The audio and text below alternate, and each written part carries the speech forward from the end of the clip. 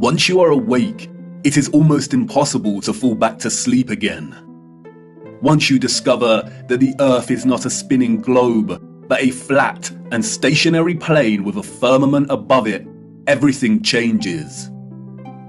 The trusted voices and satanic scientific priests who once shaped our reality and understanding of the world are no longer reliable. Our first-hand experience of the Earth as a stationary realm is at odds with their fabricated narrative of space and spinning planets. The scarring of our land and the barbaric mining of Earth's once majestic giant trees is at odds with the history books and geological narrative. And the awake are left wondering, what on earth happened? If they've lied about the Earth, space, and the destruction of our flat realm, then how can we trust the official, mainstream historical narrative? The historical narrative, like the heliocentric model, does not make sense. It doesn't add up. And all it takes is a closer examination, and their lies, which have governed our understanding of history and the world since our birth, begin to fall apart. Let's stir the mind with a few contemplations. We are told that the first true power tool was invented in 1895, when a German company combined an electric motor with a manual drill. The drill weighed 16.5 pounds and required multiple operators. It wasn't until 1957 that a company called Bosch began designing power tools in bulk that were both economical and powerful. So then how did our historical ancestors, a more primitive, underdeveloped people, design and build some of the structures we encounter? What about all the gigantic monolithic stones we encounter that have been cut with such precision? Ask yourself, could you repeat this today with the arsenal of equipment we have at our disposal? And what about the magnificent ancient stepwells of the East? Stepwells, we are told, were multi-storied wells built by our primitive ancestors as ways to preserve the water supply during droughts. But look at the intricacy and complexity of these structures. Look at the glory and the finesse. Look at the geometric precision. All dug out and crafted from using hand tools. Yeah, right. What about the gigantic canal networks we find all over the world? The Erie Canal in America was allegedly built between 1817 and 1825. There were no civil engineers in America at this time. The people responsible for planning construction were novices, we are told. The canal is 12 meters wide and 4 meters deep. The Erie Canal spans 363 miles. But this was not just a case of digging each day for the Irish immigrants and their oxen companions. They had to fell hundreds of trees as they passed through the virgin forest. They had to build complicated aqueducts and locks, and they had to pass through the Niagara Escarpment, an 80-foot high wall of hard limestone. They had to use black powder to blast through this, we are told, as dynamite had yet to be invented. The canal spans 363 miles and was constructed over an 8-year period. This means that on average, 1 mile was completed every 8 days. What a record, especially since those responsible were novices, and power tools and dynamite were yet to be invented. I can tell you now, the so-called early settlers of the Americas did not build these canal systems. And what of the grand and magnificent castles scattered across our realm? Did you know that most were designed and constructed without plumbing systems and methods to heat rooms properly? The royal and the elite of the past were content without having the accessible necessities of survival just as long as they could live within the grand and the glorious, while the peasants, in their modest abodes, enjoyed warmth throughout the long dark winters? I don't think so. And of course, there is the impossibility of the Great Giza Pyramid Complex. The pyramids, we are told, were constructed somewhere around 2500 BC. The Great Pyramid itself consists of 2.3 million blocks of limestone and granite, and its overall structure weighs 6 million tons. The largest granite stones weigh between 20 and 80 tons each. 20 tons is 20,000 kilograms. These blocks were carved from quarries with copper chisels and allegedly transported from 800 kilometers away. The so-called experts can only theorize that a vast amount of slave labor was required. Being gullible and falling for the official narrative of slave labor is one thing, but can someone please explain how the air shafts of the Great Pyramid align so neatly with the circumpolar stars? And then there is the curious case of star forts, or what the official liars of the world call bastion forts. Developed in the late 15th and early 16th century, these forts, we are told, were designed during an era of gunpowder and the cannon. The geometric design offered a nation's military protection against blind spots during conflict. Of course they did. We all know that the best protection during war is to design a fort with such precise geometric patterning. Has any real historian ever stopped to think just how perfect the geometry is here? Our primitive ancestors did not have the technology to view structures from above, but they still managed to achieve this? Give me strength. There is no way. We could not produce such perfect geometry on this scale today. We've been fooled once again. We have been indoctrinated with a false historical narrative and timeline.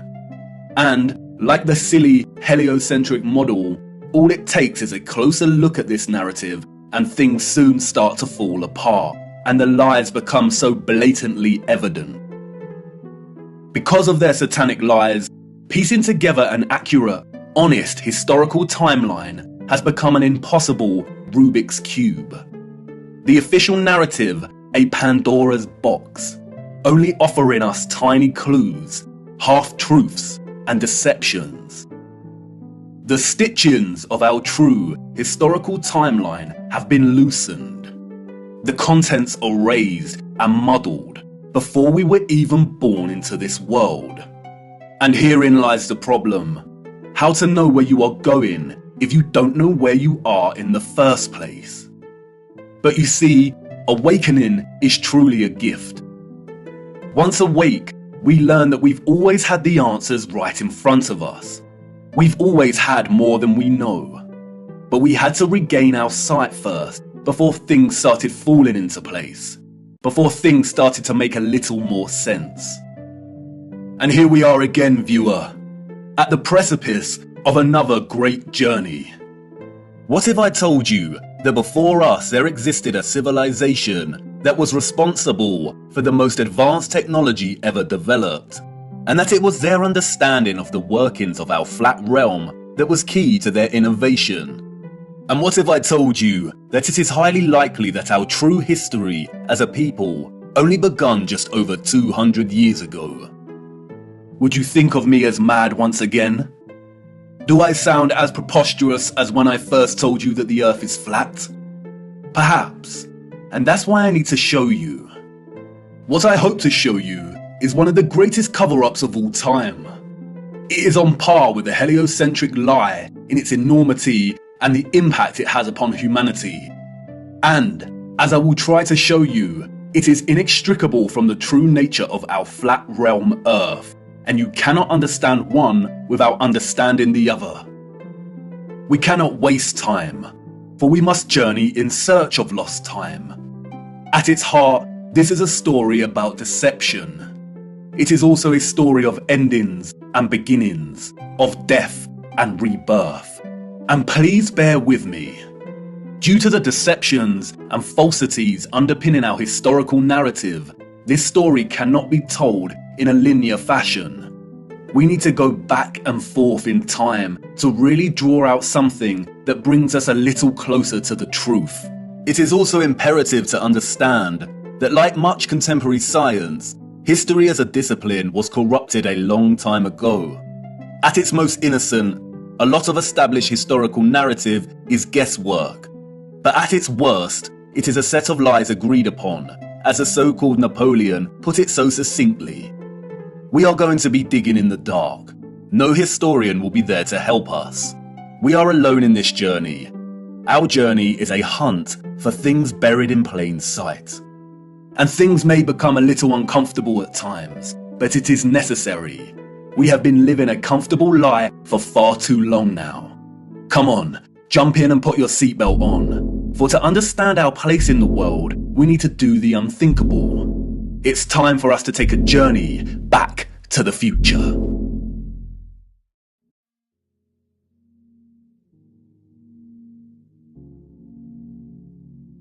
Our journey begins in the unlikeliest of places, 19th century St. Petersburg, at the entrance to St. Isaac's Cathedral.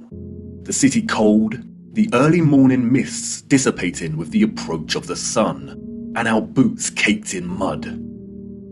The year is 1860, and while St. Petersburg stands regal and proud, its inhabitants are nowhere to be found. It is quiet, too quiet.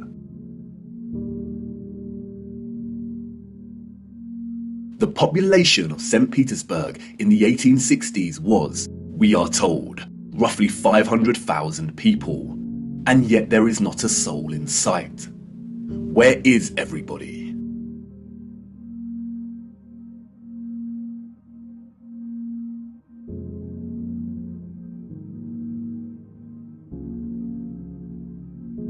The long shadow of Alexander Column gives us a clue as to the time of the sun's journey above this region.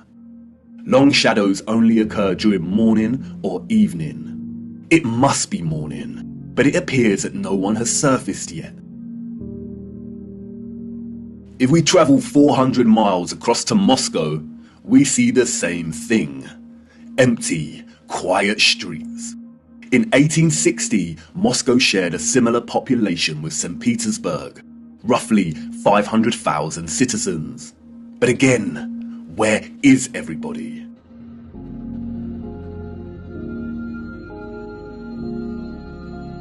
What about the rest of the world during this time period? Edinburgh, Scotland, 1840s.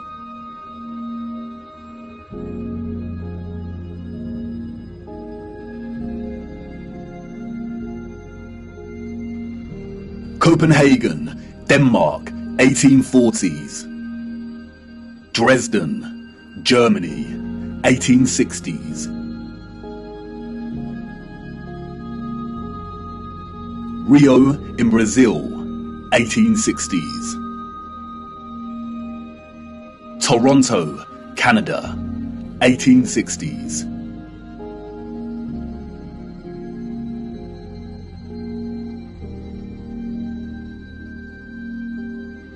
Athens in Greece, 1860s.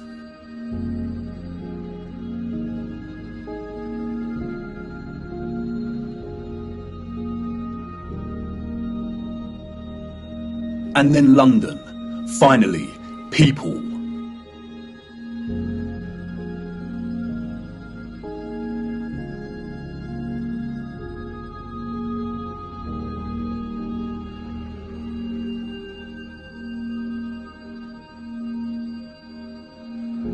And what about Paris? People, life.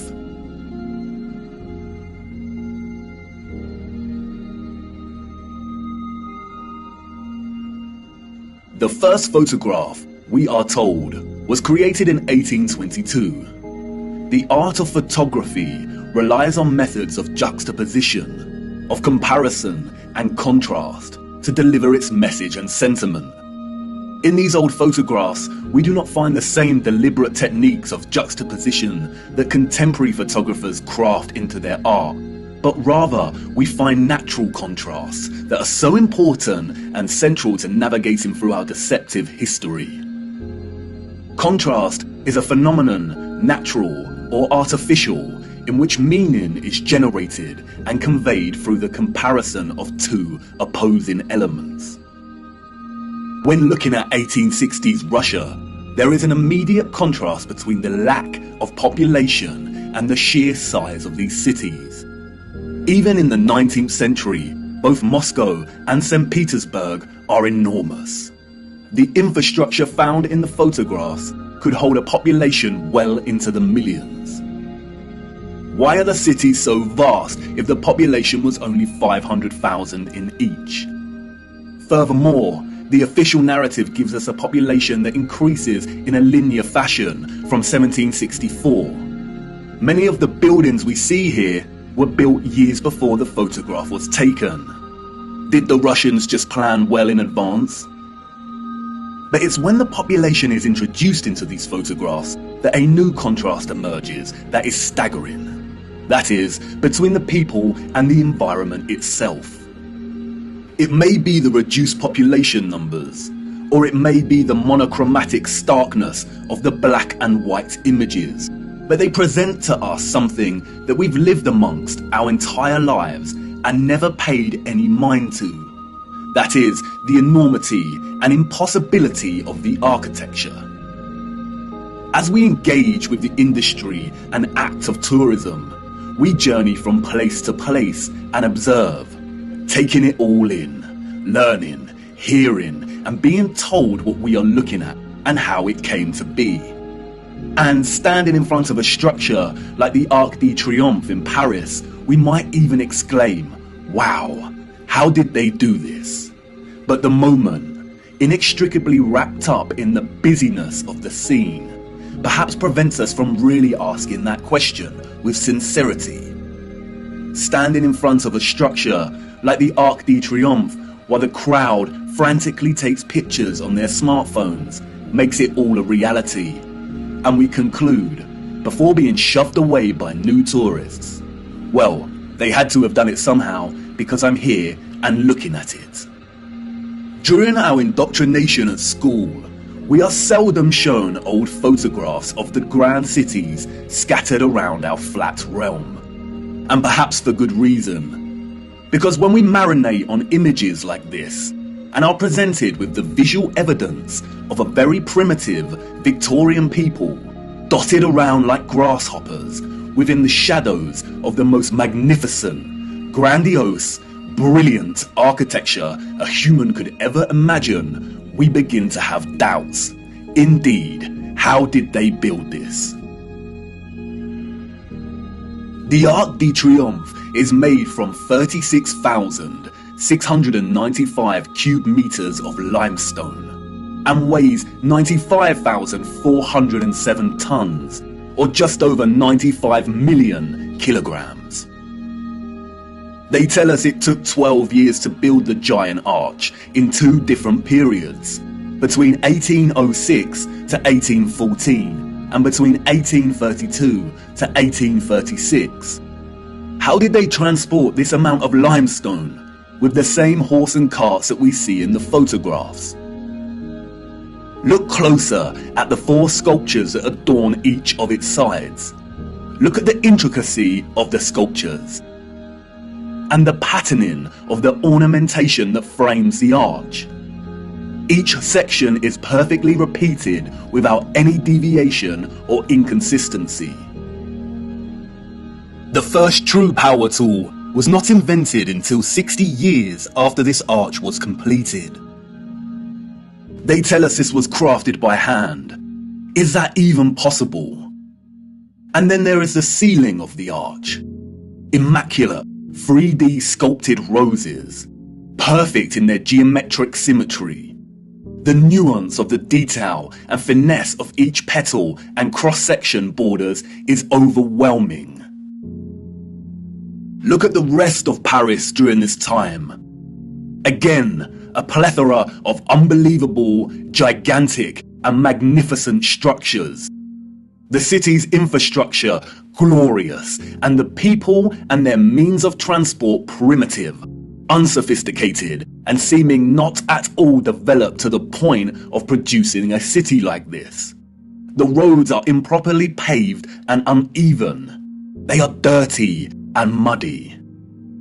We also see buildings during this period in which the architecture aligns with the inhabitants. Buildings of misshapen proportions, less developed and refined, charming in their own way, but coarse in their use of wood and plaster. This is exactly the type of architecture we expect of a generation of horse and cart. A generation ignorant to the discoveries in technology that would follow in the years to come. Furthermore, at the time of this photograph, the arch is roughly 40 years old since its completion. Yet can you see how worn some of the parts of the structure are? We see weathering on the stone that suggests the arch is much older. As we approach the late 19th century, we see that the people of Moscow have finally decided to leave their homes and venture out into the streets. The infamous Red Square, now bustling with life. St. Basil's Cathedral and the Spasskaya Tower dominate the frame of the square. The construction of St. Basil's Cathedral began in 1555 and was completed in 1561, a mere 6 years. It suffered a huge fire in 1737 and underwent restoration over a 20-year period. But look at it. What a structure. Almost unreal and like no other. It is composed of thousands of red bricks and tin sheet metal that has been shaped into the distinctive onion domes we see. Look closer at the intricacy of the domes. How did they bend metal to achieve such precision and perfection in the 18th century? And again, if they had the skills and dedication to build a wonder such as this, then why are the conditions of the road so poor and covered in mud? We see these incredible structures and buildings everywhere in 19th century photography. We have the wondrous Crystal Palace of London, a monstrous structure with the greatest area of glass ever seen in a building, and all constructed before England had automatic glass manufacturing. We have Westminster Abbey and Parliament. We have the old Euston Arch, constructed out of pure sandstone in 1837, and streets unpaved and full of mud. Why did these people not prioritize the streets they walked upon? The Frauenkirche, the domed masterpiece of Dresden, Germany. Its intricate and opulent splendor in direct contrast with the beat-up wagons and horse-pulled carts of the people below, a people dependent on the bare necessities, a people completely dwarfed by its size and majesty. The Library of Parliament in Ottawa, Canada, built over a period of 17 years. The first major settlers arrived in 1800, and at the time of construction, the city's population was under 20,000. Would a grand, glorious library really be a priority for settlers? Why does the building look like it's been cropped out of Europe and pasted into Canada? Even at the turn of the century, 40 years before Bosch economized the power tool, we have the old Penn Station in New York.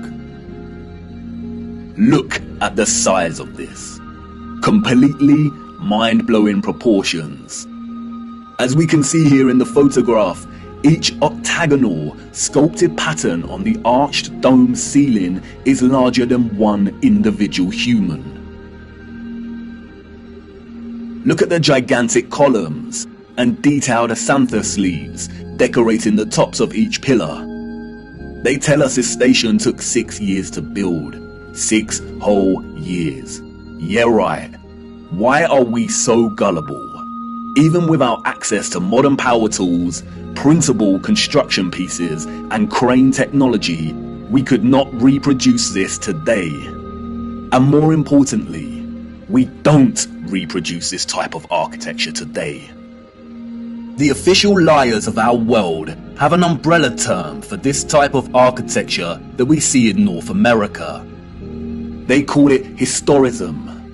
Historism is a term coined to describe a style of architecture that is revival in nature, or in other words, copies the style of another period in time. The grand arches and buildings with giant columns we see are built in the classical or Greco-Roman style, and the cathedrals are built in the Renaissance and Gothic styles of medieval Europe. Components of these particular styles of architecture feature large spires, arched windows, towers, turrets, domes, arcaded arches, sculptures, enormous doors, circular geometric windows, columns, clock faces, and bell towers. Traces of this impossible architecture are literally found everywhere, in every city and across our world today.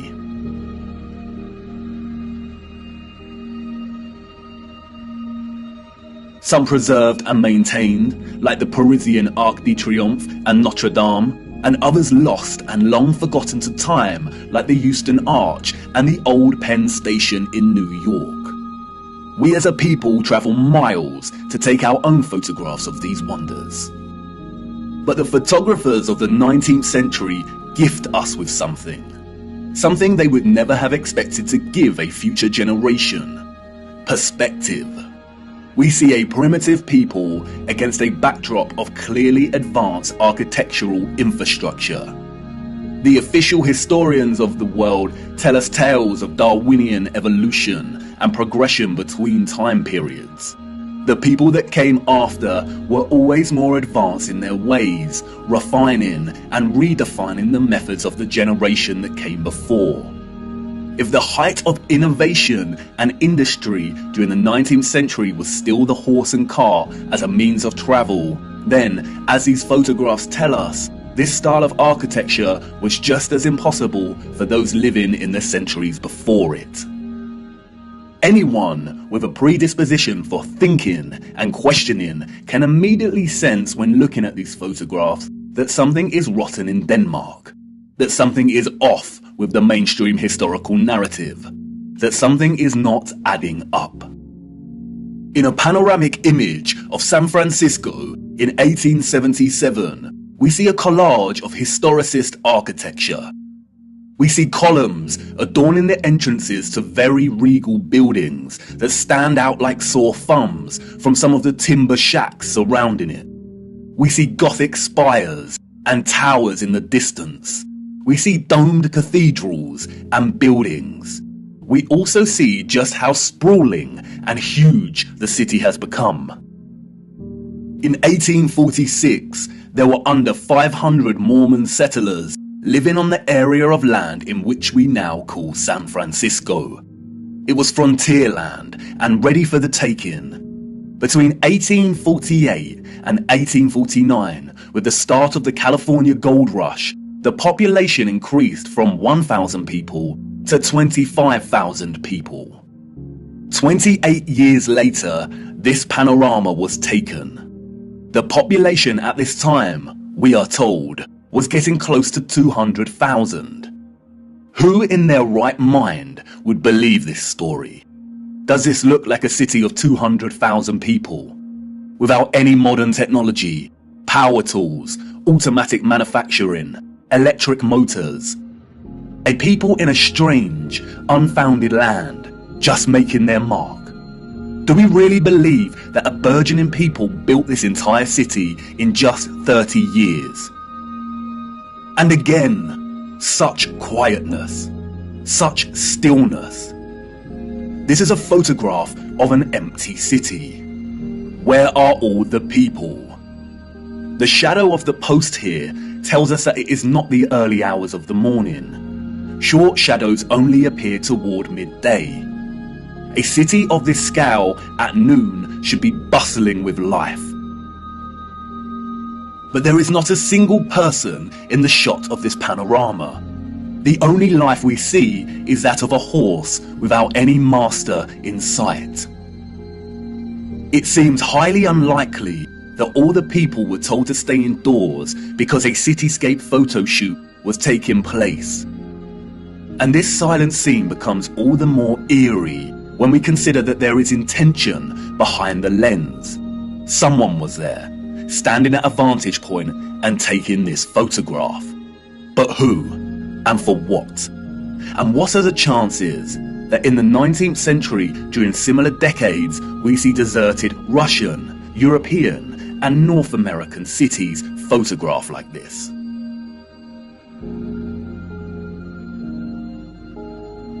And then only a few years later, we find the same locations bustling with people.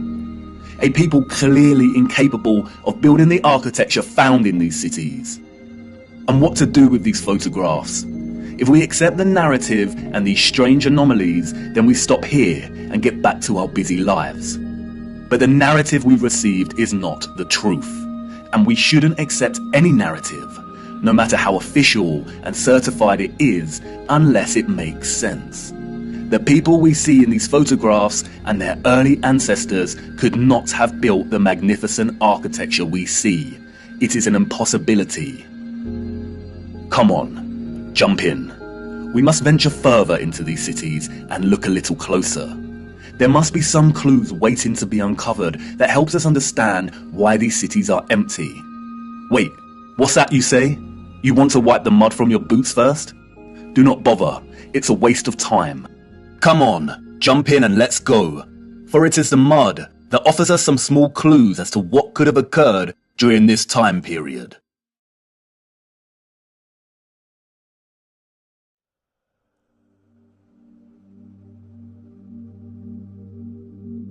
In June 2011, Christchurch, New Zealand, suffered an earthquake that left a lot of the city in chaos, destroying buildings and infrastructure and leaving over 50,000 homes without power.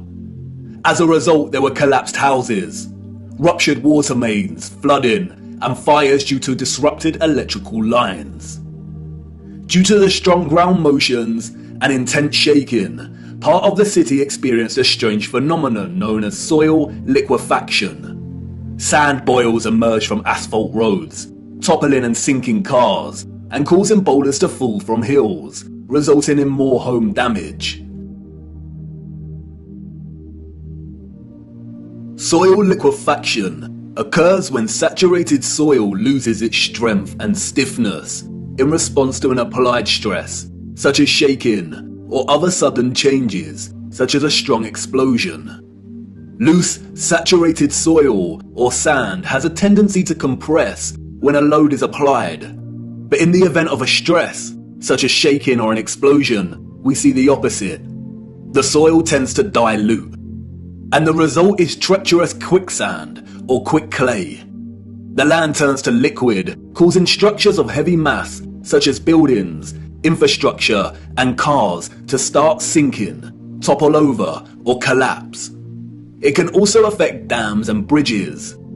Turbidity currents can also form huge landslides that are impossible to stop. In the worst case scenario, entire cities may be destroyed. As you can see, liquefaction can move entire areas of land. The mud can rise dramatically and rapidly, and its destructive force is unstoppable. It is a well-documented phenomenon. The 1964 earthquake in Nagata, Japan caused liquefaction, and we can see the effects very clearly in these photos. The same here with the 1964 Alaska earthquake. Buildings toppling, cars sinking, infrastructure collapsing. Once the stress has subsided, the soil begins to solidify once again, and we can see the aftermath. Uneven, muddy streets remain where there was once road paving. Returning to photographs of 19th century cities, we see a similar situation here. The roads are unrefined and full of mud. We see unsophisticated, uneven, coarse, and muddy roads everywhere against a backdrop of refined, sophisticated, and magnificent architecture. Could these cities have suffered the similar fate of soil liquefaction that we see in more recent times? Perhaps. But unfortunately, muddy roads is not enough evidence to base any conclusions on, is it? Children ask the most vital of questions, and adults, in their foggy stupor, usually provide the most unsatisfactory answers, often regurgitating learned nonsensical information that leave the child's imagination unfulfilled. Squelching along these muddy 19th century roads, observing their surroundings, a child may ask, why did they build the windows so low to the ground? And what an excellent question. Yes, why indeed did they build windows on ground level? For you see, the people we see in these photographs, sadly, did not build this architecture. And maybe some of them, at some point in their busy day-to-day life, ask the exact same question. We see it everywhere. Windows at ground level.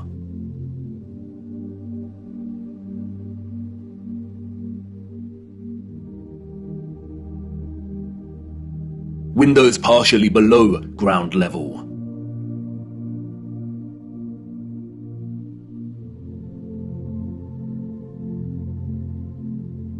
First floor entrances raised from the ground level.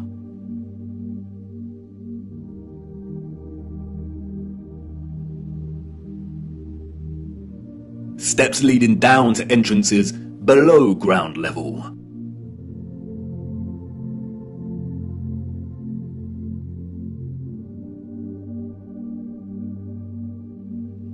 We can find this in almost every major city across our realm, in both old photographs and when we walk in the streets today. And what does it tell us? That a society with access to modest construction tools and horse and car constructed their infrastructure by first spending countless amounts of hours and energy clearing land with a depth of over 3 meters to begin their construction? Building basement floors is incredibly hard work.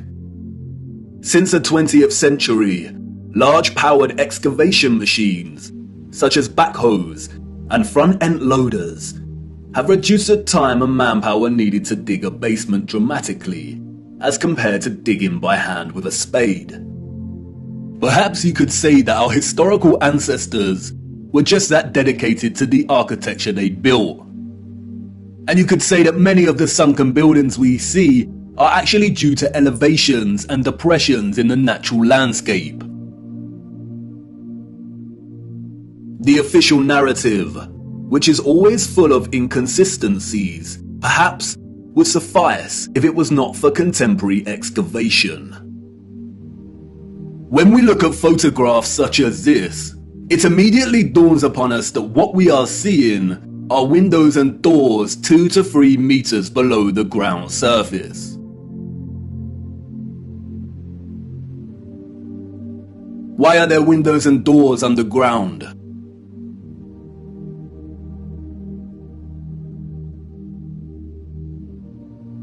What is this that we see in our cities? Natural soil accumulation over time? Geologists have never been able to ascribe a consistent value to worldwide natural topsoil accumulation, because it is impossible. Some regions of our realm experience consistent topsoil accumulation, whereas other regions actually experience consistent erosion.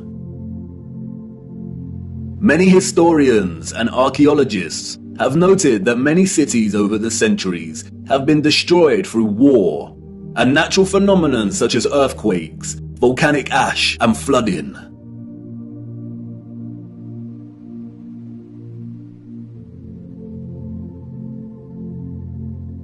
Aren't these just the layers of previous civilizations?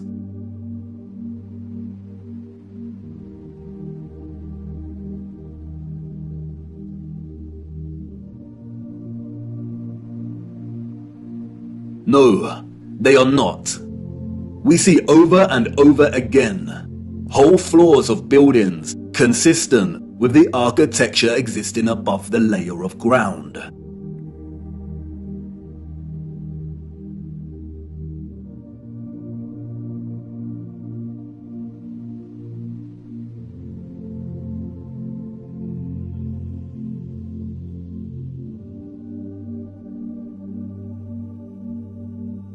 You see, what lies beneath is not the unfamiliar traces of previous generations, but of the same generation that built these structures.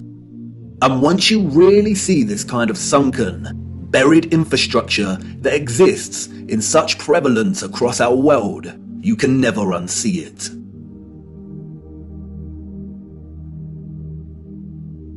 We see that the foundations of old churches are actually the original first floors, with consistent entrances and windows.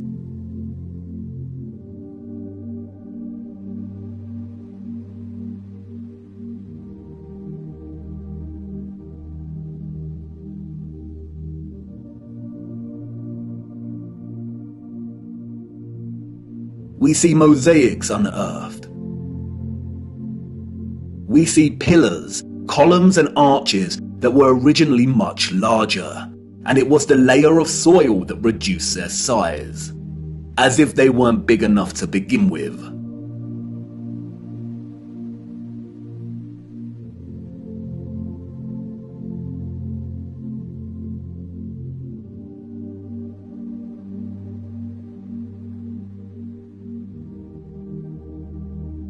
And like with the 1964 earthquake in Nagata, Japan, we also find many so-called ancient structures that are leaning. As if at some point, the soil beneath these structures loosened and liquefied. We have the Sahersen Church Tower and Our Dear Lady at the Mountain Church Tower in Germany, the Tiger Hill Pagoda in China, the Leaning Tower of Neveyansk in Russia,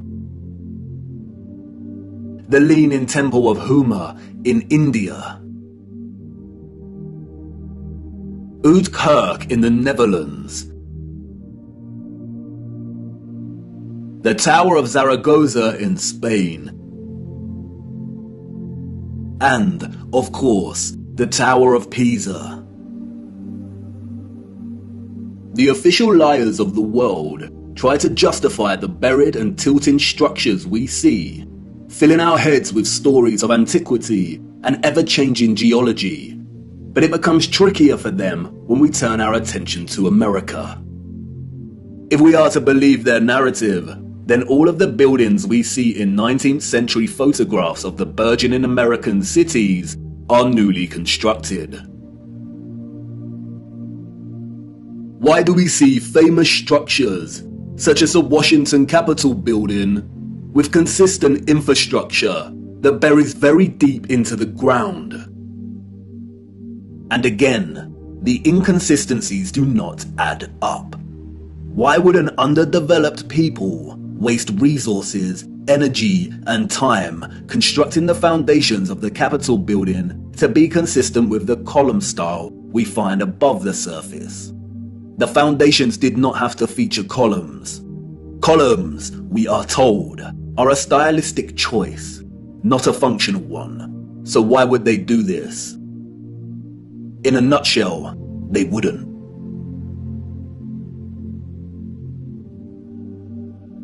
We see images that suggest that the people of the 19th century were actually concerned with moving a lot of the vast amount of mud we see, leveling the ground and excavating existing structures.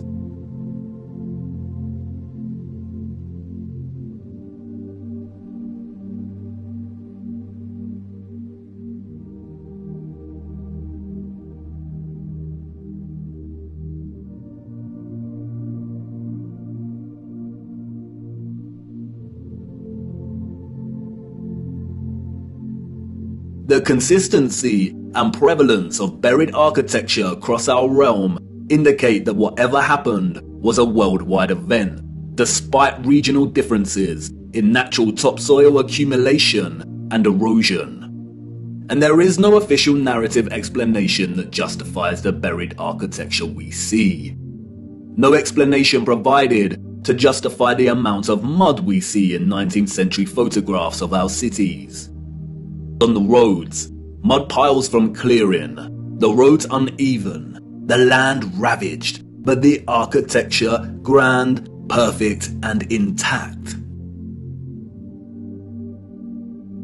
applauded by literary scholars for his use of fog as an opening simile and metaphor to paint a portrait of London as a corrupted hub amidst burgeoning industrialization. Many often overlook that Charles Dickens's 1852 novel Bleak House actually opens with a different image.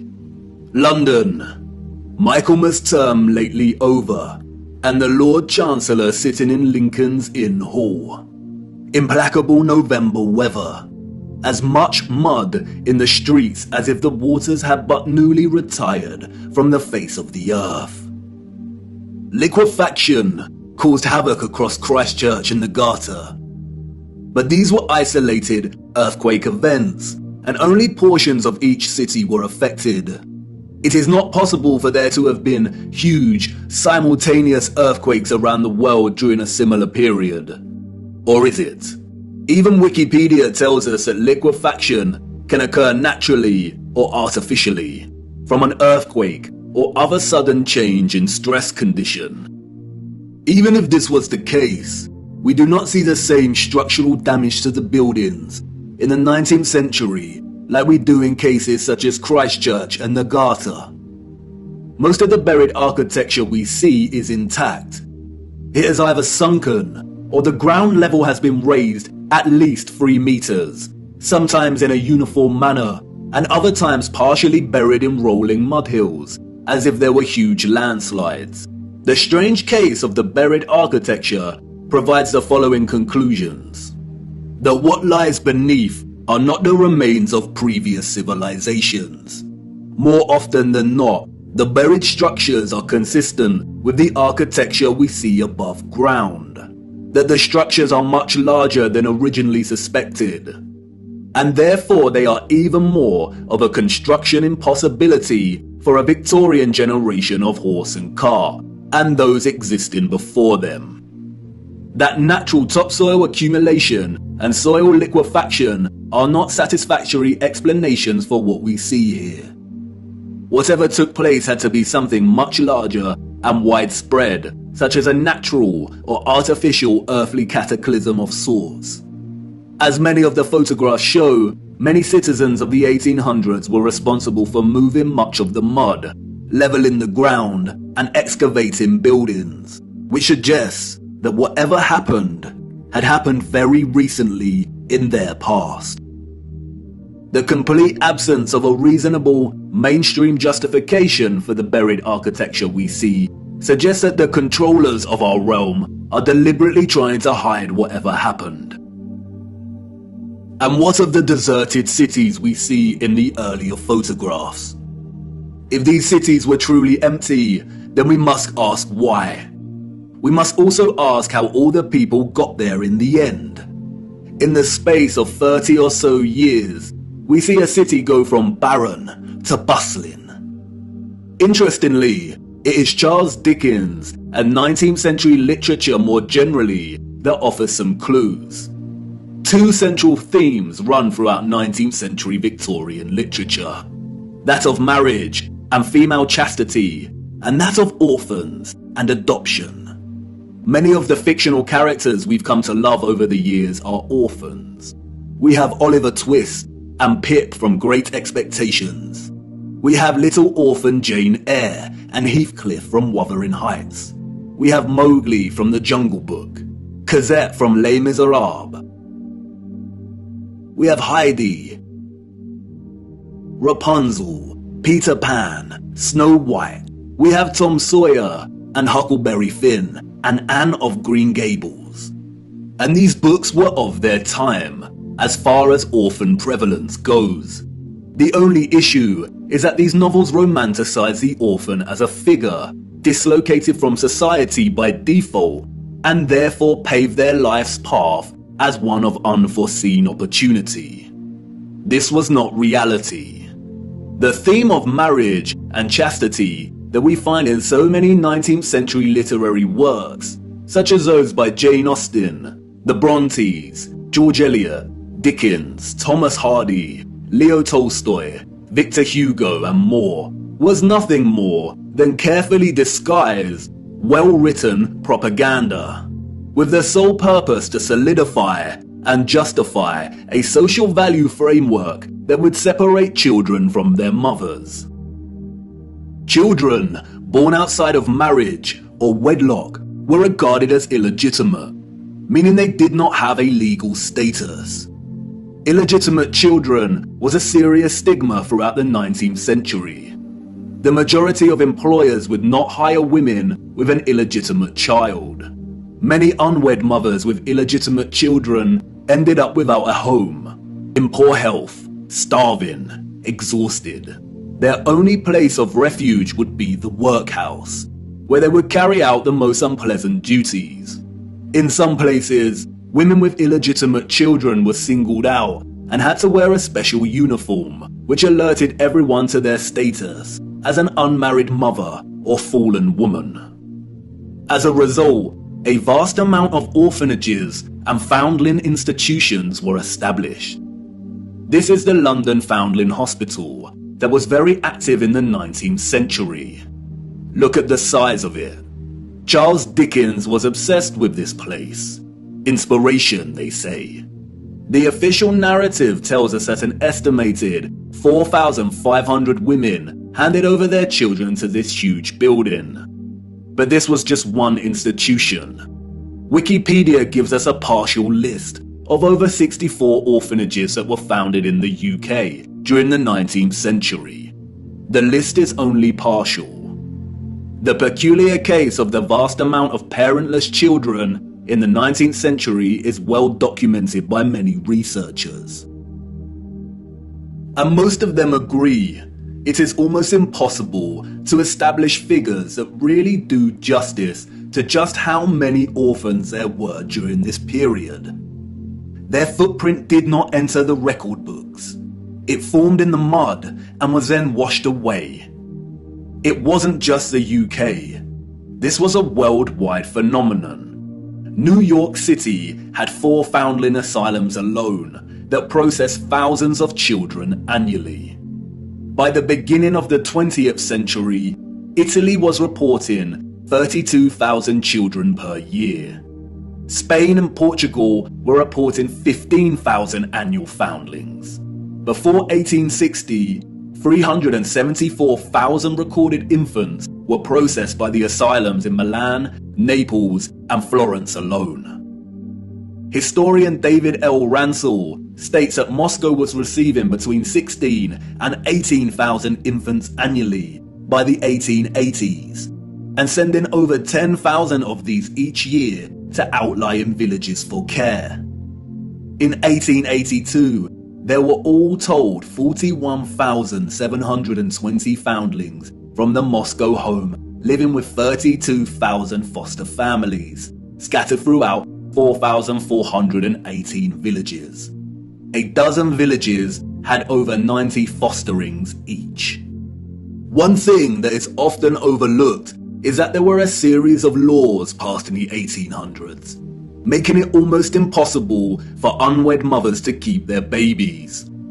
The 1833 Poor Law Reformation introduced bastardy clauses that shifted the entire responsibility for the illegitimate child onto the mother.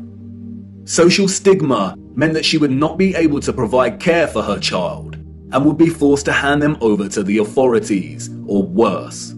Advertisements for adoption or nurse care became popular in newspapers. And, as many scholars have pointed out, these were a front for what was termed baby farmers, or paid murder.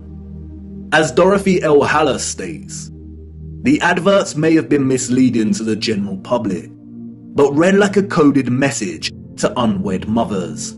No references are asked for, and none are offered. The sum of 15 shillings a week to keep an infant or a sickly child was inadequate, and a sickly child and an infant under 2 months were the least likely to survive, and the cheapest to bury. Infants were taken, no questions asked, and it was understood that for £12 no questions were expected to be asked. The transaction between the mother and the baby farmer usually took place in a public place, on public transportation, or through a second party. No personal information was exchanged. The money was paid, and the transaction was complete. The mother knew she would never see her infant alive again. Most children, however, were not murdered, but were dropped off at the doorsteps of orphanages or the workhouse. All children taken into these institutions were given entirely new identities. They were provided for with shelter, food, and clothing temporarily, and then sent off to workhouses or another location. Photographs in the 19th century were scarce, but towards the end of the century, we see more photographs, and the last continent to experience such mass exodus of orphans was the United States. And it is here that we see evidence of the orphan trains. The first group of these orphans arrived in Michigan in 1854, and from that moment on, the movement shipped hundreds of thousands of children across the states until it ended in 1929. Officially, there were over 97 institutions involved in orphans and orphan trains in the 19th century. And again, this was not just the United States. Annie McPherson will go down in history as a woman who scammed more than 100,000 foundlings and shipped them from the United Kingdom to Canada, New Zealand, and South Africa, and even to the outer edges of the earth in Australia, so that they could be sold into child labour. Why do we see so many photographs of orphans in workhouses? Why are they working with machinery created for adult use? Were there not enough adults during this time to carry out this work? And then there is the strange case of the burgeoning American amusement parks at the turn of the 20th century. In addition to rides and exhibits, many of these parks featured an unusual attraction: infantoriums. Visitors of these parks could stroll around with ice cream and swing by these stations, a visit equivalent to that of a fully functional neonatal intensive care unit, complete with incubators filled with sleeping, premature babies. History has been kind to Martin Cooney. Touted as a hero, Cooney was the German mind behind the incubators. His first encounter with premature babies, we are told, was at the 1896 World's Fair. He knew immediately that the exhibition would save babies' lives. The technology to keep premature babies alive was expensive, and he knew the public would pay to see the babies in incubators. He would charge an entrance fee at the amusement parks to generate funds to help these babies live. Nurses tended to the babies as an enraptured public looked on. Like any other amusement, the premature baby exhibits included carnival barkers who tried to lure the public to come and see the babies. I don't know about you, but I find something very off about these incubators. Advertisers featuring living babies. A lot of the fairs where Cooney showed his babies also featured eugenics exhibitions.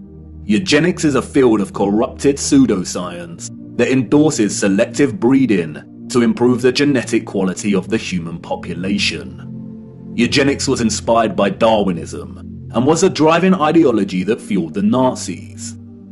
Why are people paying to see living babies, as if they had never seen a living infant before?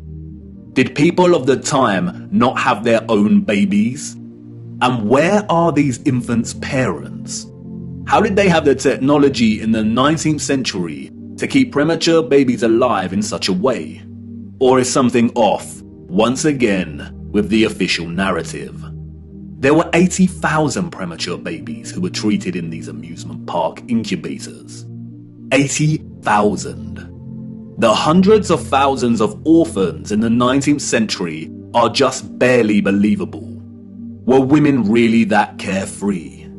Did America even have the population numbers to justify 80,000 premature babies? We are not talking orphans here, but infants born prematurely. The narrative is not convincing or realistically fathomable. Where did these babies come from? More troubling is Cooney's background. As many historians have pointed out, he had no medical degree or training. His story is a very similar one of unconvincing philanthropy that we find surrounding some of our contemporary figures today that also do not have medical degrees. And then there is Marie Dressler, a Canadian silent film and Depression-era movie star. She adopted one of these incubator babies. Celebrities and adoption. The official narrative conveniently leaves this out of her story and tells us that she may have had a daughter who died as a small child. But the photographs suggest otherwise. Did she adopt her incubator baby at one of these fairs? Were the fairs a front for illicit adoption of premature babies? Even if they were premature, did that mean they had no parents? Who owned and was responsible for these parks? And what happened to the babies once they grew and left the incubators? If something feels eerily wrong about the entire narrative surrounding these parks and orphans, it's because we are not being told the truth. Why were there hundreds of thousands of parentless children in the 19th century? Where did they come from? They were relocated all over the world. Europe, America, Russia, Australia, Canada. Why? Especially when most still had a living parent.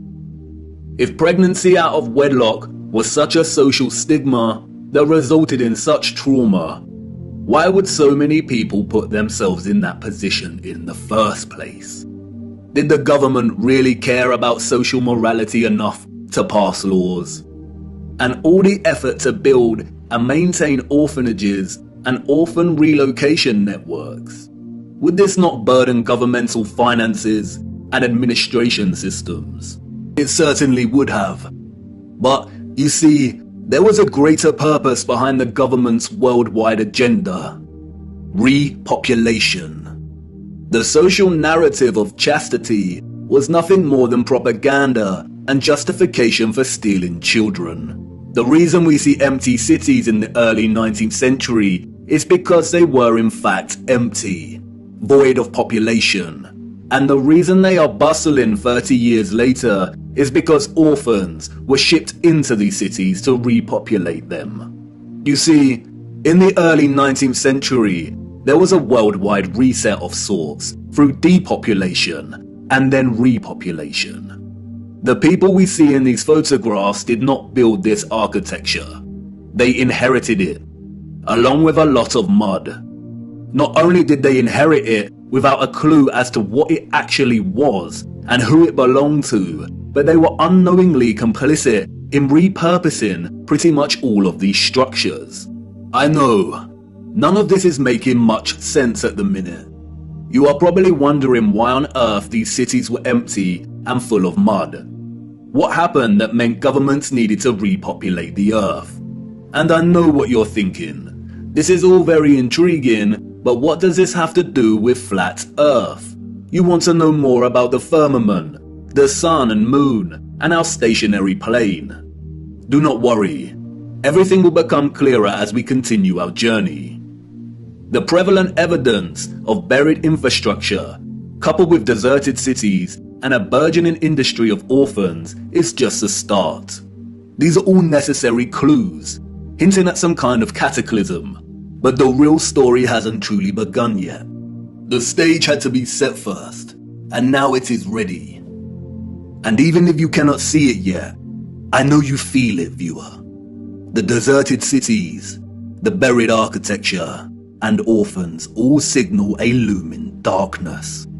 There is a great black cloud in front of us, and I won't lie, we are heading right into the heart of it. And like I said before, we do not have much time. Come on, it's time for me to honor my promise and take you back to the future.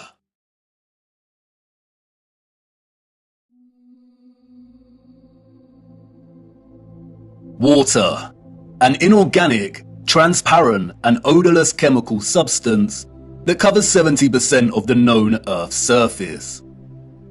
It is the driving life force behind the carbon-based organisms that flourish on our Earth.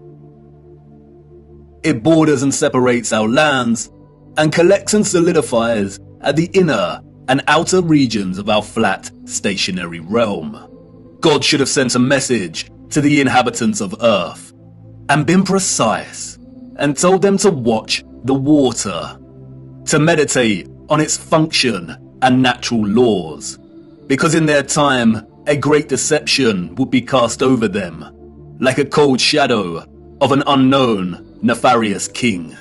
And maybe God did send this message in the form of a flood, but its truth was mythologized and buried, and the lie propagated in spite of it.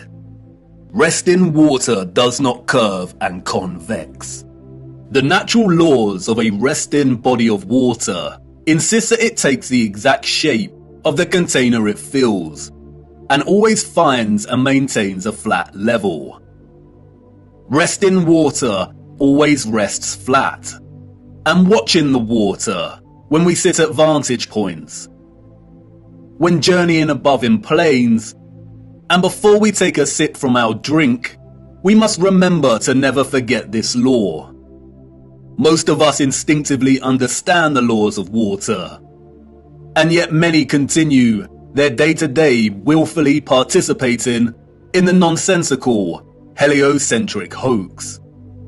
But for us that know that our Earth is not a spinning planet in an infinite vacuum of space, the ones that have studied the sun diligently and realize that it is the sun that is moving and not the Earth, the ones that have plotted the illogical routes of flight paths on a globe model and concluded that the model is incorrect, the ones that know that the laws of density govern the rise and fall of objects and have studied vanishing points, the ones that have forsaken conventional telescopic lenses, pondered rainbows, sundogs, and the stars above us know that we reside within a dome firmament, and there exists water above us. And the ones that understand that our entire enclosed Earth system is governed by electromagnetism, frequency, and vibration that emanates from a central magnetic North Pole. We are the ones that scratch our heads and wonder how on earth we got in this heliocentric mess in the first place.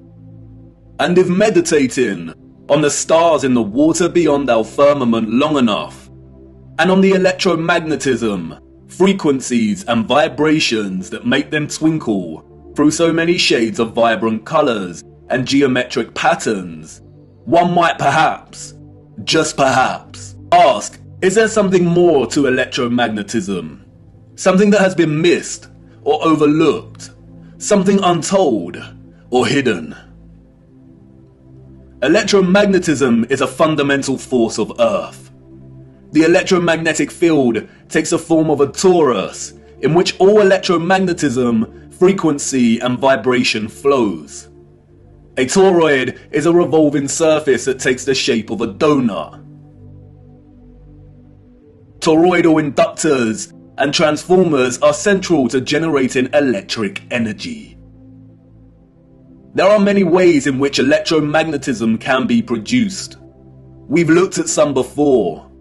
We know that a magnetic field can produce electricity, and that electricity can produce a magnetic field.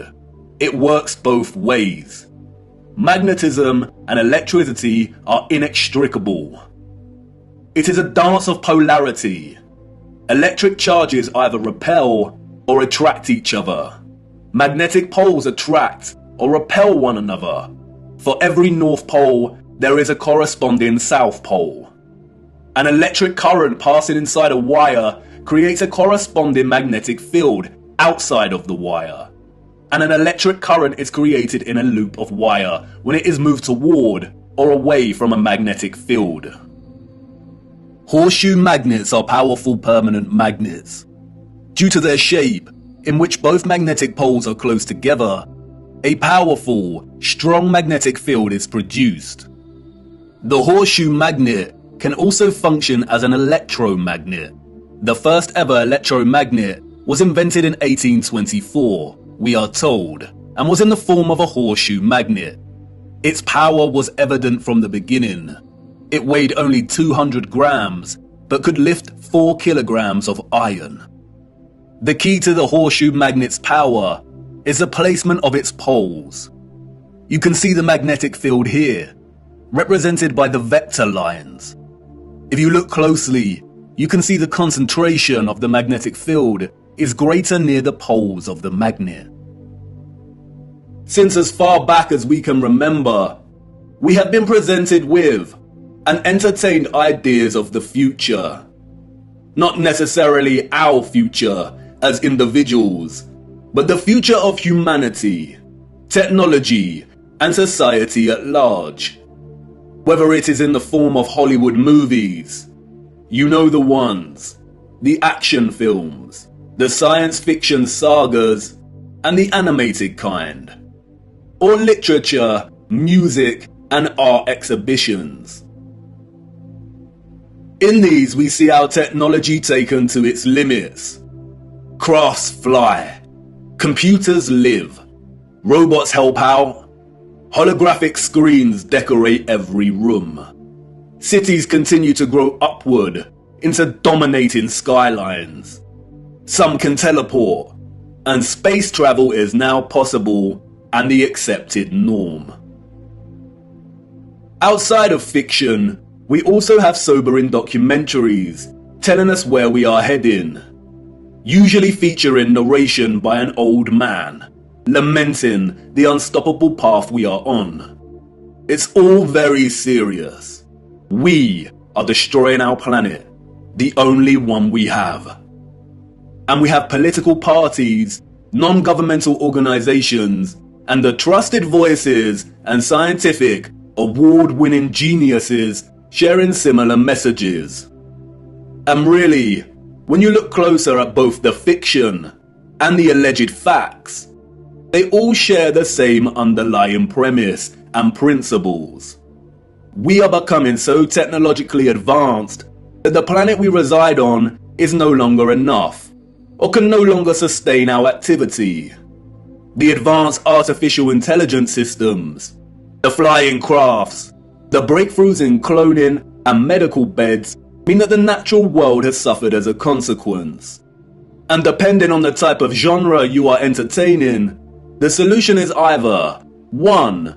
For humanity to perish as a result, perhaps destroyed by the very artificial intelligence systems it created in the first place, or perhaps by a natural, lung-choking virus that has mutated and is sweeping the earth to restore natural balance. Or 2, for humans to say goodbye to their lonely little blue ball and head off into space in search of a new home. But you see, there is no globular planet, and there is no space, and therefore all visions of the future are purely fictional, and not particularly innocent. What we don't see emphasized in these visions of the future, however, is the potential of electromagnetism to transform all human life, technology, and society. Which is strange when you consider that all life, and the Earth itself, is impossible without electromagnetism. Why wouldn't visionaries want to explore this in more detail? Could it be that they are not allowed to? Could it be that they are afraid of something? Afraid of us connecting one too many dots, perhaps? And again, horseshoe magnets can act as powerful electromagnets. If a civilization was to advance technologically through the use of electromagnetism, then the horseshoe magnet would certainly have a tremendous role to play in that development. Yes, it certainly would. And it certainly did. The horseshoe magnet. The Arc de Triomphe. Yes, one of the most powerful electromagnets ever constructed.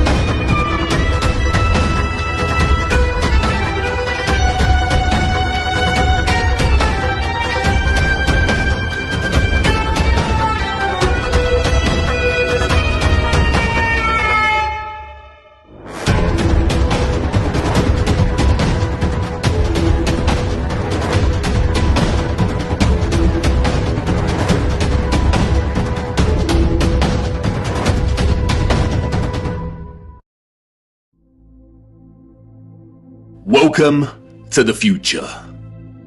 Except it's the past. The future came and went, and we missed it.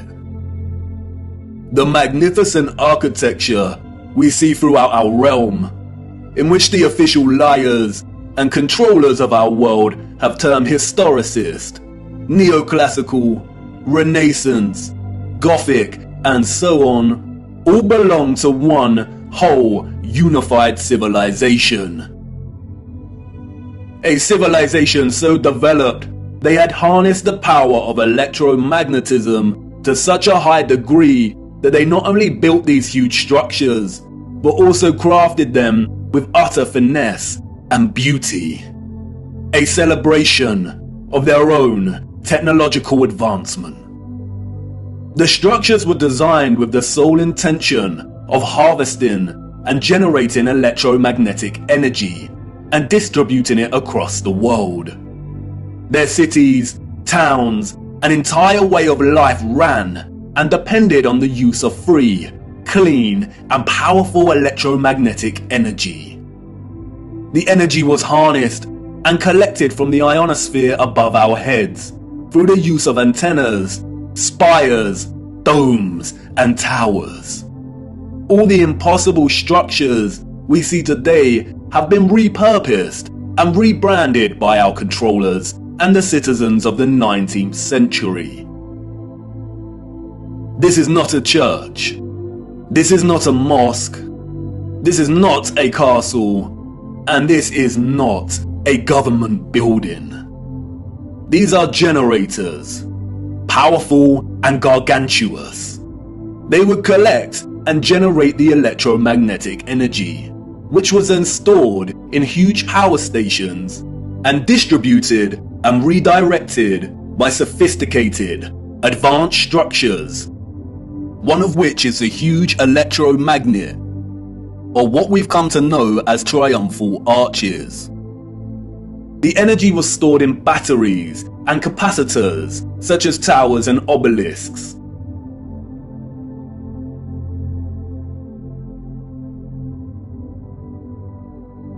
All cities were constructed across our realm in the form of one big, interconnected power grid, much like a huge computer motherboard. I already know what you're thinking. What? He's finally lost it. He had us with flat earth, but this is just too much. I know. The backup programming is kicking in. But before you turn away to leave and cast aside your muddy boots, let me show you how it worked. As you know, we live on a flat stationary plane. At the center is a source of magnetism at the North Pole, and directly above this is Polaris, fixed at the central and highest point of a wondrous crystalline dome firmament. Beneath the firmament, different layers of atmosphere exist at different heights. The ionosphere starts at about 30 miles above Earth. It includes a thermosphere and the mesosphere. The ionosphere is an electrical atmosphere that is ionized by the sun's electromagnetism. It also forms the inner edge of the magnetosphere. I know, a lot of big words and abstract concepts, but you are familiar with this process and have been witness to it every day for the entirety of your lives. As you can see, the vials here contain molecular gases that are present in the atmosphere above us. When an electromagnetic source, such as a Tesla coil, is applied within close proximity of these gases, the coil's magnetic field ionizes or charges these gases, and the result is phosphorescent plasma. The gases become colorized. This is why our sky is primarily blue, because the sun's electromagnetic presence ionizes the atmosphere, and the result is colored plasma. When the sun is entering or exiting our region, or what the liars of the world call sunrise and sunset, we see a variety of color gradients due to its distance from the ionosphere above us. When the sun is no longer journeying above our region, the sky loses its color and we can see the stars in the firmament beyond. Although the official scientists designate the ionosphere as an atmospheric layer, it is actually an ethereal layer. Ether is the fabric or element that carries electromagnetism. It connects everything in our realm. It is the fabric that makes the sun and moon and their concentric journey above our disk possible in the first place. Ether is the mysterious fifth element. It connects everything electromagnetically through vibrational energy.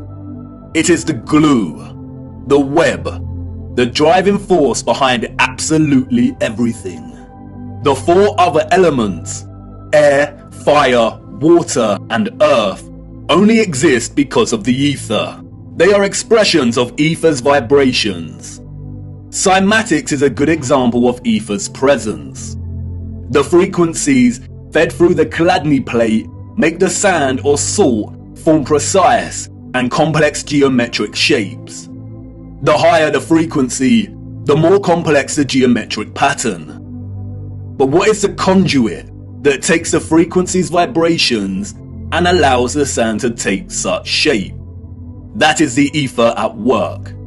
That's why we see fruits and vegetables that closely resemble cymatic patterns.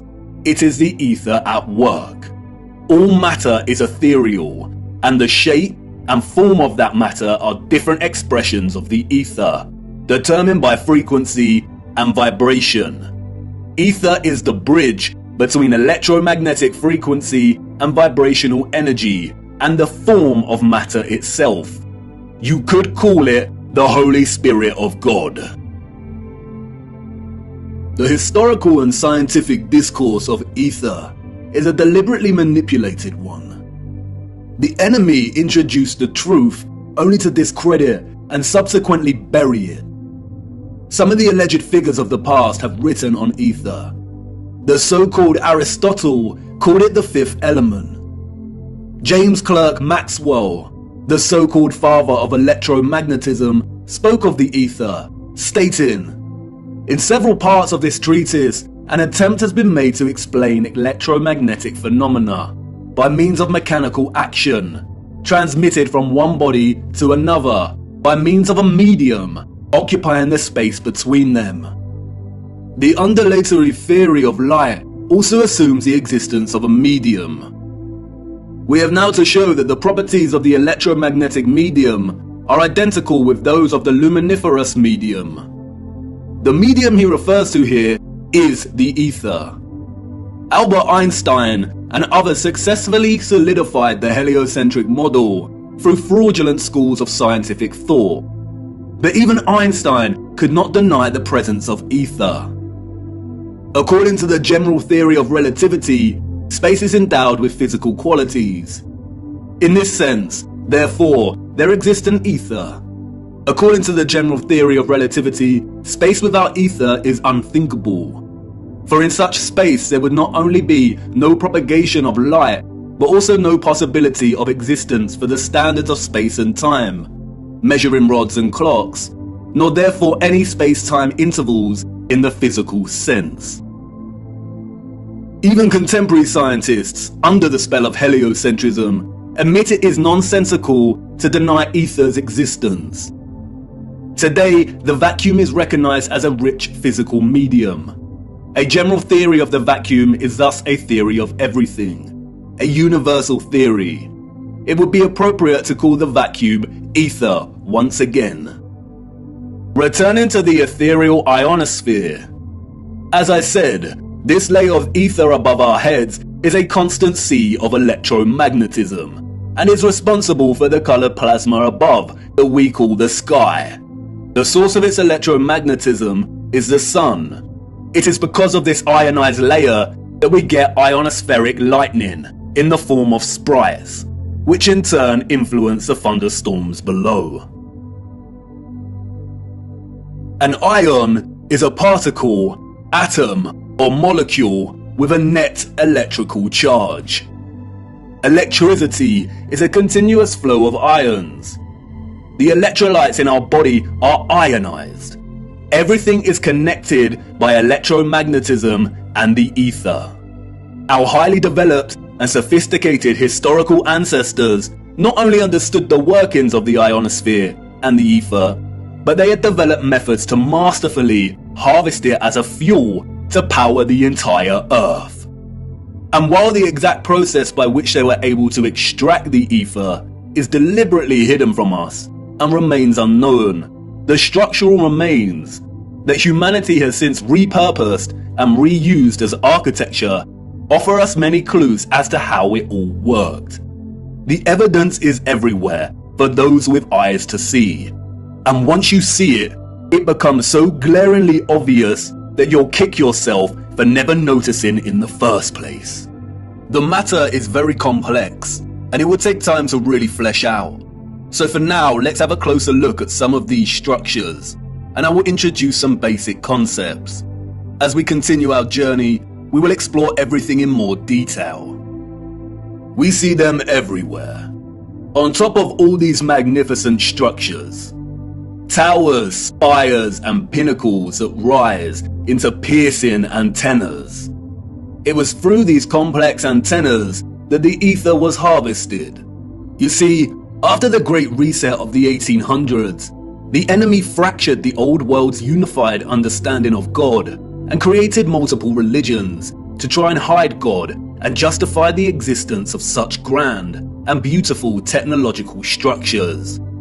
And I know this may trigger some people, but stay with me, I will not let you down. But for now, it is critical to understand that a lot of the religious icons that adorn and make up these antennas were never indicators of different religions in the old world, nor were they intended to be. They signaled something else entirely. They are usually made from copper and gold. Both are excellent conductors of electricity. In many of the structures we call cathedrals, the symmetrical spikes on the pinnacles worked in a similar fashion, extracting ether from the ionosphere. Once harvested, the energy would inevitably have been drawn down into the top larger portion of these domed structures. When examining many of the interiors of these domes, we come to realize that they rely heavily on symmetrical ornamentation. This is achieved by indentation or cavities in the masonry. In the world of electromagnetism, a cavity resonator works through symmetry to produce oscillation or vibration of energetic particles. Symmetrical shapes force energetic particles, or ions, to vibrate in a constant manner. Is this why we see perfect symmetrical ornamentation within the ceiling of many domed structures? It no doubt sounds absurd, but the majority of these structures also feature a smaller type of cavity resonator, or what is more appropriately termed cavity magnetrons, that offer some clarity as to the real function of these structures. A cavity magnetron is a high-powered vacuum tube that generates microwaves using the interaction of a stream of ions with a magnetic field while in the cavity resonator. A magnetron operates through a hollowed, symmetrical vacuum.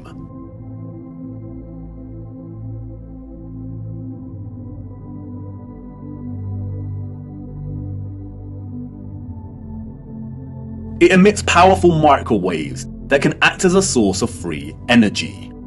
If you break the symmetry or close the vacuum, it no longer functions. But can you see the resemblance? These structures were never intended to hold glass within them. The controllers added the stained glass to the rose windows to shut off the magnetron's function. They closed out instruments of free energy. And they are everywhere in these structures.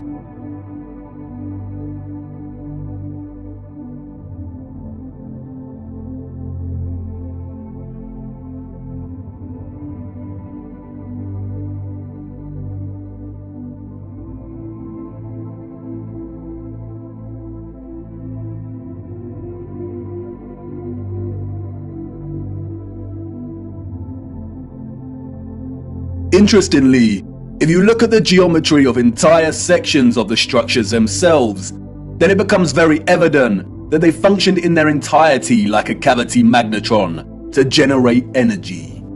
All cavity magnetrons consist of a central heated circular metal chamber in which the current leaves, and it's called a cathode. Look at that word, cathode. Does it remind you of another word? Cathedral. Cathode. Like with everything else, they corrupt the truth and hide things in plain sight. The controllers removed most of the cathodes integral to these cavity magnetrons, but there are some structures today in which you can see traces of the old cathodes still present. The heavy reliance on symmetry and cavities within these structures is not coincidental. The symmetrical ornamentation would have worked in a similar manner, causing the energetic particles to vibrate in a constant manner. The flowers within the squares can be understood as similar to acoustic resonators, working to vibrate the ions. It is here that the energy would have been continually manipulated into vibrational and electromagnetic energy of specific frequencies. Really look at these magnificent acoustic resonators. Could you craft one of these by hand today? And at such height? Why would an underdeveloped people spend so much of their time crafting such perfect symmetrical ornamentation, especially if it had no function and was purely aesthetic? They wouldn't. The cavity resonators and magnetrons would have had to have worked in partnership with a central engine or reactor contained within all these structures. Both resonator and reactor are interesting words. Just like the words conductor, generator, creator, and the name Mercator, they all contain the word Tor within their linguistic structure. They hold a linguistic memory and pay homage to the torus or toroidal field. The torus is the flow of electromagnetism. Without this flow of energy, there would be no life on Earth. No one can really know for sure, but some have suggested that the engine was probably similar to a fusion reactor. The traces of these engines can be found within all of the larger generators. The empty shell of where the engine used to reside is usually, but not always, octagonal. It's been right in front of our faces the whole time. The controllers remove the engines, sometimes repurposing the space as baptistries and bandstands, sometimes just leaving the base either barren or attempting to cover them up. We see these octagonal structures in cathedrals, government buildings, mosques, and detached bandstands. And unless they have been repurposed, these structures seem to hold no overall function. They do not contribute to the overall structure. They appear superfluous and unnecessary. Theories have surfaced that the engines or central technological mechanism was similar to a tokamak. And while I do not subscribe to this idea, which will become evident as to why later in our journey, for now we will use it for illustrative purposes. A tokamak is a powerful device that uses a magnetic field to produce plasma in the form of a torus. The contemporary tokamaks we see are used in thermonuclear fusion power. The tokamak's toroidal field, in conjunction with the vibrating ions from the ether, would have produced a highly conductive electromagnetic field of gases called plasma, just like our sun and ionosphere. If those of the old world used anything closely resembling a tokamak's capability, then the result would have been an abundance of free, powerful, clean electromagnetic energy that could fuel entire cities and the entire Earth. These were never churches, cathedrals, castles, and parliament buildings. They were all huge engine generators.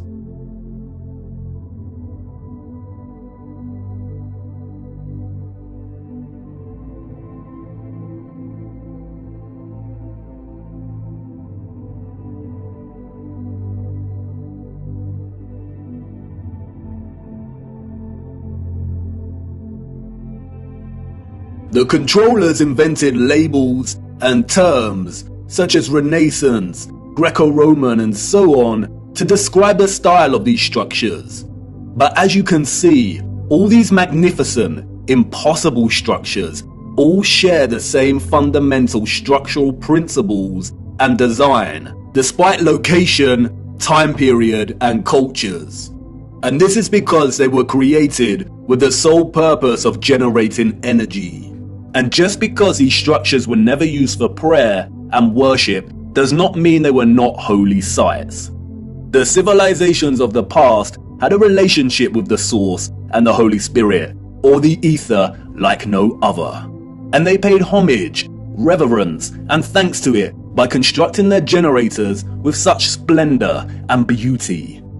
And not only that, but they constructed the entirety of their structures, statues, and ornamentation in reverence of this gift, in reverence of the energy production that made their way of life possible in the first place. The laurel wreath, which the satanic controllers have corrupted in their appropriation of the symbol and redesignation of it to represent Apollo and Lucifer, is, in fact, a toroidal coil. And we see the toroidal coil throughout the old world's infrastructure, as simultaneously having both a function and a celebration of this function. Electromagnetic coils are electrical conductors.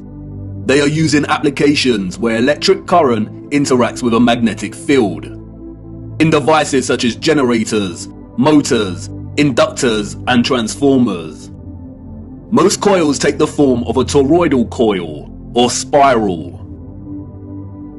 Wire coils are used in conjunction with a magnet to produce powerful electromagnetism. The more turns of the wire, the stronger the magnetic field.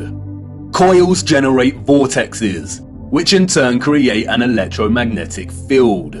It's all one interconnected system.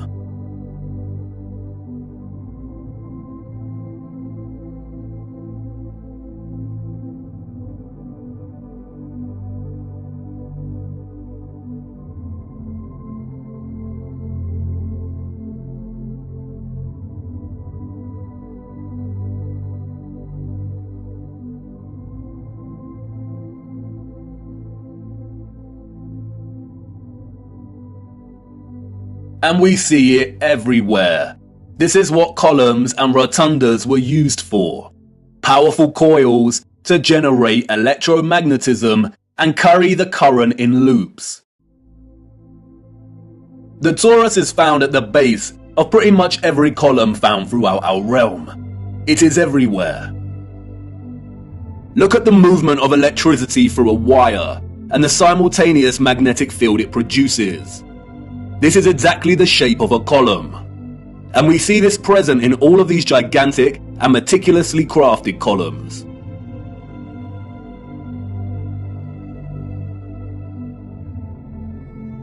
This is why we see the magnetic field represented at the top of a lot of columns. It's the movement of the ions in the magnetic field. It's the movement of the toroid and the toroidal vortex.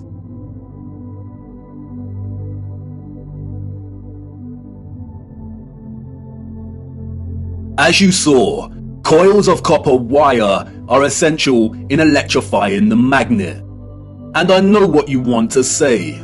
That's great, but the columns and other structures you are referring to are made of stone. But you see, all of these impossible structures are made from a mixture of stone and metal.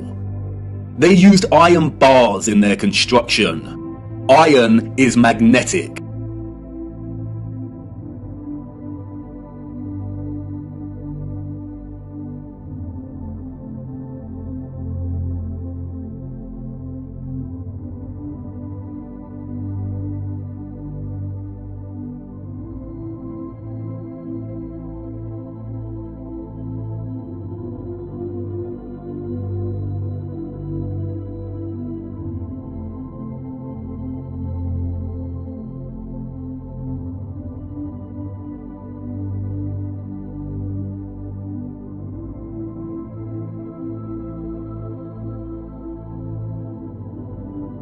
These iron rods run throughout the stone infrastructure and are complemented with copper and gold roofing. Copper and gold are strong conductors of electricity. Often we find entire statues, arches, domes, and roofing made from a distinctive blue copper. Furthermore, the limestone, granite, and dolomite stone is mixed with crystal silicon or quartz. Quartz has strong electric potential.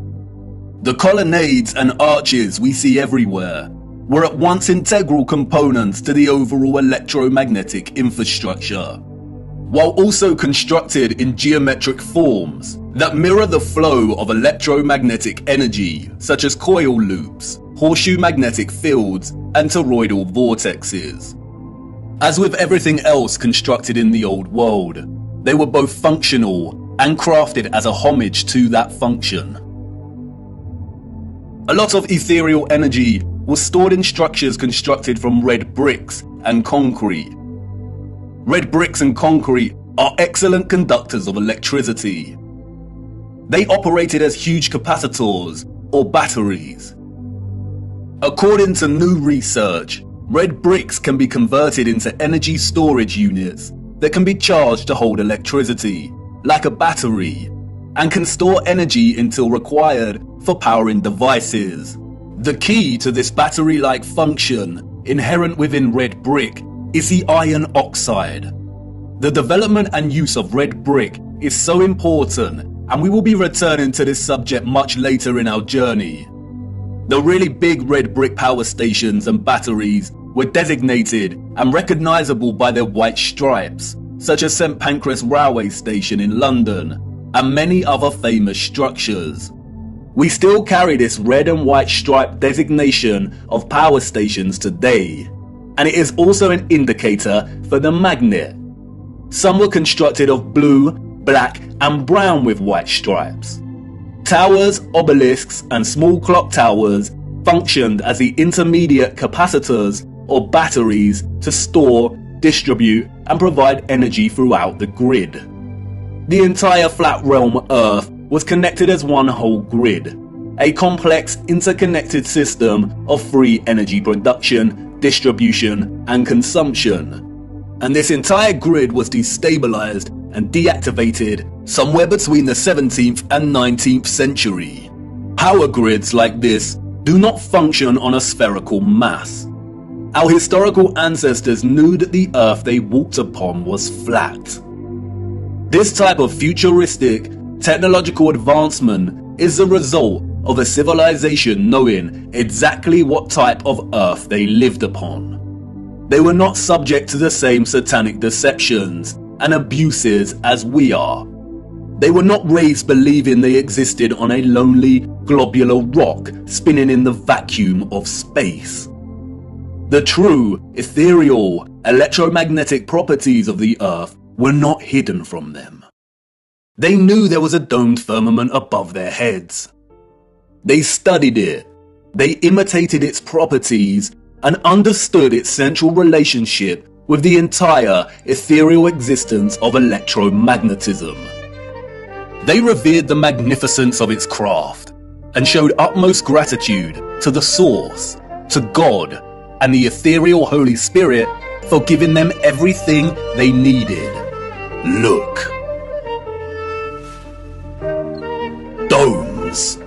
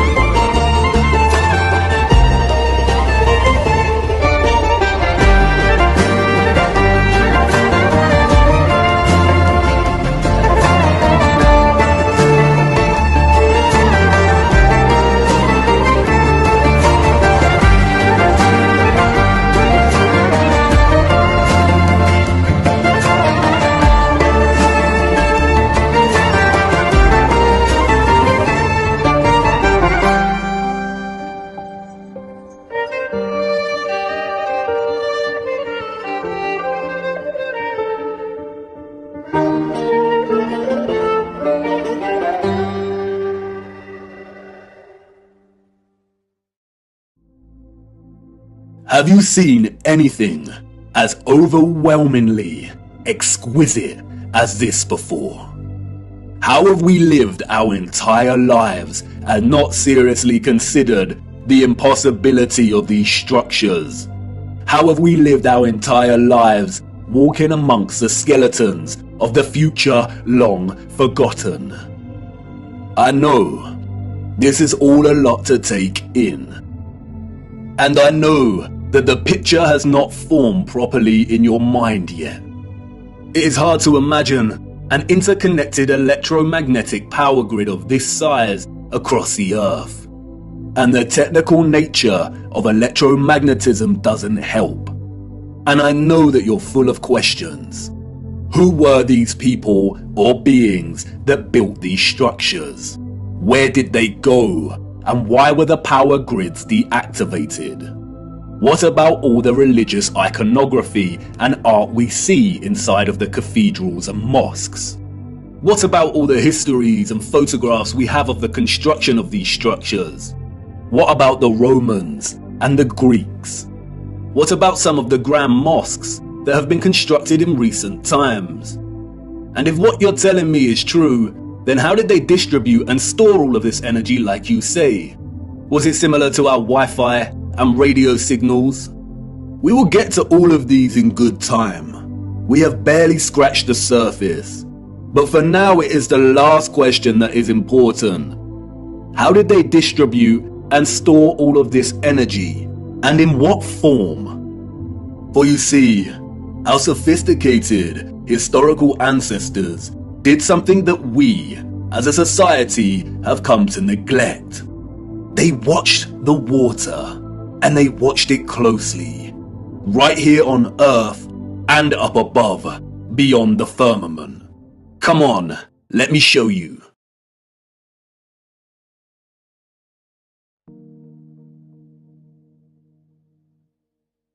Tip-tap goes the rain, spitting on my window pane. Drip-drip from the trees, sodden earthy and soggy leaves. Splosh, splash, puddle pools, jumping on their way to schools. Onomatopoeia, the formation or use of words that imitate the sounds associated with the object or actions they refer to. The property of a word of sounding like what it represents. Water has many. The interdependent relationship between water and sound is so fundamental to our connection and understanding of water. The rain patters and drums, the waves roar, the brook murmurs and whispers, the puddles of mud squelch, that it is intrinsically woven into the very linguistic code of our language. Many have explored the powerful connection between sound and water. We have Masaru Emoto and his study exploring the impact of sound on the molecular structure of water. We have those that like to play around with cymatics. There is Peter Davey, a saxophone player who invented a device that boils water with sonic waves. The innovative use of sound coupled with water seems to have no end. So much so that in recent times, biologists are discovering that ultrasonic water can even treat the most resistant of infections and heal wounds at rapid pace. And in a future where electromagnetism was harnessed with the utmost innovation, water, sound and frequency had to have a major role to play. And of course it did. They wanted us to know that it did. And not just the water here on Earth. They were telling us to look up and above. They wanted us to know that what they had achieved right here on Earth was only possible because they had studied what existed above. In the beginning, God created the heaven and the earth was without form and void, and darkness was upon the face of the deep, and the Spirit of God moved upon the face of the waters. And God said, "Let there be light," and there was light. And God said, "Let there be a firmament in the midst of the waters, and let it divide the waters from the waters." And God made the firmament, and divided the waters which were under the firmament from the waters which were above the firmament. And it was so. Some criticize the King James translation of the Bible for its use of the word firmament. But in the original Hebrew, the word is rakia, which translates directly as firmament. In the New International Version, it is called the vault. In the English Standard Version, it is an expanse. In the Good News Translation, it is dome. What is important, however, is that in all translations, and in the original Hebrew, the notion of the firmament or vault separating the waters above from the waters below does not change and remains consistent. There is water above our realm.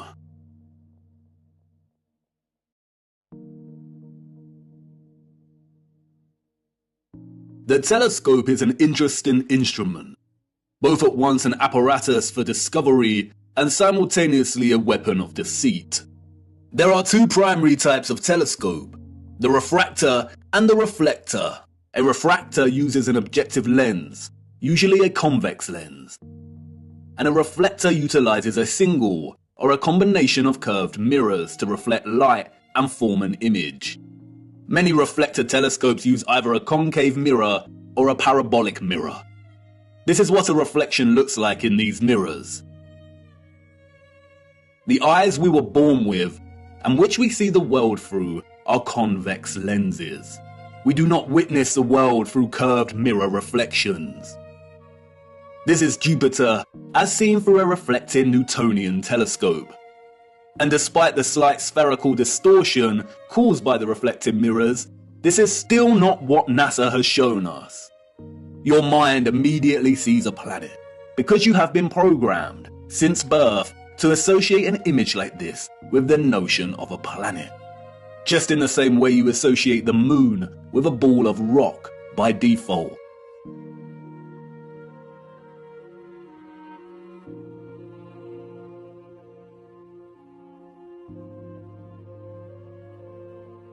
But as you can see here, both refracting and reflecting telescopes produce images similar to the Nikon P900.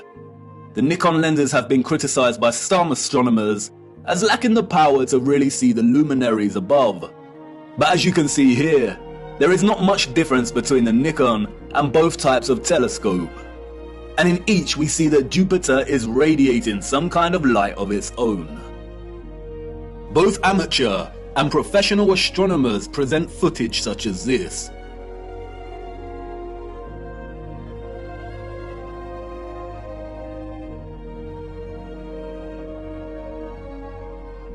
But look what happens next.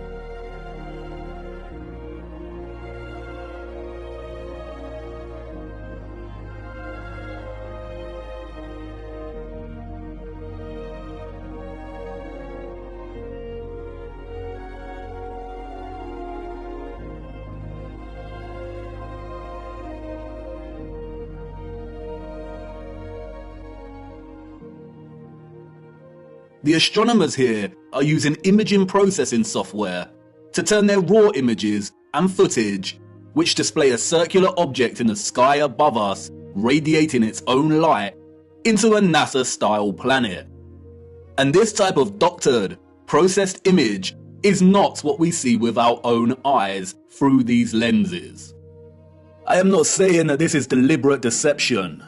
Astronomy is a practice of its own. But it is very important to never confuse the highly edited images and footage we receive with reality. And it is also worth being mindful of those that are being very manipulative. They are usually the astronomers with the paid sponsorship from magazines and websites. It is also important to note that what we call planets are not actually planets. They are wandering stars, and all of the wandering stars are of a similar nature to the moon. Unlike the rest of the stars above our firmament, their course and journey above us is not fixed and consistent. Their paths deviate from the concentric paths that the rest of the stars consistently make around Polaris. And the reason for this is because they are not located within the waters beyond the firmament. They are very different, and their function is way more occult, and their significance to life here on Earth much more important than we realize. We will be returning to the true nature of the so-called planets and moon later. Back to the waters. Arcturus is one of the brightest stars in the sky. Here is Science magazine's artistic impression of the star. And now here is Arcturus as seen through a refracting telescope. There is no resemblance. What we see through this telescope footage is really similar to what we see when you zoom in on the stars above with a powerful Nikon camera. Many criticize the refracting telescope because it can produce chromatic aberration. Chromatic aberration is a failure of the lens to focus all color to the same point. The result can be purple fringing, and we see that here. Photographs can suffer from chromatic aberration. Interestingly, the Nikon does not produce the same chromatic aberration when zooming in on Arcturus. Therefore, you could say that the Nikon is actually more reliable and stable.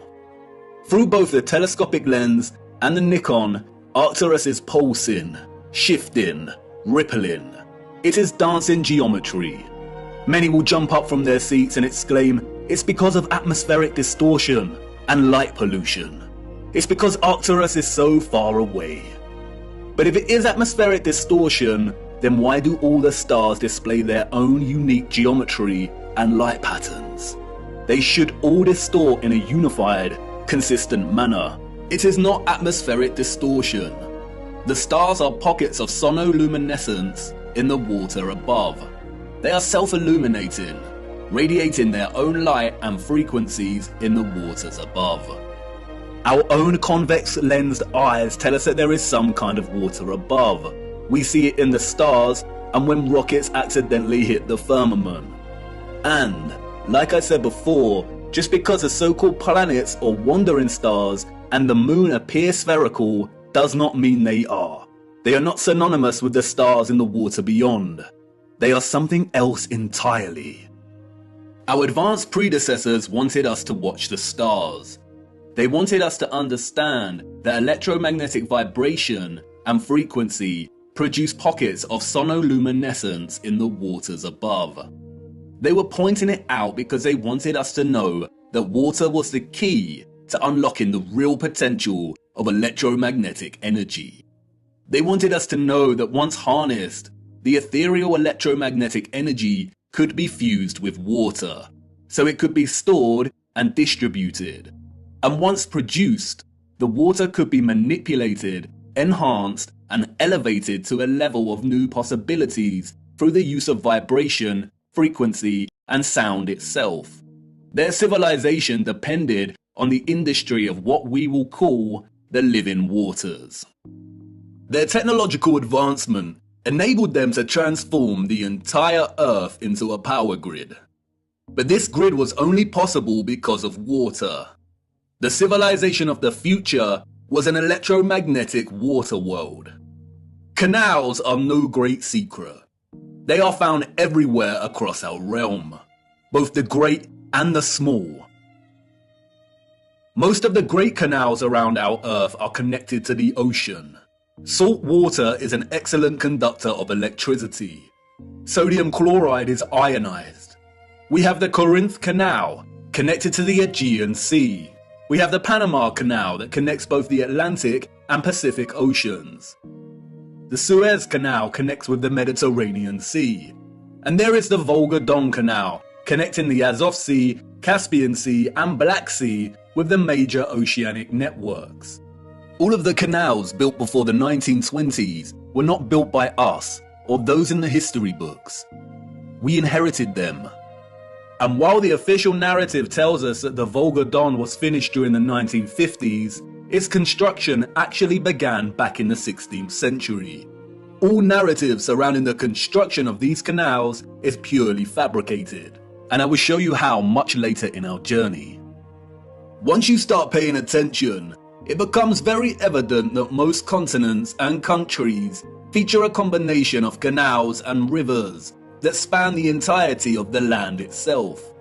The citizens of the old world utilize the oceans and rivers to create a grid of interconnected waterways to provide water to all of their areas of habitation.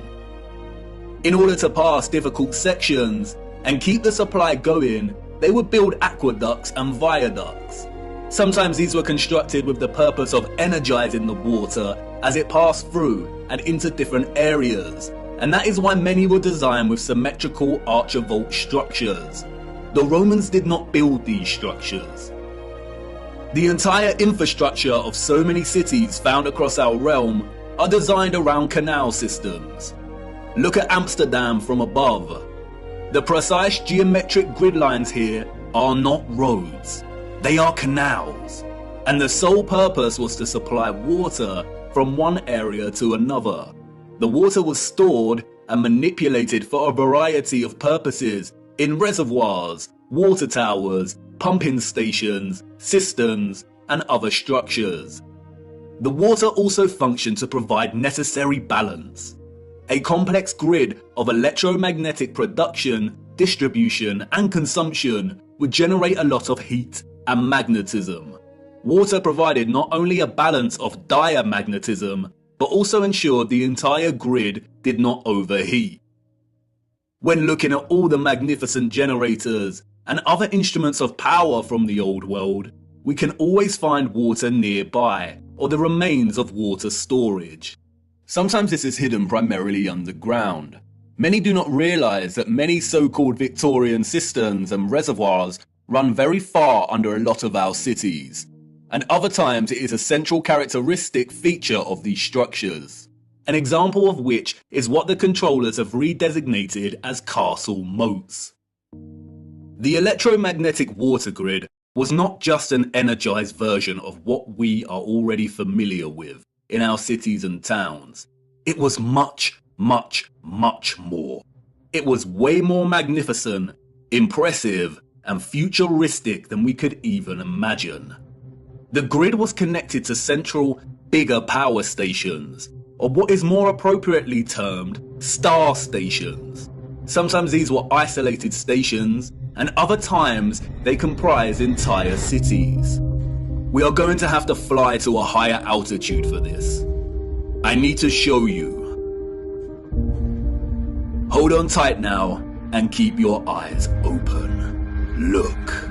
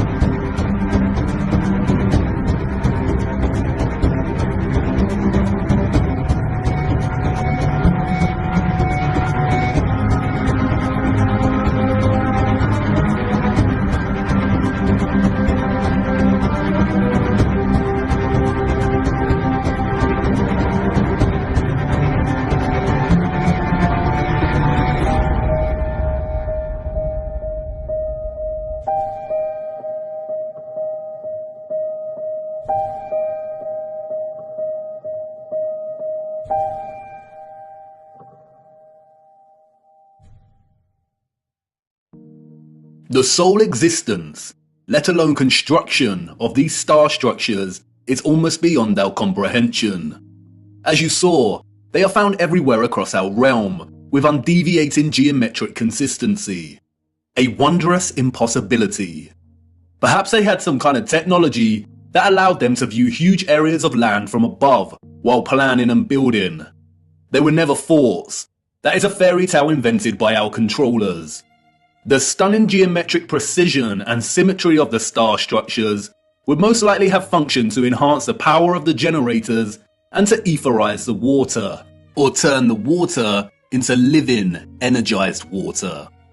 We can see from comparing some of these ruined sites, and some left a little more intact, that water would have been present throughout the structure. Before the controllers destroyed and drained most of these structures, they were full of water. They were connected to rivers and canals and the oceans. They were a key component of the entire power grid. The star structures are fractals of symmetrical geometry, just like many of the ceilings of these huge energy generators. And, like the acoustic cavity magnetrons and resonators, the symmetrical sharp diagonal walls would have caused the ions to perpetually vibrate. Old plans and illustrations, which have no doubt been edited or manipulated in some way or another, offer suggestion as to how complex, integrated, and essential the star geometry was to the entire grid. Look at Paris here. It isn't obvious at first glance, but upon closer inspection, we come to realize that the entirety of Paris was itself a star station, or a star city.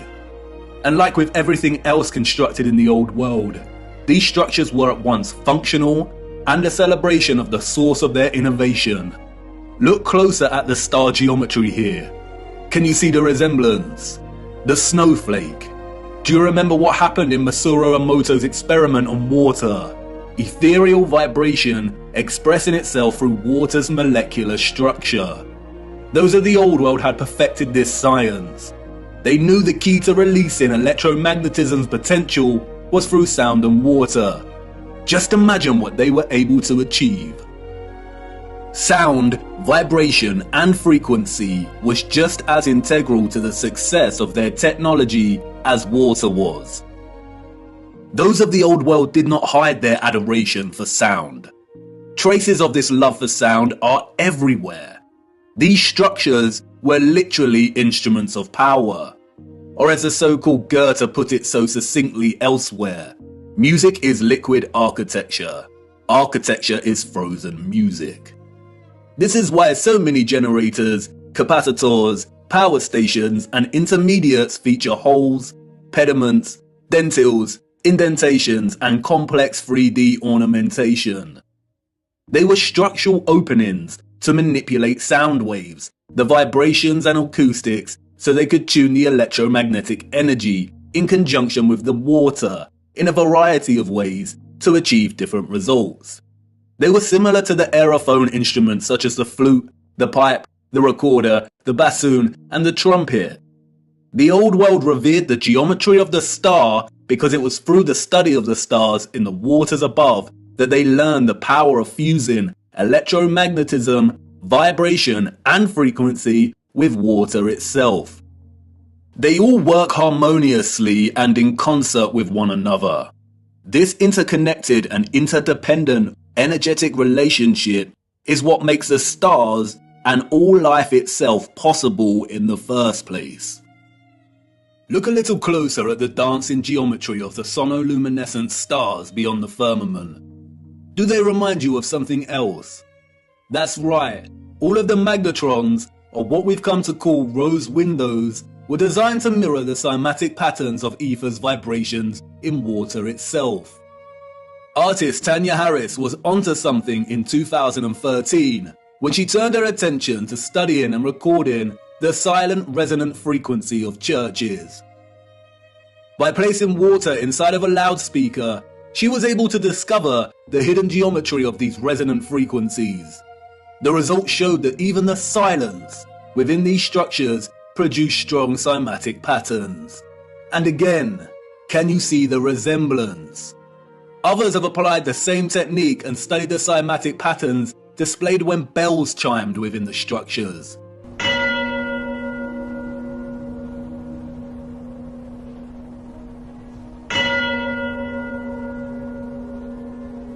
Look at the patterns.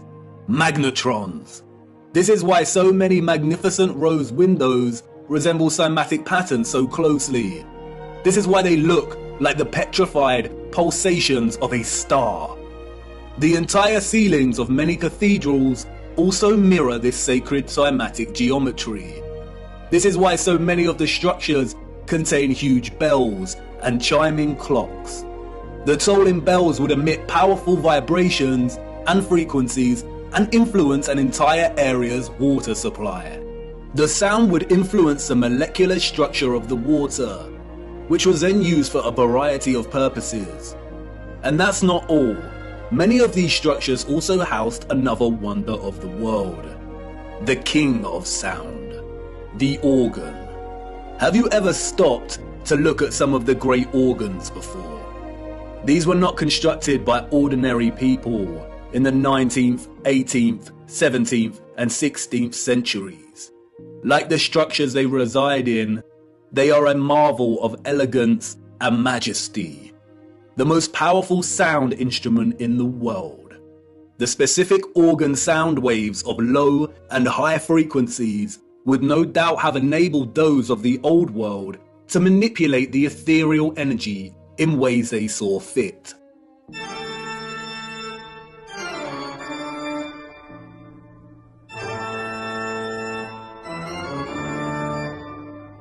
The magnetron rose windows that would not have contained glass would amplify these sound waves, which in turn would influence the molecular structure and properties of the etherized living water. Organs would have had multiple uses, perhaps providing entire towns with specific resonant frequencies for good health and prosperity. The specific functions of the organ have been deliberately hidden and withheld from our knowledge. Interestingly, the official history states that the first organs of the world were water organs, in which the power source pushing the air is derived by water from a natural source or by a manual pump. No doubt a deceptive half-truth disguising the instrument's true interaction with water. And like I said before, most of these structures had areas nearby to store and hold large quantities of water. Many of the structures feature underground cavities or huge cisterns, some of which have been drained and some kept intact. Sometimes the cistern was located apart from and outside of the structure. The controllers have redesignated many of these areas as Roman baths. That's why Bath Cathedral in England is located right next to the Roman baths. The water was also stored in red brick power stations, capacitors, or water towers. Open rectangular sites, reservoirs, wells, and step wells. This is why step wells were constructed with precise geometric patterns. Again, the symmetrical structures here work to encourage oscillation or vibration of the ions. They kept the water electromagnetically charged, and the aqueducts and viaducts would have worked in a similar fashion. It is likely that a lot of the huge electromagnets we see scattered across our realm would have actually straddled passing water, much like we see on the Volga-Don Canal, even though it's unlikely that the Volga Arch is original, and that many roads themselves were constructed during the Great Reset. It is likely that the inheritors of the 19th century were instructed to drain and fill many of the tributaries that once carried water. That's why we see drained castle moats and star stations. Perhaps that's what a lot of the surplus mud we see during this period was used for. Perhaps a lot of homes and buildings were constructed with underground chambers to store their own personal supply of living water, and these areas were destroyed, filled in, and forever hidden with vast amounts of mud during the 19th century. The use of electromagnetism, sound waves, and water would have had endless applications and uses in the old world, most of which we will never know about. But many structural remains do offer a lot of clues. The abundance of remarkable and impossible stately homes, halls, and manors found throughout our realm all point to the mass-scale farming practices of the old world. We travel miles to marvel at their beauty and grandeur. But more impressive than the structures themselves are their gardens and water gardens. We have the Palace of Versailles, Schwetzingen Palace, the Royal Palace of Caserta, Nymphenburg Palace, Herrenhausen Palace. Even today, they still retain much of their splendor and brilliance. But it's when we look at some of the old plans of these areas that we realize just how otherworldly these sites were. They were never constructed to house the elite. They were the farms of old. Look at the gardens. They are cymatic gardens. Even from these old illustrated plans, we can see just how gargantuous these farms were. Microcosmic grid systems, suggestive of the entire larger power grid itself. The cymatic gardens were likely grids cultivated with sound and the living water to grow food, herbs, and who knows what else. Even contemporary scientists openly acknowledge that sound waves strongly influence the growth of fruit, vegetables, and crops. And to this day, some of these structures retain a lot of their glory when viewed from above. The Palace of Versailles, a wondrous geometric marvel, a collection of impossible structures, extraordinary cymatic gardens, and water systems. Let's venture closer into the Palace of Versailles and have a look. Hold on now. Wait, what? This is not the Palace of Versailles. I really need to fix this thing. It's been acting up a lot lately. Where are we? Wait a minute. I recognize this place. Memories from a long time ago. This is Chatsworth House in the Peak District, England. Oh well, this should do. Come on, let's see what we can find. Chatsworth House was completed in 1708, we are told. Its story, much like the story of the entire Peak District, is a fabrication, a complete lie. The place has changed much over the years. It is situated beneath two large bodies of water, the Emperor and Swiss Lake. The water from the lakes is channeled across a broken aqueduct before falling 79 feet and meandering gently down the hills in complex waterways and running right into Chatsworth Estate. The waters feed the estate's own lakes, rivers and streams through a series of runways and a multitude of complex tunnels beneath the estate and the structure itself. Due to the estate's repurposing, much of this remains hidden, but you can see the tunnels quite clearly here, snaking their way down. It is one interconnected water system. Waterways deliver themselves into waterfalls at the impressive rockery before continuing on their journey. All of the water gathers into a central, rectangular front piece which feeds the Emperor Fountain. The water then continues underground until it pours into the River Derwent, a 66-mile-long tributary of the River Trent, which runs throughout the Peak District. While much of the estate has undergone some serious restoration, which is actually a fancy, deceptive word for criminal gutting and destruction of technology, there are a lot of haunting remains of its former glory. It is important to note that unlike many of the huge energy generators, Chatsworth House was probably partially occupied. By farmers, that is. The central engine was located off-site and has been subsequently removed and repurposed as a larder to store hunted game. This magnificent, gorgeous structure would have functioned as a small generator, which also contained a small engine in its centre. It was repurposed as the stables. The horses of the 19th century clearly lived better lives than most of the population. Above, Atop of the hill next to the Emperor and Swiss Lake, we can see the quadruple capacitor or water tower. This was repurposed as a hunting tower. But stalking the 105-acre grounds, a visitor with eyes to see might spot some unusual sights.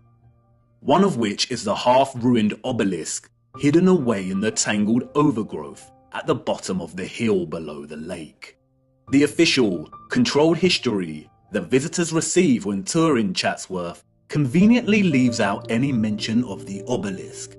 For you see, the hunting tower was not Chatsworth's only capacitor. The entire estate needed constant water storage to fulfill its energetic requirements and purposes. There are many odd structures dotted around that remain unexplained. And then there is this, the cascade, a true little wonder. The dome, a series of toroidal circles that rise to meet the smaller copper dome.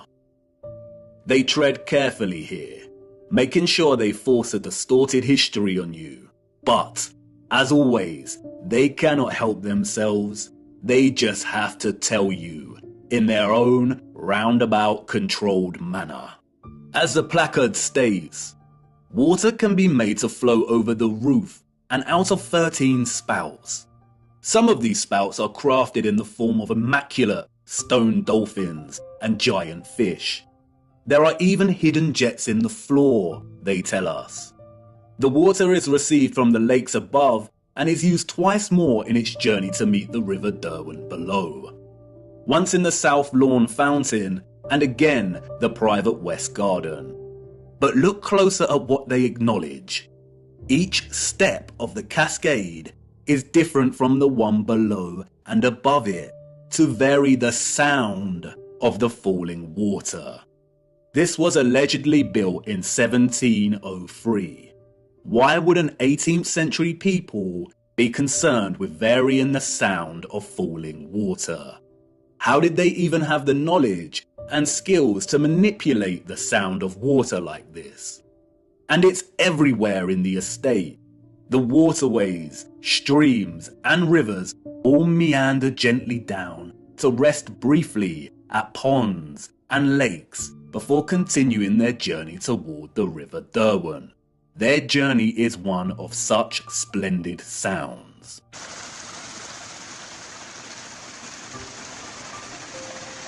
As you begin to traverse the labyrinthine passages of our corrupted history, you will inevitably meet the lithographs, renderings, engravings, illustrations and paintings. How easy it is to lie when there is no photographic or visual evidence, just artistic interpretation. We would never accept illustrations as reliable sources of information today. So why do we accept them as historically accurate?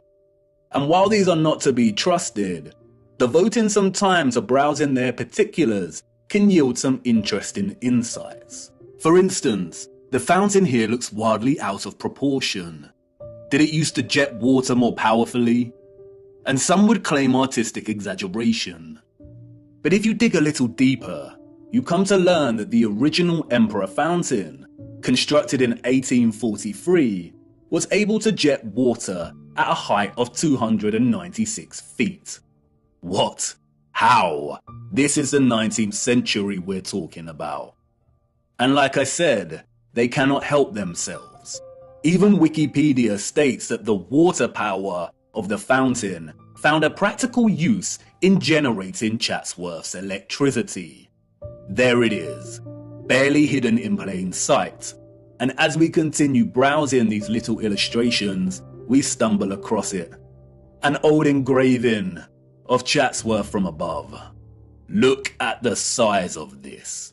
Cymatic gardens, rows and rows of crops, large bodies of water that are no longer there. And again, many would claim artistic exaggeration, the unreliability and inaccuracy of illustrations, and rightly so. But when we look at Chatsworth from above on Google Earth, what is this we find?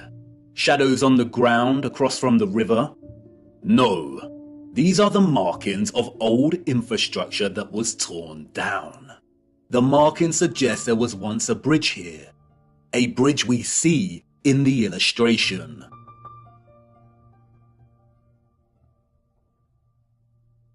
Look a little closer. An octagon with the clear outline of an old generator. So yes, the illustration is a lie. The estate was much, much larger than depicted here.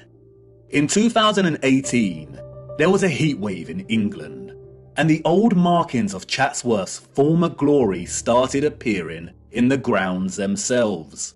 They had to acknowledge it. Sometimes mud and lies are not enough to bury the truth. Chatsworth was a huge farm in the old world. As I said before, the illustrations and paintings are not to be trusted. More often than not, they are used as tools of deception against us. But as you see here, they do have a tendency to backfire on the controllers. Just like with the plans of star stations and cities, our own technological access to tools, such as Google Earth, validate these old plans and illustrations as half-truths. You can bet good money that even the plans and illustrations are only giving us a fraction of the full picture, just like here with the plan of Chatsworth.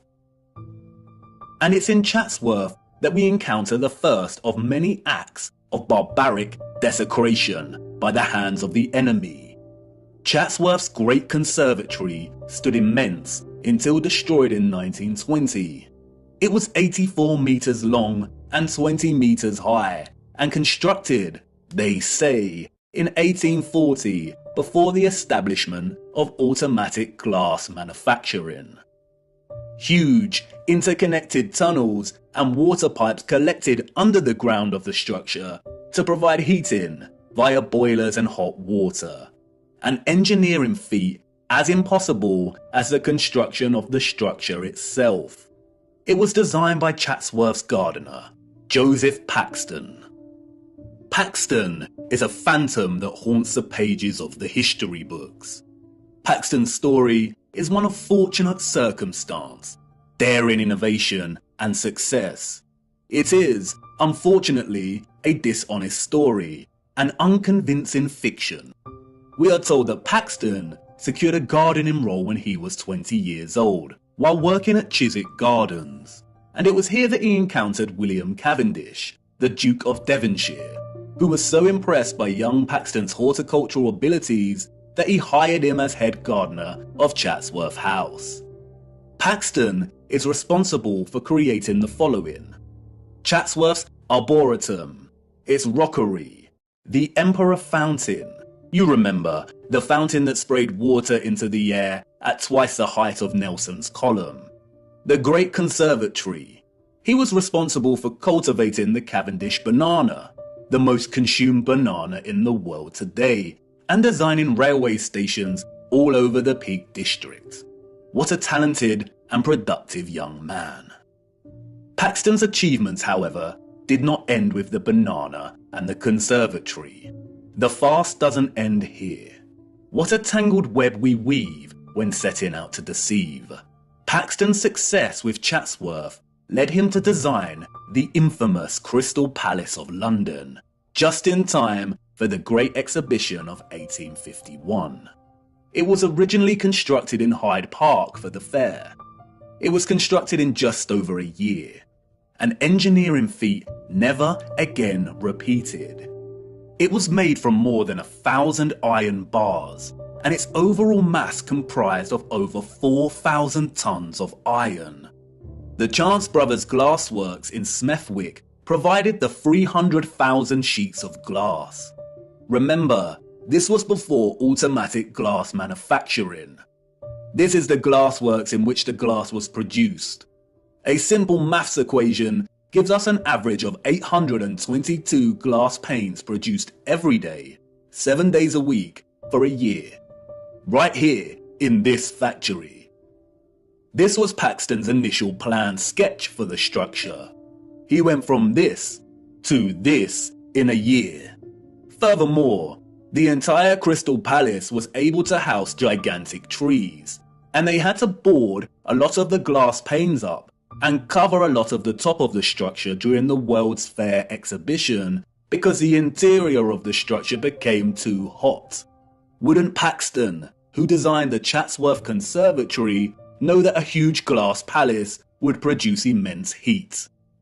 The entire narrative soon dissolves into stupidity when we realize that a year later, in 1852, they dismantled the Crystal Palace and moved the entire structure to Sydenham in southeast London, where it was rebuilt with 2 additional huge water towers at either end of the monstrous structure.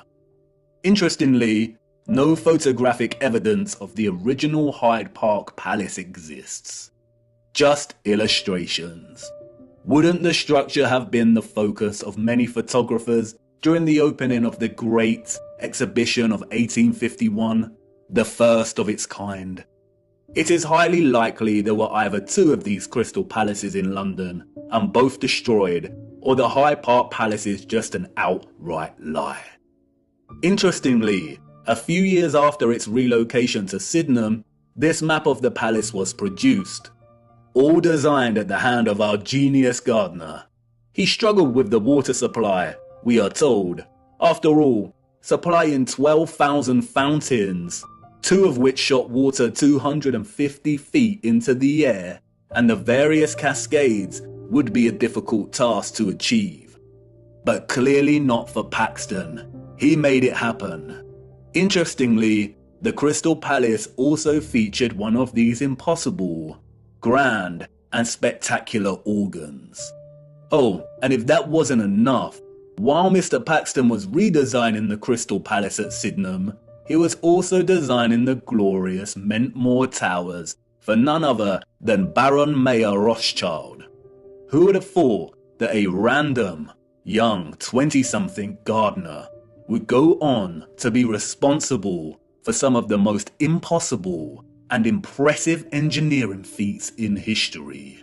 Let's also not forget about his banana. Paxton is an example of the enemy's laziness when it comes to hiding our true history.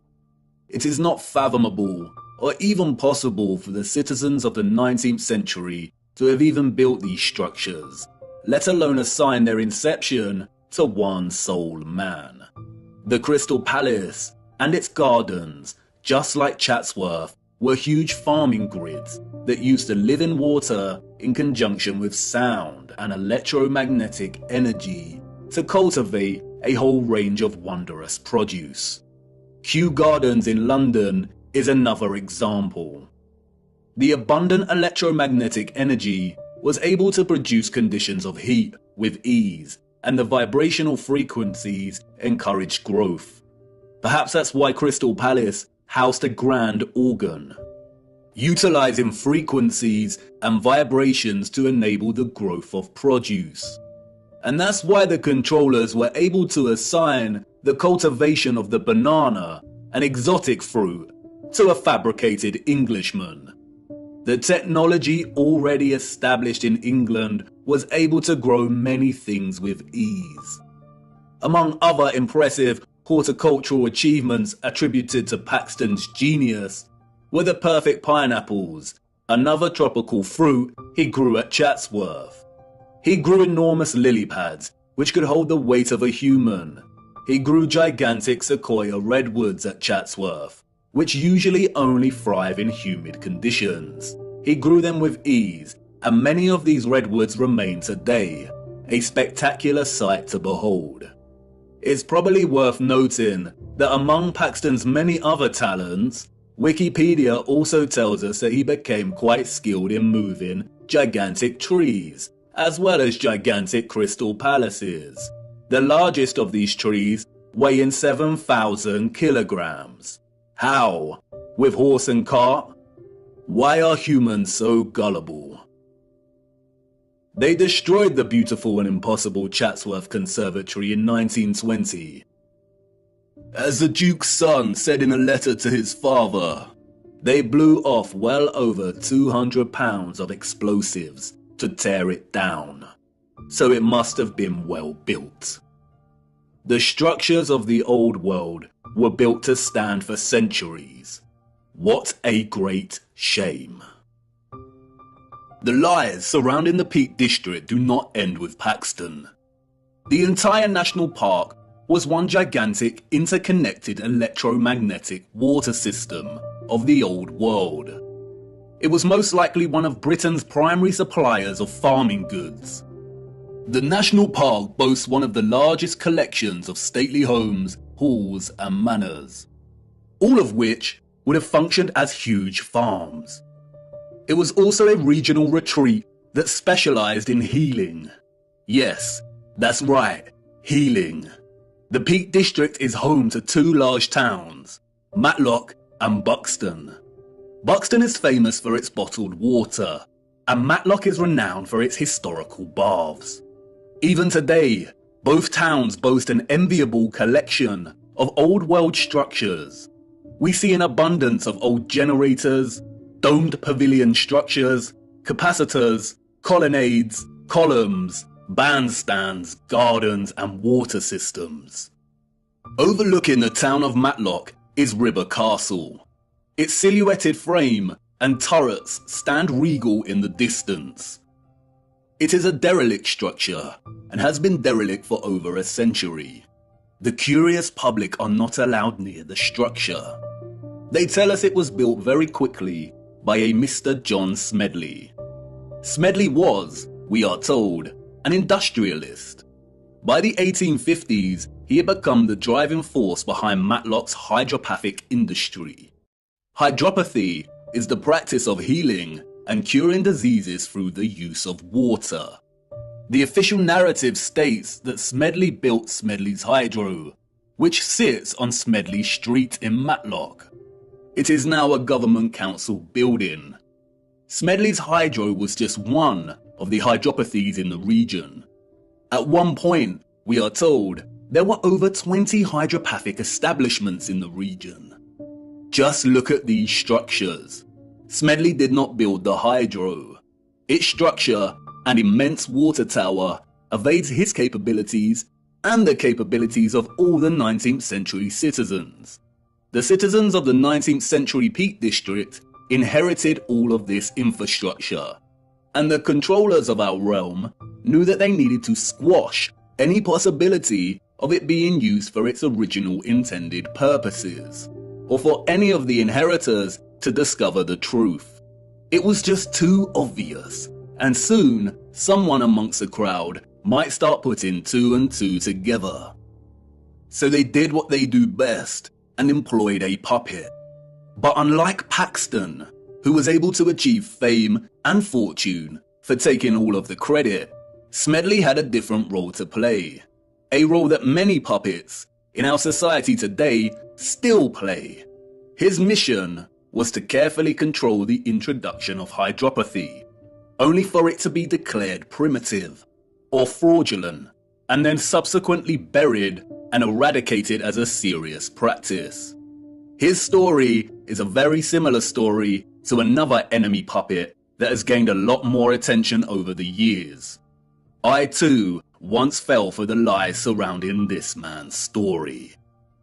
The hydropathies were able to accommodate hundreds of patients, and they were tremendously successful in curing a whole host of diseases and issues, ranging from inflammation and bilious attacks to paralysis, rheumatism, and fevers. This was conducted through an array of different bathing techniques, applying dripping sheets as bandages, and fusing electricity, sound waves, and water. There were, as one newspaper reported, electric bells throughout the buildings. No doubt the actual potential of hydropathy was never fully expressed in Smedley's array of hydros, but they nonetheless helped people tremendously. And they were a huge success, so the controllers temporarily profited financially. The hydros healed and increased the well-being of people through water and its fusion with sound, vibration, frequency, and electricity. Look at the electric treatment menu from one of the old brochures. Options for high-powered parabolic reflector, electric ionization, and high-frequency treatment. Smedley also demonstrated the ability of etherized water to heat entire rooms in a profound way. The fernery at the hydro had a water heating system built into its walls and always maintained a constant temperature of 65 degrees, even when the room was filled with a crowd of 350 or so visitors. The temperature never deviated. How was this kind of technology available in the 19th century, and yet today we do not have access to this kind of sophisticated heating? Historians and journalists of the time would deliberately smear Smedley, casting hydropathy as pseudoscience, comparable with homeopathy. Smedley had many battles with the burgeoning medical industry, and after his death, the hydros were purchased and the structural alterations began. Like Tesla, Smedley played his role and successfully introduced the science of the old world to have it debunked, tarnished, and sidelined forever. Hydropathy today is regarded as nothing more than a relaxing spa venture. All of its original applications of frequency and electricity have been eradicated from the practice. Smedley's role-playing allowed the controllers to justify the entire water grid system of the Peak District, successfully preventing the current 19th century and further subsequent generations from questioning its presence. The remains of the grid today are so evident. You can sit and relax to the soothing sound of water falling over the turreted regal Derwent Reservoir, which connects the entire region for its branching rivers and canals. You can stroll around shopping inside of old power stations and at old pumping stations. And in every area of the region, there are wonders waiting to be discovered. Not only in the larger towns do we find old fountains that once provided the living waters, but also in the remote villages. Tucked away, we find an old dry fountain. Look, the Lord's gift, a bittersweet joy to behold. The citizens of the old world unlocked the power of electromagnetic water by studying the stars above in the firmament. The stars above taught them that the key to manipulating the ethereal energy they harnessed from the ionosphere was through water, sound waves, vibration, and frequency. They honored this gift by constructing domes, by crafting star cities, cymatic magnetrons, and praising the Lord and Holy Spirit for the living waters they received in return. They understood the firmament as both scientists and disciples. Viewer, I am hoping the picture is starting to become clearer in your mind, and you will inevitably start to see things in a different light when pondering all of these impossible structures. It is not a coincidence that some structures like the Colosseum are also referred to as amphitheaters. Have you seen them from above? They look like speakers. Amphitheater is an interesting word. An amp is a unit of electric current, and an amplifier is a device that increases signal, especially microwaves and audio. And no doubt you will start to put two and two together in terms of some of the inventions that we were allowed to play around with before they were discarded as antique in their efficiency. But time is of the essence.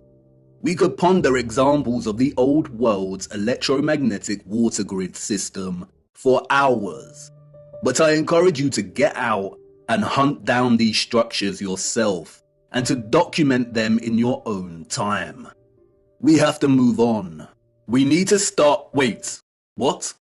You want to know if these came from the old world? Yes, they did. And they are extremely important. The inevitable ticking of the clock. A deeply unsettling instrument, but unavoidable. I need to show you one more missing piece of the electromagnetic puzzle first, and then we will take a closer look at these timekeeping instruments. Come on, let's keep moving.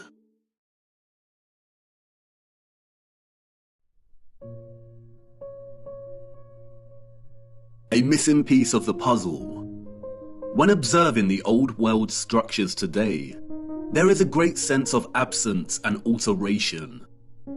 Structures have evidently been altered and changed drastically over the last 200 or so years. And when journeying across our realm and studying these structures, a tremendous sense of absence persists. Something is missing. The concept of ethereal harvesting through these wondrous antennas is not enough. It is not concrete enough to complete the picture. Something else was once present that made the entire technological grid possible. This, of course, is the key technological component of these structures, the engine, and the central mechanisms that made them function in the first place. The engines were, of course, not tokamaks. A tokamak is a crude and base instrument. It is a design of the New World. It does not belong in the Old World. It would have had no place in their structures. Their sophistication and finesse would not have relied on such ugliness, on such primitiveness. What is undeniable, however, are the parallels between the tokamak's fundamental octagonal form and the Old World's love for the octagon. It is very likely that the octagonal formation is an essential component when generating a toroidal vortex. We see the octagon everywhere in the Old World. Octagonal geometry underpins many of the structure's fundamental formations. And the peculiar octagonal structures everywhere are not by mistake. They are what they seem, empty shells that once housed something else. This sense of emptiness is everywhere and remains unexplained. So many towers and domes rise to smaller, hollow domed cupolas. Why are they hollow? Why would an earlier civilization waste so much time and energy constructing such a seemingly superfluous and useless structure? But they didn't, did they? A lot of these empty areas are always directly below the antennas. And although not all of these crucial empty structures are octagonal, most are, and they are always situated in key areas, like under central antennas, beneath domed resonators, in the center of closed, symmetrical courtyards, or detached and just outside the bigger generators. And when reflecting on such perfectly wrought geometry, the absence is tangible. There used to be some kind of cylinder or apparatus contained within this space.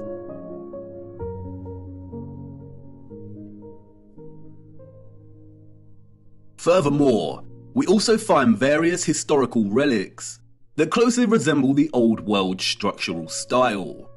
In these relics, we see that empty cylinders or vessels are an integral part of the object. Could these be miniature functional objects that mirror the form of the larger empty spaces we see in the Old World structures? Perhaps a kind of micro household object that enabled access to the wider power grid's energy production? Did the larger structures themselves contain similar cylinders within? In many old photographs, the cupolas and octagonal spaces are already emptied.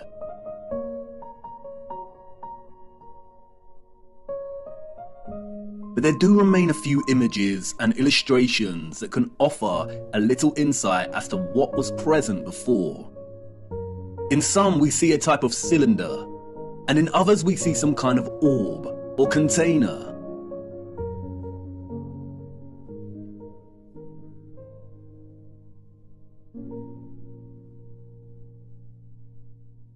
Due to the lack of images, it is hard to present a consistent finding. And so much has been altered, and in ways that are almost impossible to recognize.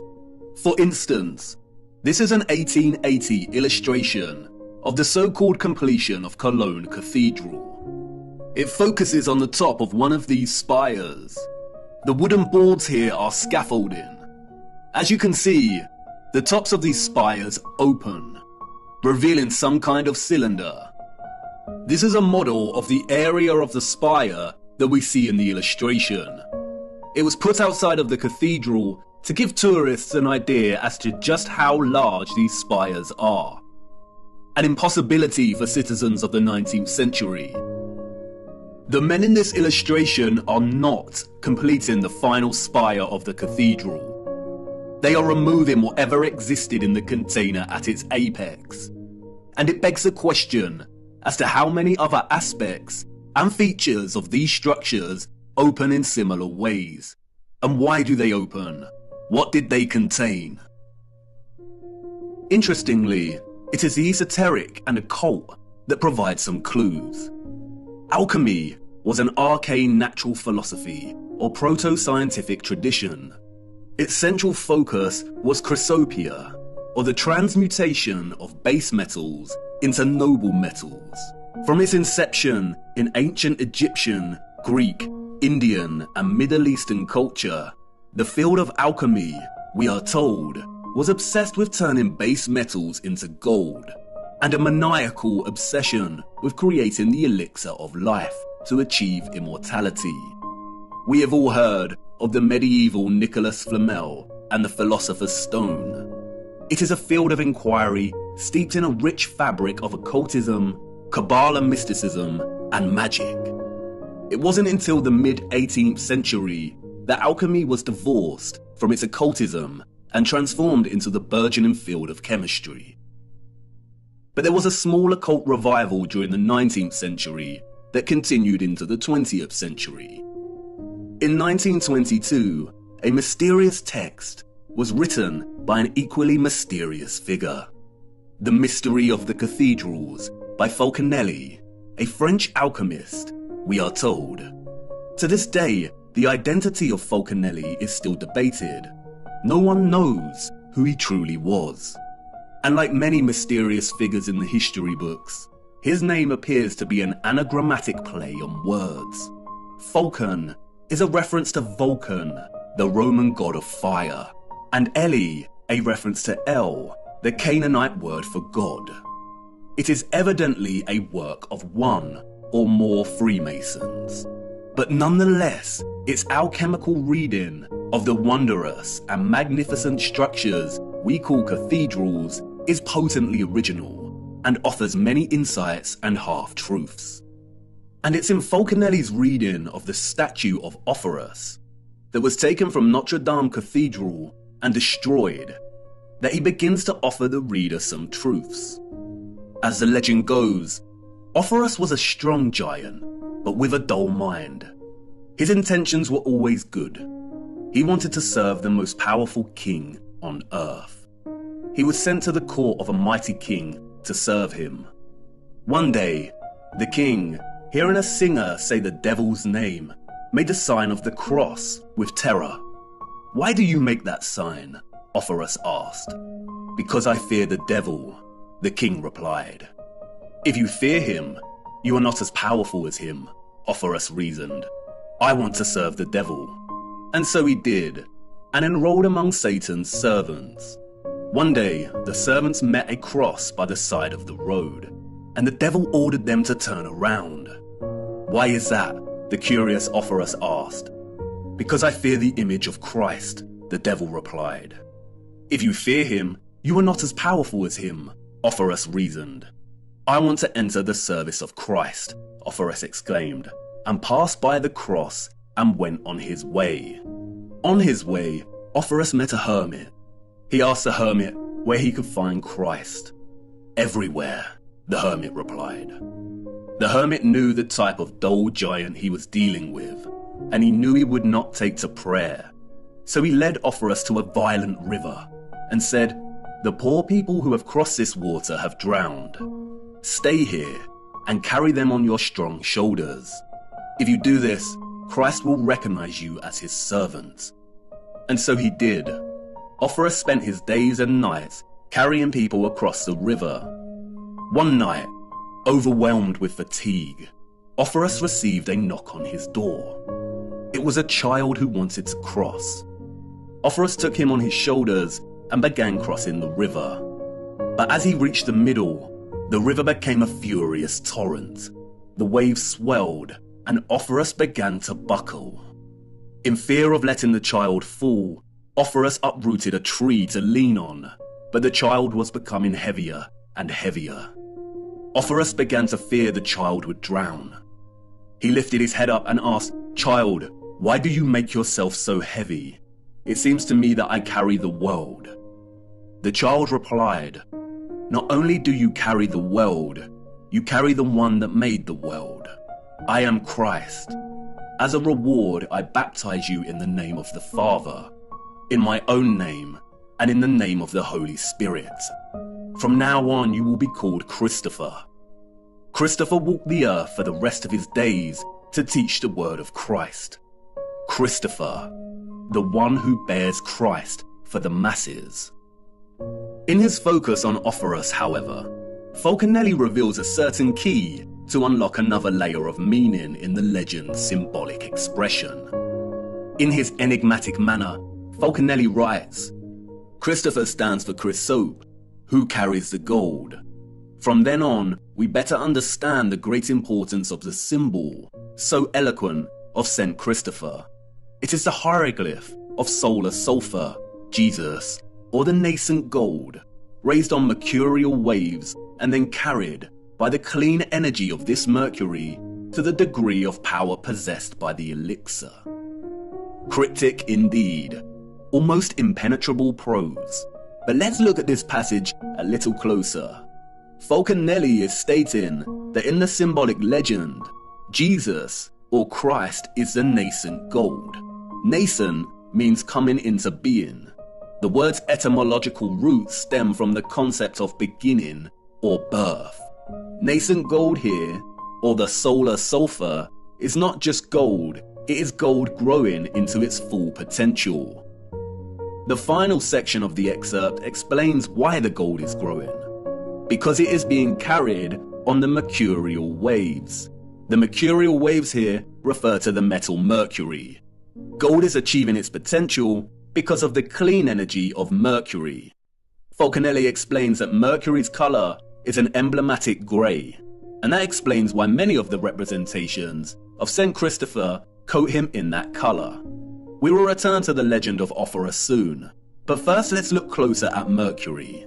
Mercury is of the utmost importance when it comes to understanding not only the mechanics behind the old world's technology, but also in understanding our own contemporary time in which we find ourselves traversing the enigmatic landscape of symbols that have shaped our understanding of history and our place in it.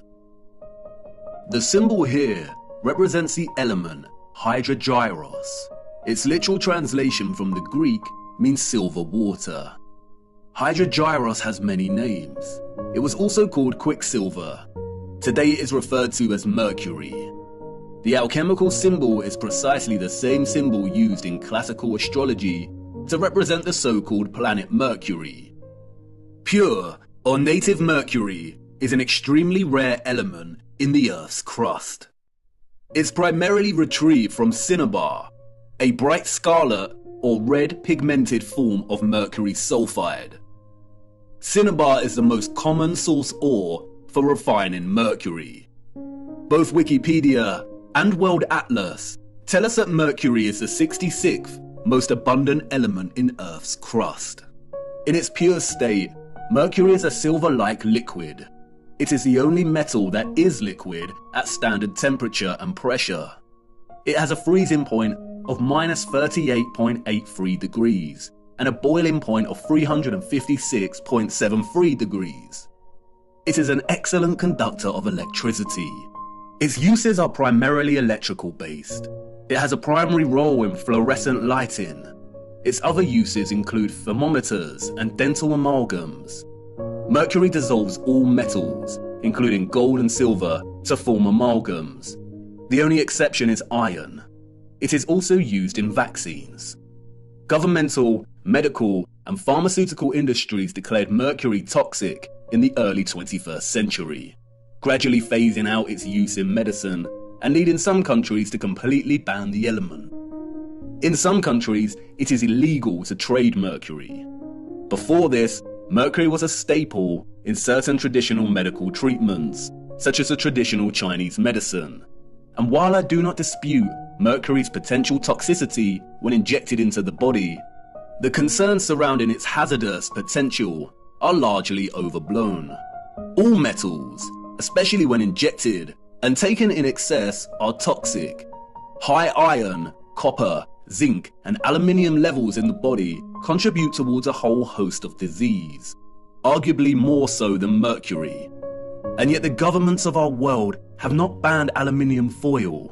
They have not stopped fortifying grains with iron oxide, and zinc and copper supplements are available to purchase with ease and without constraint on the value of dosage a person can expose themselves to with such supplements. Could there be other undisclosed reasons for demonizing and restricting mercury? Let's look a little closer at this extraordinary element's electromagnetic potential. Mercury is an electrically conductive liquid, and because of this, it has historically been applied to create light switches, electrodes in some batteries, as a gas to create fluorescent lighting, and, most interestingly, it was used, we are told, in lighthouses. According to the mainstream historical narrative, lighthouse keepers were responsible for keeping the massive lens at the top of the lighthouse spinning all day, every day. A spinning lens turning at a set speed made the light flash. They usually achieve this by setting the lens on wheels or bearings attached to clockworks that the keeper would periodically wind. In the late 19th century, some keepers, sick to death with having to keep winding the clockwork, began floating their lenses in liquid mercury. The lens's metal base spun more easily in the mercury, which helped the light rotate faster with less frequent winding. It is a practice still in use in some lighthouses today. It is evident from its structure that the lighthouse's sole function was not just to light the way for ships. It was either one of its functions among many others, or just an inherited act of repurposement. Many lighthouses are constructed in the familiar octagonal structure. Many have the red and white stripes, indicative of power stations. Many still have their antennas, and they were situated right next to the water. It is obvious that they had a similar role as many of the old world's power stations we find repurposed and rebranded all across our realm. Lindau Lighthouse in Germany is a fascinating example. We see all the familiar dentils and holes, suggestive of vibration and frequency manipulation. We see the octagonal cupola. They have replaced the original antenna with New World junk, and oddly the structure has a clock. And although those of the old world made the most advanced clocks ever seen, the presence of a clock face here appears superfluous. Perhaps the abundance of clock faces we see on so many of the old world structures and towers are actually repurposed steam gauges that used to be present to measure the pressure of the energetic water. The intricate and complex design of these lighthouses would have been a feat of engineering for those of the 19th century and their predecessors, unless those that came before the 19th century were technologically advanced, which of course they were. Mercury's role in lens rotation is a subtle example of repurposement. It is very likely that the complex apparatus at the top of these lighthouses were modified as illuminated lenses during the Great Reset, and what existed before operated to extract ethereal energy. For most of the 19th century, gas and oil burners were used as sources of light in these structures. And yet look at the size of some of these lenses. Look at the complexity of the designs. All to house light running on gas and oil? I don't think so. The history of the lighthouse is of utmost importance because it, one, provides evidence of mercury being present in some kind of apparatus directly located in a cupola, the very spot we see emptied on so many structures today. And two, because Mercury's presence here was to enable the lenses to spin and rotate more easily. And that's very interesting, because look what happens when you apply magnetism and electricity to Mercury.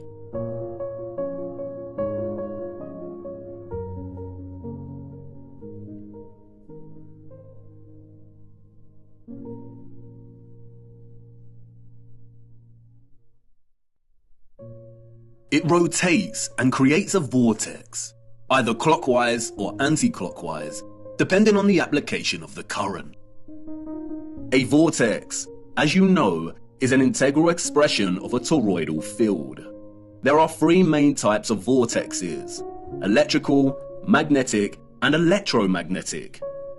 In addition to Mercury's electromagnetic potential and its susceptibility to form a vortex when under the influence of current, the silver water also has another unrecognized application. Look.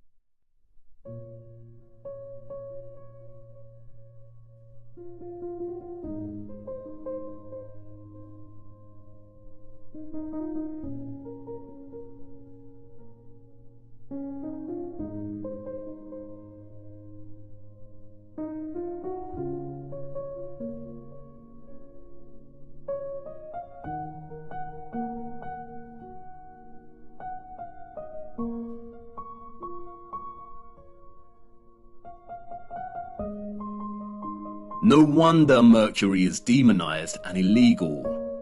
As you can see, Mercury is able to provide even a homemade television antenna with the ability to convert radio frequency alternating currents to extract a television signal. Antennas can be designed to transmit and receive electromagnetic waves in all directions equally.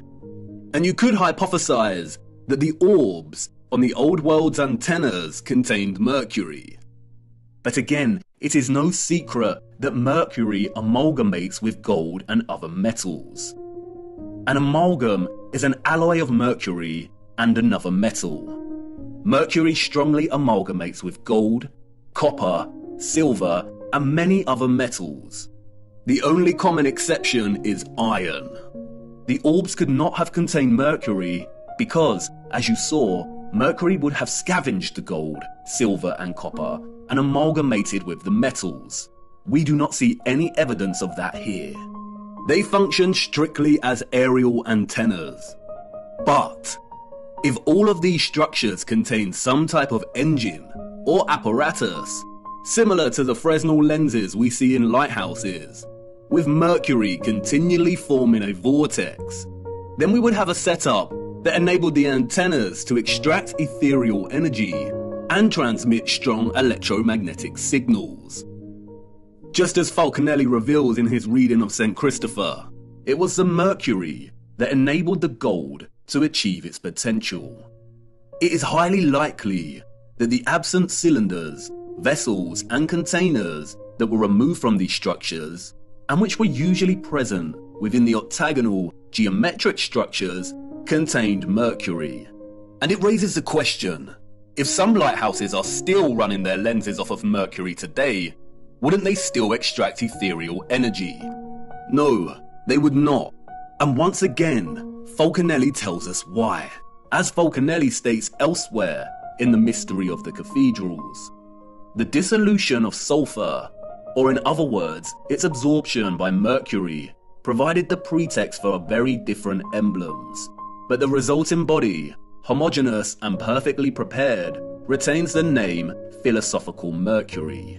It is the first-class matter, or compound, which requires only a gradual cooking process to transform itself first into red sulfur, then into elixir, and then, in the third time, into the universal medicine. As Falconelli makes clear, transforming pure mercury into a red, sulfurous state is the first step. And as mentioned previously, cinnabar, or mercury sulfide, is red. And as we see here on representations of St. Christopher's robes, he wears one half grey to indicate mercury and another half red, which is indicative of the red sulfur. It is the transformed state of mercury that allows the gold, here represented as Christ, to achieve its full potential, or, to keep it consistent with the legend, to reach the masses. What Falconelli is actually telling us is that in able to distribute this clean electromagnetic energy via golden orbed finials or antennas, a special kind of mercury had to be present. This is what was contained within the vessels and engines. And it is likely that it was this unique mercury that enabled the extraction of the ethereal energy from above in the first place. Perhaps it is just a coincidence, if you believe in such a thing, but it is interesting that many of the smaller vessel-like relics we see have markings inside the containers that are red, perhaps a homage to the substance they once contained. Now I know what you want to say. Come on, you are turning a molehill into a mountain. You're basing this off a few passages from the ramblings of a Masonic deceiver. How do we really know that those of the old world were the alchemists of old, and that mercury was central to their advanced technology? Bear with me, I will expose this so-called Falconelli for the Masonic deceiver he is further down the line.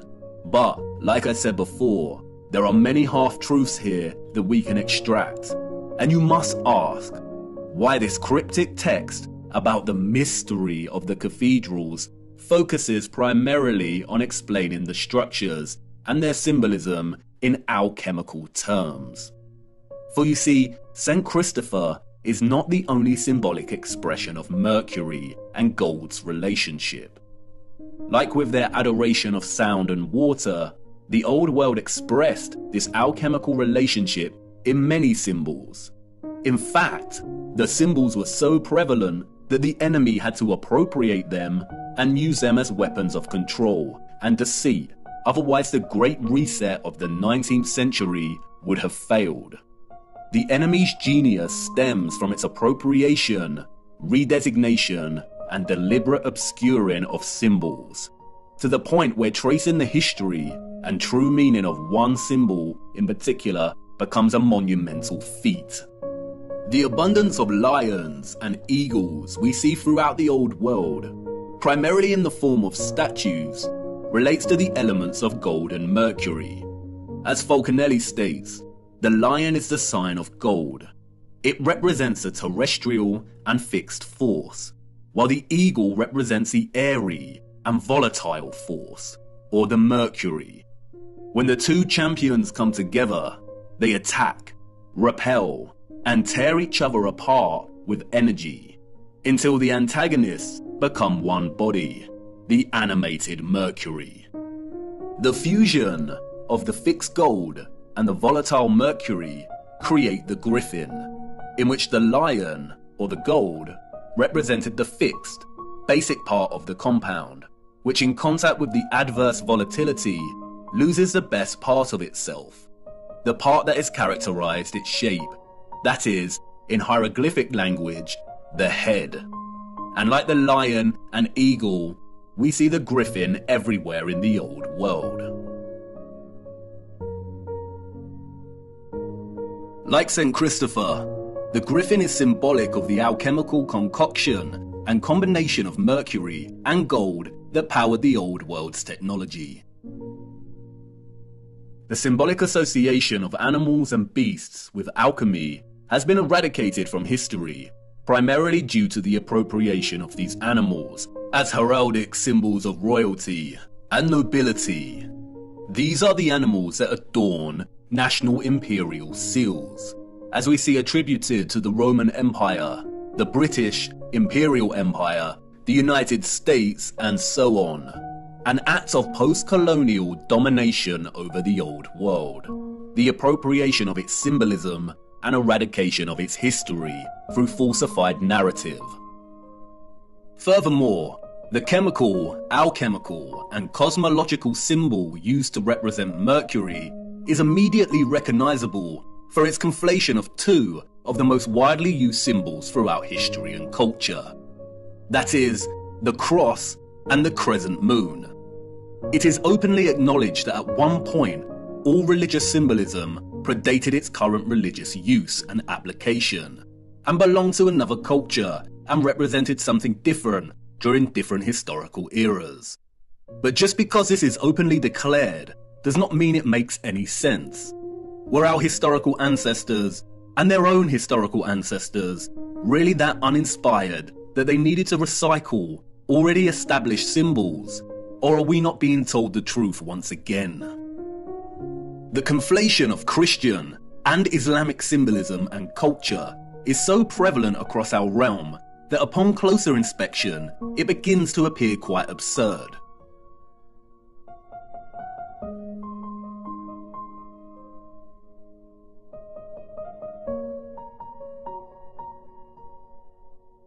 If we are to believe the official historical narrative, that is. If we believe the narrative of the Crusades and Ottoman-Habsburg wars, of the continual warring between West and East, then the presence of the crescent symbolism displayed on many so-called medieval European coats of arms and crests indeed makes no sense. Perhaps this is just more cultural appropriation, but the narrative becomes very unconvincing when we turn our attention to the structures themselves. Why was the Hagia Sophia Holy Grand Mosque originally constructed as the Church of Hagia Sophia by the so-called Roman Empire? It remained a church, we are told, for almost 1,000 years. Its 4 minarets were constructed after the Ottoman Empire took the region. But look at its original design. It does not resemble a traditional cathedral whatsoever. And we see this over and over again. The Cathedral of Cordoba in Spain, originally erected as a mosque in the 8th century and then converted to a cathedral in the 13th century. We see right here the conflation of both styles of East and West. Interestingly, the structure also features the red and white striped arches, indicative of power stations that we find throughout so many impossible structures. And even without their unconvincing narratives of structures passing between cultures, we still see the presence of both styles in many structures that do not have this narrative attached to them. St. Mark's Basilica and the Doge's Palace in Venice look extremely Eastern, as does the Brighton Pavilion in England. These structures were impossible for all of those, East and West, in the official narrative, unless they had advanced technology, which the narrative tells us they did not. The official narrative tells us tales of architects being inspired and influenced by the structures of East and West alike. But remember, at the time these structures were built, the people didn't have accessible transportation. Journeying between continents and countries took weeks, and they had no cameras to document the structures in order to be able to replicate them with such accuracy in the first place. Why don't synagogues have their own unique particular style, like mosques and cathedrals? We see this fusion of architectural style everywhere. We see water pumping stations that resemble cathedrals. We see water towers that resemble castle turrets. We see cathedrals that also resemble official government buildings. All these structures belong to one whole, unified civilization. That's why we find so many ruined cathedrals in the Middle East. They were destroyed and ruined during the Great Reset and after to solidify the falsified narrative. That's why we see the crescent moon in old 19th century photographs in areas it should not be.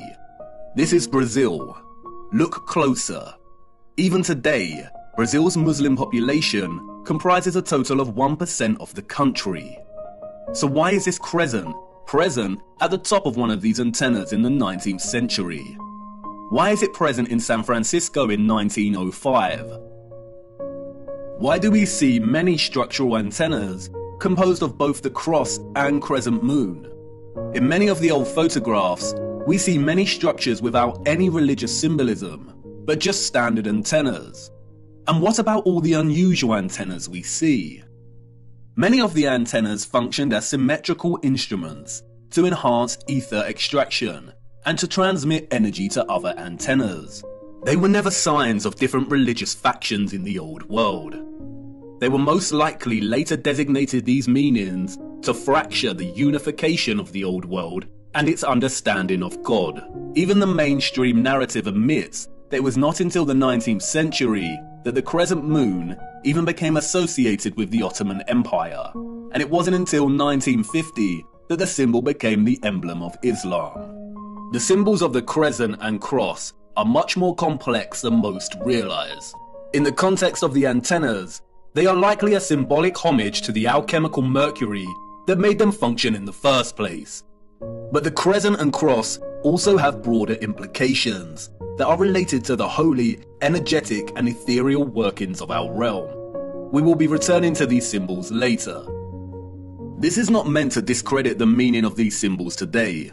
Symbols evolve over time, but this evolution was carefully orchestrated by our controllers.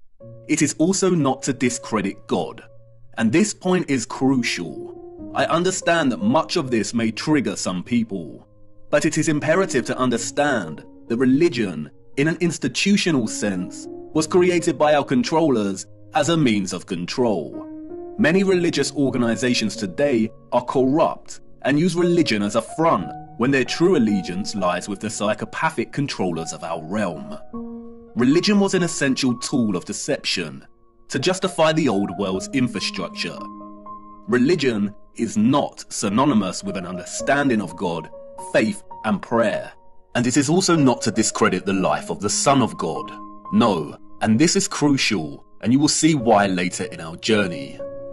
And in many a sense, this is what Christ tried to teach people, to see through the deception and manipulation. And when thou prayest, thou shalt not be as the hypocrites are, for they love to pray standing in the synagogues and in the corners of the streets, that they may be seen of men. But thou, when thou prayest, enter into thy closet, and when thou hast shut thy door, pray to thy Father which is in secret. You see, the scriptures are more accurate than most understand. They are at once historical accounts, instruction manuals for living, and sacred texts of prophecy. There are a handful of texts that are so important that the enemy has been desperately trying to steer people away from them in recent times. And you will see why this is of utmost importance later in our journey. Stay with me, the best is yet to come. And it doesn't end there. The basis for the alchemical symbol of Mercury, we are told, was a caduceus. And we see the caduceus throughout the remains of the old world. Another symbol appropriated by the enemy, adorning many coat of arms, and adopted by centralized, corrupted medical industries that have been responsible for mass crimes against humanity that continues today.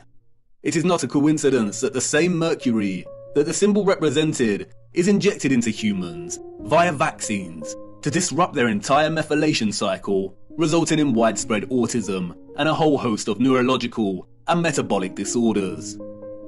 The caduceus illustrates clearly how both Roman and ancient Greek mythology serve the enemy as a tool of deception. In Roman mythology, the caduceus staff was carried in the left hand of the god Mercury.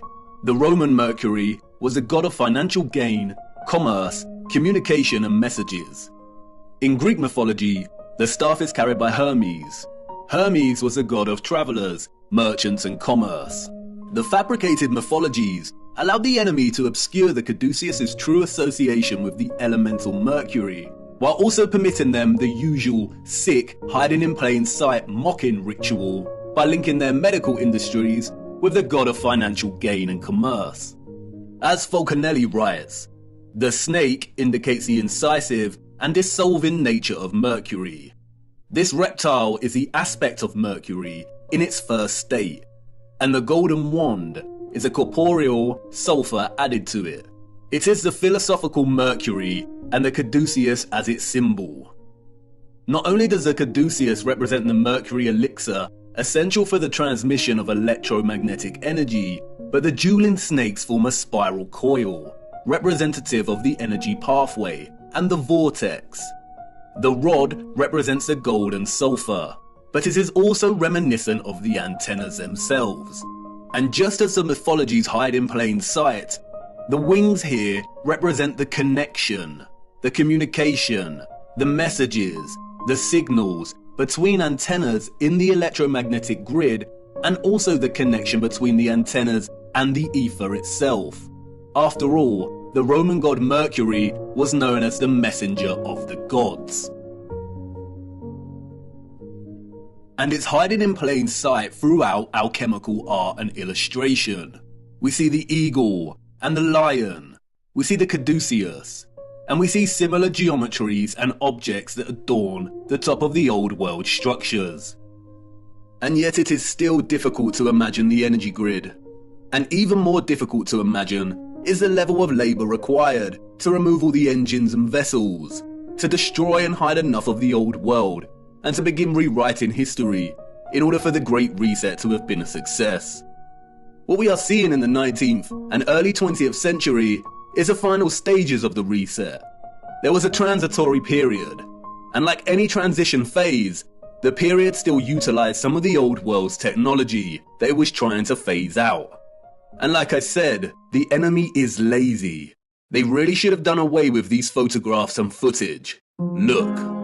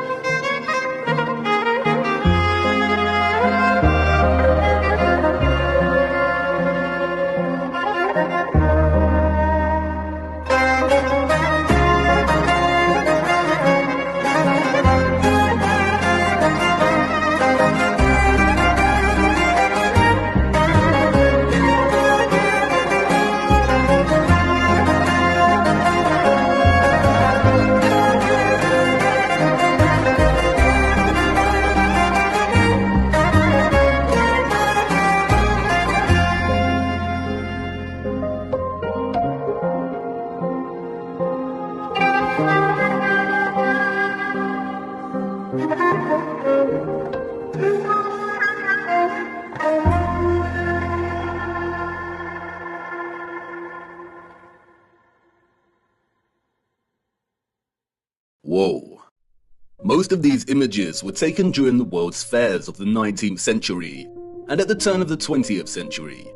Any electrician will testify to just how impossible illumination in this time period and on this scale would be. What an absolute nightmare to wire. But they didn't need complex wiring, did they? How did they have moving sidewalks during this period? We also see this technology on display in the burgeoning American amusement parks of the early 20th century. There is a reason they called them electric parks. In fact, the reference to electricity can be found everywhere amongst repurposed old world sites, even in the unlikeliest of places. Even in this transition phase of the reset, these environments look glorious. This is with most of the water grid already destroyed. Just imagine what they were able to achieve. So many of the major symbolic icons of our time can be traced back to the mercury that made this electromagnetic, technological old world possible in the first place. Interestingly, in his reading of Offerus, or St. Christopher, as a mercurial carrier, Falconelli takes his Masonic trickery of half-truths and deceptions to the limit. He begins discussing Offerus's belt as depicted by Julian Champagne, whose painting of Offerus hangs in Jean Lamant's mansion, what Falconelli calls one of the most attractive and rare philosophical residences. The painting depicts Offerus wearing a belt stitched with crisscross lines. It is important to note that none of the other famous artistic renditions of Offerus depict him wearing this belt. Falconelli exclaims that the artist did even better than the rest. Under the inspiration of the Hermetic scientist who has commissioned the painting, the artist depicted Offerus tightened by a wide belt at the level of his abdomen. It is this belt, Falconelli writes, that gives St. Christopher his true esoteric character. Listen very carefully to what he states next. According to some documents kept in the archives of the Lallement mansion, we know that Jean Lallement belonged to the alchemical brotherhood of the Knights of the Round Table. What we are going to say here cannot be taught. Offerus's belt is the sign that all philosophers recognize as the external mark that indicates the extreme, intrinsic purity of their mercurial substance. It is a sign that the old authors called the Seal of Hermes, the Star of the Magi, the Bear Cub, the constellation in which the pole star is found. Comparing Offerus's belt and the Bear constellation by the pole star, or what is known as Ursa Major, or the Big Dipper, at first provides no insight as to what Falconelli is referring to. Is this just a rambling of an insane, cryptic mason, or are we missing something? But if you begin to trace the pattern on the belt, then another hidden and familiar pattern begins to emerge within the pattern itself. When documented throughout the year, at each season, the Big Dipper constellation also forms this pattern, the symbol of the swastika. A now infamous symbol of evil. What many do not know is that according to the official narrative, the swastika was one of the most widely used symbols throughout history and different cultures. It is an important symbol in Asian countries, representing Hinduism, Jainism, and Buddhism. It was used by the so-called ancient Greeks and Romans, the Druids, the Celts, Native Americans, early Christians, and so on. We see it in mosaics, rock churches, bracelets, rose windows, crosses, pottery, clothing, and flags. We see it everywhere throughout time and culture.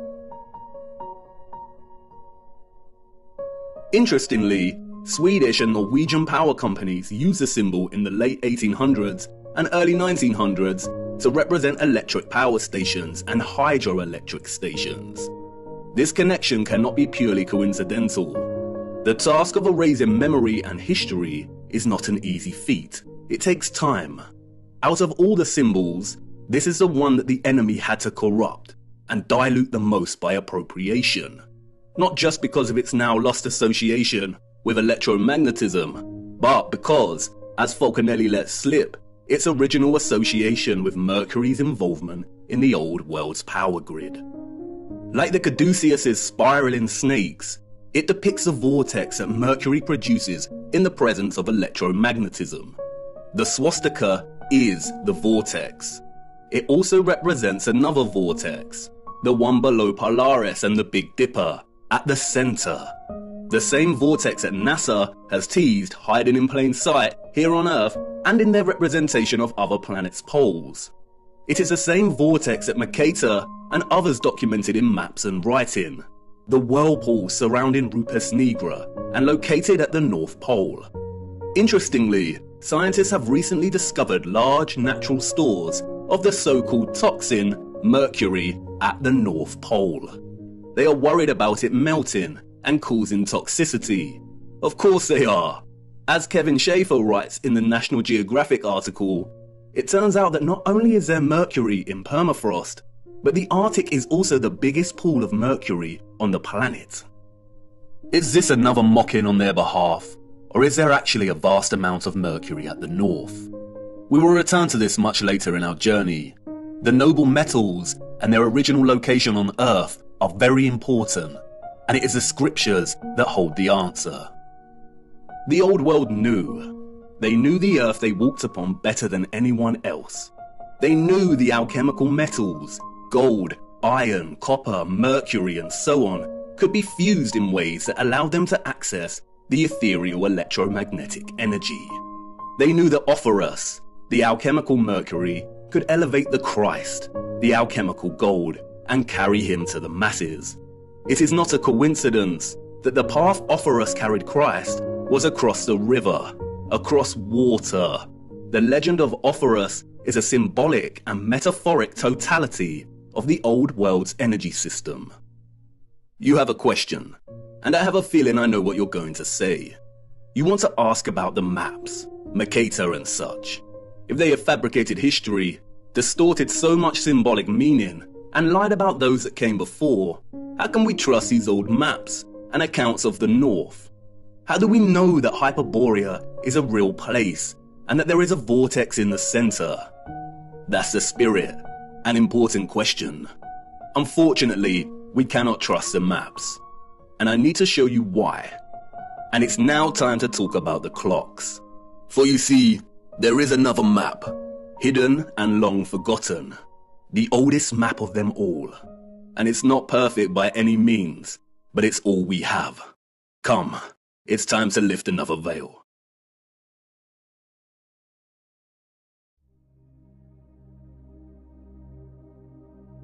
Midway upon the journey of our life, I found myself within a forest dark, for the straightforward path had been lost. And during my journey, as I made my way through the tangled labyrinthine paths of deception, looking for the center of truth, I met a brilliant woman who taught me many a flat fact. But out of all of her flat facts, it was one fact that struck a chord. She showed me the maps of old and asked me to find the key anomaly, the one error that all maps contained. I pointed to the varying representations of unknown land masses, to Hyperborea. She shook her head. No, find the glitch. We live on a flat plane. Our world is an electromagnetic terrarium, surrounded by an ethereal sea of water. And like all terrariums, after initial creation, they begin to form their own self-sustaining atmosphere. The sun and the moon journey above our flat realm in concentric spirals. There are 5 prominent circles of latitude, we are told. We have the Arctic Circle, closest to the center, the Tropic of Cancer at 23.5 degrees latitude in the northern hemisphere, the Equator at 0 degree latitude, the Tropic of Capricorn at 23.5 degrees latitude in the southern hemisphere, and the Antarctic Circle. The sun journeys from the equator at the March equinox up in concentric spirals to the Tropic of Cancer. When the sun is in this position, the northern hemisphere experiences summer and the southern hemisphere experiences winter, after which the sun turns and begins making its way back to the equator. The word tropic stems from the Latin word tropicus, which means pertaining to a turn. The sun journeys back, taking the same concentric spiral path, and reaches the equator again. It then keeps going and reaches the Tropic of Capricorn. When the sun is in this position, the southern hemisphere experiences summer and the northern hemisphere experiences winter. After a time, the sun turns and begins making its way back to the equator for the March equinox. The equinox occurs when the sun is journeying the circle of the equator, and those living along this line of latitude will see the sun directly overhead at a 90-degree angle at solar noon. The March equinox marks a season of spring in the northern hemisphere, and the September equinox marks a season of autumn. If you live in the southern hemisphere, this is reversed, and the September equinox marks spring and the March equinox autumn. It is important to note that the sun never reaches the Arctic Circle, nor does it reach the Antarctic Circle. It never reaches the poles. It journeys to the tropic circles and then turns back. The point at which the sun reaches its most northerly and southerly excursion relative to the equator is called the solstice. Solstice comes from the Latin word solstitium, which means point at which the sun seems to stand still. And indeed, many do note that the sun seems to stop on the solstices. And this is because, in a sense, it does. It reaches the most northerly and southerly excursion and turns back. But why the Tropic of Cancer and Capricorn? Who names these circles of latitude?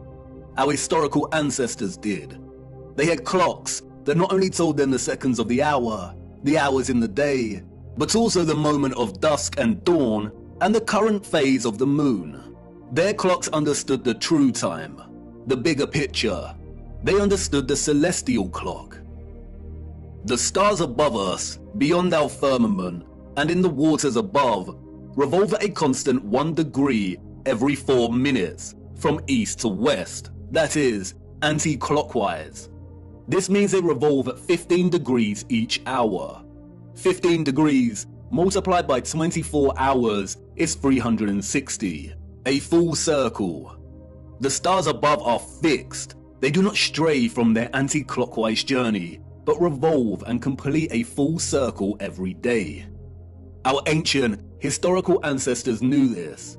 They assigned the stars above into fixed constellations. They divided the 360-degree circle of the sky above into 12 divisional arcs of 30 degrees, in which each constellation of the zodiac resides in. They designated each constellation in each 30-degree arc with an anthropomorphic symbol, most of which are animals. Zodiac is an interesting word. Zodiac, the arcs of the zoo. Yes, the parallels with Noah's Ark are strikingly obvious. Each constellation of the zodiac moves from its fixed position in the waters above at 1 degree every 72 years. The stars in the circle above us are fixed in their positions, but every 72 years, the entire circle shifts 1 degree. This is what is called the precession of the equinox. Remember, each arc is 30 degrees. If we multiply 72 with 30, we get 2,160 years. It takes 2,160 years for the circle above to shift 1 whole arc. Astronomers call this an age, and this is what is meant by entering or the dawn of a new age. As Wikipedia tells us, the Tropic of Cancer and Capricorn were named such because many years ago, in the days before Christ, the days before BC, the sun was in the constellation of Cancer at the June solstice, and the sun was in the constellation of Capricorn at the December solstice. What does it mean for the sun to be in a given constellation during the solstice? It means a position of the sun in the sky at solar noon. Of course, during solar noon, we would not actually be able to see the stars in the firmament beyond. Therefore, to discern the sun's position relative to the constellations requires either 1, a thorough understanding of the stars and their positions above. Our ancient ancestors, we are told, created star charts and used devices such as astrolabes. Or 2, computer technology that is able to map and overlap the sun's position against the backdrop of the stars and constellations at solar noon. The sun's presence in the constellation of a given zodiac sign means exactly as it sounds. At solar noon, on the day of the solstice, the sun should be in front of a given constellation. Look closer at the zodiac wheel featured on the dial of these clocks. Here we see that both the constellations of Cancer and Capricorn are polar opposites to one another. These are the names of the two lines of latitude on the maps and that we use to discern the sun's most northerly and southerly excursion above our flat plane. All historical cartographic world maps display both these circles of latitude as Cancer and Capricorn. We see it here on Mercator's maps, on the Ortelius, on the Rouge, on the Urbano Monte. Cartographic maps combine so-called science with aesthetics to communicate spatial information effectively. They strive to be accurate. And we still use this designation of Cancer and Capricorn for these circles of latitude on our cartographic maps today. Google Earth also uses these designations. But why? As Wikipedia states, when this line of latitude was named in the last centuries BC, the sun was in the constellation Cancer at the June solstice, the time each year that the sun reaches its zenith at this latitude. Similarly, when the Tropic of Capricorn was named, the sun was in the constellation of Capricorn at the December solstice. And the wheel of the zodiac makes this very easy to understand. For instance, if the sun is in any given constellation at solar noon on the June solstice, then its counterpart on the December solstice will always be in the constellation opposite to the June sign. And this is represented with a straight vertical line. If, for instance, the sun was in the constellation of Aries at the June solstice, then it will appear in the constellation of Libra in the December solstice. If the sun was in the constellation of Pisces at the June solstice, then it would be in the constellation of Virgo during the December solstice. These signs are, in a sense, bound in their opposition to one another. And this is where it becomes interesting. The vertical line here represents the tropic circles and their respective constellations during the solstices, but they are governed by another circle of latitude, the equator. On the wheel, this is represented by the horizontal line, and you'll see that the lines form a cross. The equator and the tropic circles are bound in unison by this cross. Remember, the zodiac is the clock face of the circle of stars above us. When one turns anti-clockwise, the rest follow. And just like the signs of the solstices, the left hand of the horizontal line here represents the constellation the sun is in during the March equinox, and the right hand side representative of the sign during the September equinox. And it is the left hand side of the cross, the March equinox, or what is referred to as the vernal equinox, and its zodiac sign, which acts as a reference point for the entire celestial coordinate system. It's called the first point of Aries. The naming of this reference point after the sign Aries is arbitrary, or so they say. We also use it as a reference point for naming the age we are in. And if we start in the age of Aries, we can illustrate the precession of the equinox and the designation of constellations to their corresponding circles of latitude quite clearly. For instance, if the sun is in the constellation of Aries during the March equinox, then we have the Tropic of Cancer and Capricorn. We also see that the sun will be in the constellation of Libra during the September equinox. Now the stars above us are revolving anti-clockwise from their usual fixed positions at 1 degree every 72 years, and a whole zodiac arc every 2,160 years. So let's jump 2,160 years to the age of Pisces. The sun is, of course, in Pisces during the March equinox. We have the Tropic of Gemini and Sagittarius, and the sun in Virgo during the September equinox.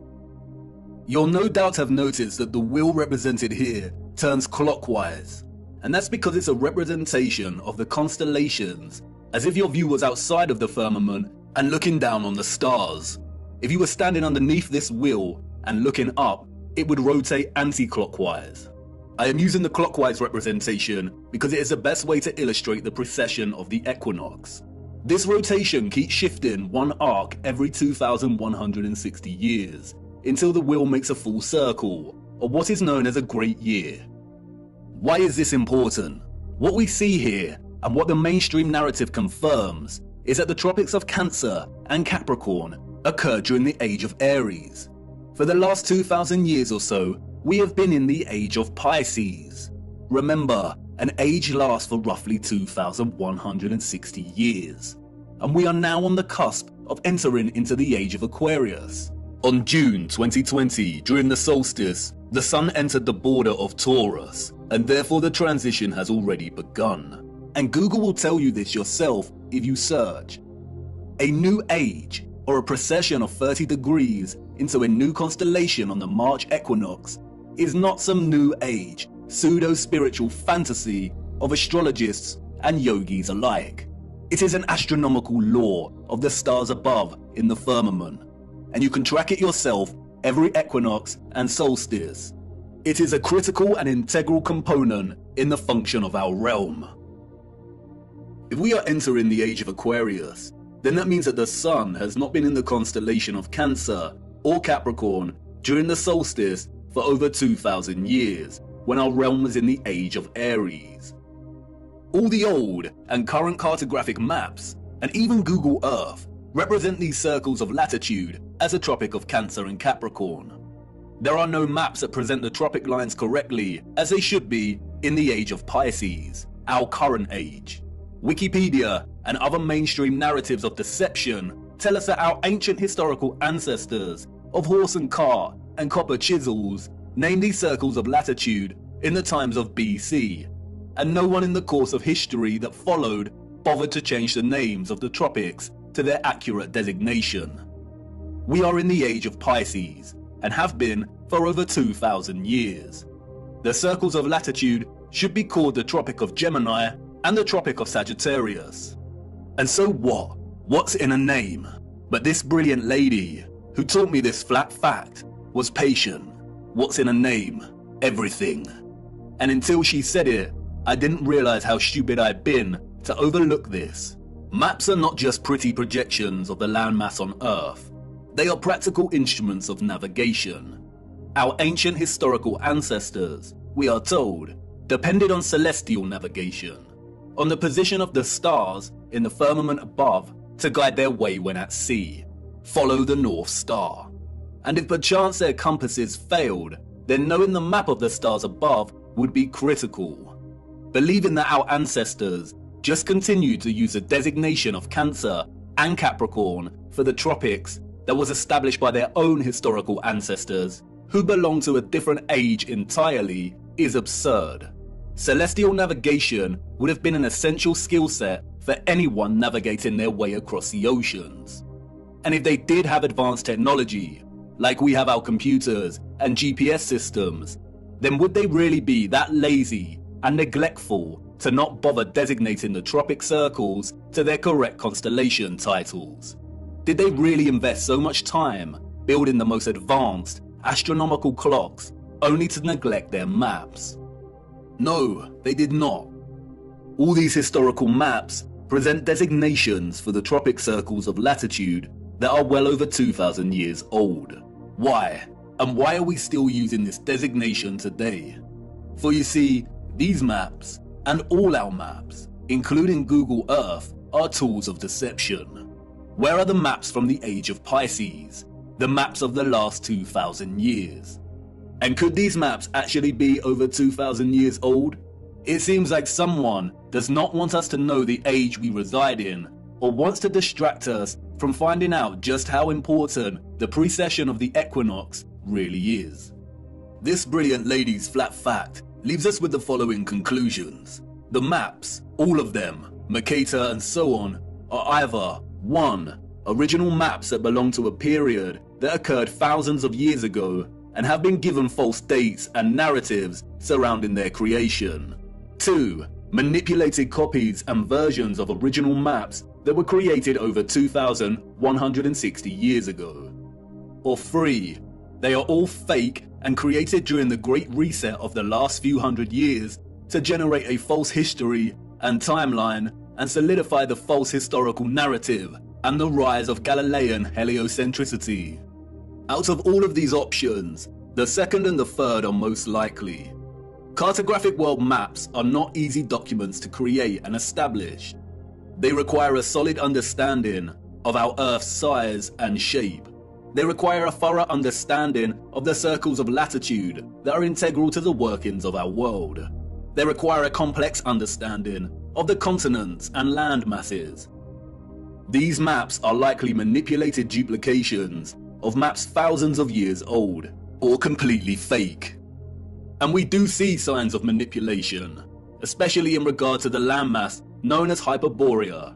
We see Hyperborea in various maps of variant styles, and we are told that these are from the 16th century. But towards the 17th century, we see Hyperborea start to be erased from the maps. We see unknown land masses that are present in some of these old maps vanish entirely. And then it dawned on me, the message of this flat fact. We have no trustworthy maps, not a single one. We have no reliable source to show us the bigger picture of the realm we inhabit. I continued my journey, and as I ventured deeper into the forest, the path to the center that led me thus far was gone, and I could not turn back, and there lay no path in front of me. I became truly lost. How to know where you are going if you don't know where you are in the first place, if you don't have a map? All historical waymarks that I had invested some degree of trust in before were now completely unreliable and questionable. How much had been edited by the controllers? How much truth was left? What if all the maps were fake? Why are they hiding the maps of the last 2,000 years? We do not have one single accurate or honest world map. And like in all moments of being lost, right before despair takes hold, an unforeseen circumstance arose that set me back on course. I stumbled through thick overgrowth and out into a moonlit clearing with a small lake. At this clearing, I met a mysterious figure named Sturgios. I told him I was lost, and he told me to come and look into the lake. He told me to watch the water. What did I see? He asked. Myself, I replied, my reflection rippling and glistening in the moonlight. Mirror, mirror, look beyond yourself, he said. What do you see? And there it was, just as it had always been. Mirror, mirror, way up high. Mirror, mirror, in the sky. Mirror, mirror, oh how they lie.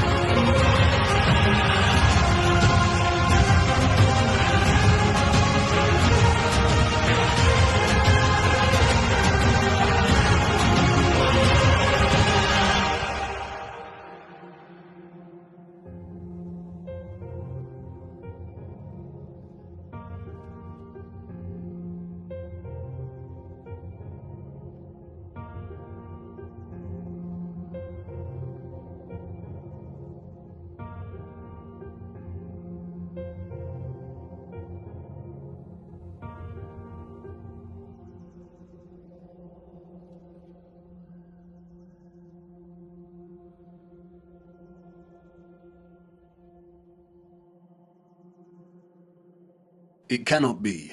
All this time, hiding in plain sight. A distorted, unreliable yet steadfast reflection, a quasi-photographic image of both our known world and what is this? This is the unknown world. Thank you, Sturgios, for all your work. Sturgios has mapped out each continent to the minutest detail. His work is meticulous. He has mapped time zones, seasons, flight paths, and distances. The first true flat Earth map, and it is of utmost importance primarily due to the unknown landmass over here that Sturgios has named Terra Vista, after the Eberno Monte landmass of the same name. Why have we never heard of this land before? If the area here is our known world, then the realm is absolutely enormous. But wait a minute, Sturgios' presentation of our known world here maps the 5 prominent circles of latitude. We see the Arctic Circle, the tropics, the equator, and the Antarctic Circle. And Sturgios has mapped the sun's concentric journey around these circles of latitude, mapping seasons and time zones with the utmost precision and accuracy. So what's going on? The sun and moon cannot journey the entirety of the landmasses presented here because it would take too long. Does this landmass not have its own sun? Or perhaps the moon is not a map of the greater realm after all. But not so fast. We need to spend some time breaking down Sturgios' discovery here. How the image on the face of the moon was and is formed, when it was formed, and why are all questions that no one can answer. Nobody knows apart from the deceivers in higher places. But there are a lot of things hidden in plain sight that bring us a little closer to having a better understanding of this mysterious phenomenon. First of all is the nature of this image. It is a composite image. You are witnessing multiple images simultaneously when looking at the face of the moon. And these images are akin to a type of X-ray photography. There is also evidently a lot of distortion and optical illusion present in these images. No one can offer an explanation as to how this composite image has formed, nor has anyone ever provided a satisfactory answer as to what exactly the moon is. And rightly so, for if they could, we would not be in this mess in the first place. While most alternative views of the moon's true nature are rooted in nonsensical theories, such as those dreamt up by many deceivers and boys who never grew up, and who like the idea that aliens created the moon and there exist underground bases deep within its craters. There is one man, however, who spoke of the moon in the years leading up to the space race in the 60s, and who offered a very sensible insight. In 1965, Professor R. Foster challenged the corrupt scientific complex by stating that landing on the moon was an impossibility. It is an impossibility, according to Foster, because the moon is plasma and not solid. Here is what he said in an interview. What is your theory? Well, it is by now rather more than a theory. 10 or 11 years ago, I stated to various scientists that the moon is not a piece of rock, but it is a plasma phenomenon, cosmic plasma, and that this fact will eventually be confirmed. I made certain predictions which were already confirmed in 1958, and the situation now is coming close to a complete confirmation. Scientific views expressed all over the world now that the moon seems to be of a quite different nature from what was assumed. But the Americans and Russians are thinking of landing men on it. Well, that will never happen. Not on the moon. On Mars, on Venus, on other planets, yes, but the moon is definitely, as I assert, a plasma. Like most that speak out, Foster was most likely controlled opposition. Notice that he says it is possible to land on other planets, but not the moon. It is likely that it was his task to introduce a half-truth, that the moon is a plasma phenomenon, only for his claims to be, quote, debunked and proved wrong, unquote, a few years later, after they staged the moon landings. Since Foster's claim, however, our own access to technology in recent years has allowed us to investigate the moon in more detail. And through this we see over and over again varying instances of the moon behaving in a way that debunks a lie that it is a ball of rock. We see with our own eyes a semi-transparent moon, either at night or while there is still daylight. We see the sky through the moon. Sometimes it is even possible to see stars directly through the moon. Many have repeatedly demonstrated that moonlight is colder than the shade at night, and therefore it cannot be reflected sunlight as it possesses no residual warmth. We also know that spherical objects do not reflect light. By the laws of reflection, the light concentrates into a highlight point and does not reflect. You can also see frequent crescent moons when both the moon and the sun are within close proximity of each other, meaning that it is impossible for the sun to be cast in the Earth's shadow onto the moon. So if the moon is a plasma phenomenon, then how could this be formed in the first place? It is in the appropriation and demonization of the symbol of the swastika that we find some very interesting insights. The existence of a vast amount of historical literature and symbolism suggestive of a vortex opening in the center of our world is too prevalent to be coincidental. We have looked at much of this before, but strangely enough, in the years preceding and during the complete demonization and eradication of the swastika's association with the vortex, we find some additional information regarding this central vortex that is astonishing. In addition to the appropriation of the swastika as their emblem, the Nazis were also obsessed with a very similar symbol, that of the Black Sun. Prior to the rise of the Nazi regime, there existed an occult secret society within Germany called the Thule Society, sometimes alternatively pronounced Thule, that had sub-factions within it. One of these sub-societies, we are told, was the Black Sun Society.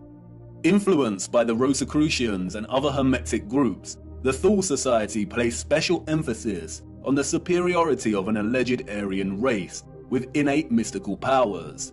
The Thule Society derived its name from a mythical northern country in Greek legend. Thule was supposedly a land located furthest north. Others have called it Hyperborea. The Thule Society believed, we are told, that an elder race, the Aryans, colonized our Earth, and they were located within the center of our hollow Earth. Admiral Byrd, the military Antarctic explorer, also made reference to a hollow Earth with an entrance at the North Pole. The Thule Society also believed that the Black Sun was a big ball of primer materia that existed in the center of the Earth and emanated radiation in the form of real energy. This energy has many names. Some have called it Chi, astral light, odic forces, or orgone. In 1933, the main architect of the event known as the Holocaust, Heinrich Himmler, acquired Wewelsburg Castle, a wonderful piece of old-world infrastructure and technology. He supposedly remodeled the castle, and in doing so imprinted the symbol of the Black Sun into the marble floor of what came to be known as the General's Hall. Much of what has surfaced regarding the German secret societies before and during the Nazi regime is deliberate misinformation, carefully controlled with the sole intention of distraction and demonization. The misinformation regarding these societies has served to further fuel the UFO and alien agenda, which many, such as Jordan Safer, David Wilcock and Corey Good, have since latched onto and promoted. They are part of a controlled opposition agenda. They are liars. The sole intention of disclosing information regarding German secret societies was to yoke together a ridiculous concept of a superior alien Aryan race existing within our world's northern core, or opening at the center, with maniacal dictatorship that resulted in gruesome genocide, or in other words, to make them seem crazier than they already were. The controllers of our realm had to appropriate the swastika and eradicate its symbolic association with the Earth's central electromagnetic and physical vortex. And while I do not think there exists a black sun underneath us, if the notion of this seems absurd and far-fetched, just remember that the majority of the world's population have already accepted that there is some kind of dark sphere beneath them, acting as a source of our world's electromagnetic energy. Heliocentrism has convinced so many that inside their little blue ball hoax, there exists a spherical core of solid iron at a temperature of over 5,000 degrees. Their own black sun. Interestingly, they never represent this iron core with the metal's usual black or dark grey colour associations in their illustrations, despite telling us it is a crystalline sphere of solid iron. Surrounding the iron's solid core is an outer layer of molten iron, and it is because of this hot liquid iron, we are told, that the Earth has a magnetic toroidal field. And millions have accepted this, and these silly diagrams that resemble Satsumas, despite the hard fact that the furthest depth a human has ever drilled into the Earth is a mere 8 miles. The heliocentric model has to acknowledge an inner core energy source because it is in fact a reality, and our world cannot exist without it. It is likely that the notion of a black sun beneath us is more distraction, although it is not as absurd as the heliocentric Satsuma model. We will return to this later. What is important now, however, is that not only have we another instance of the concept of a black core at the center of our realm, and another reference to a central vortex and opening, but we also have reference to energy, or what the Thule Society called vril, radiating out of this opening.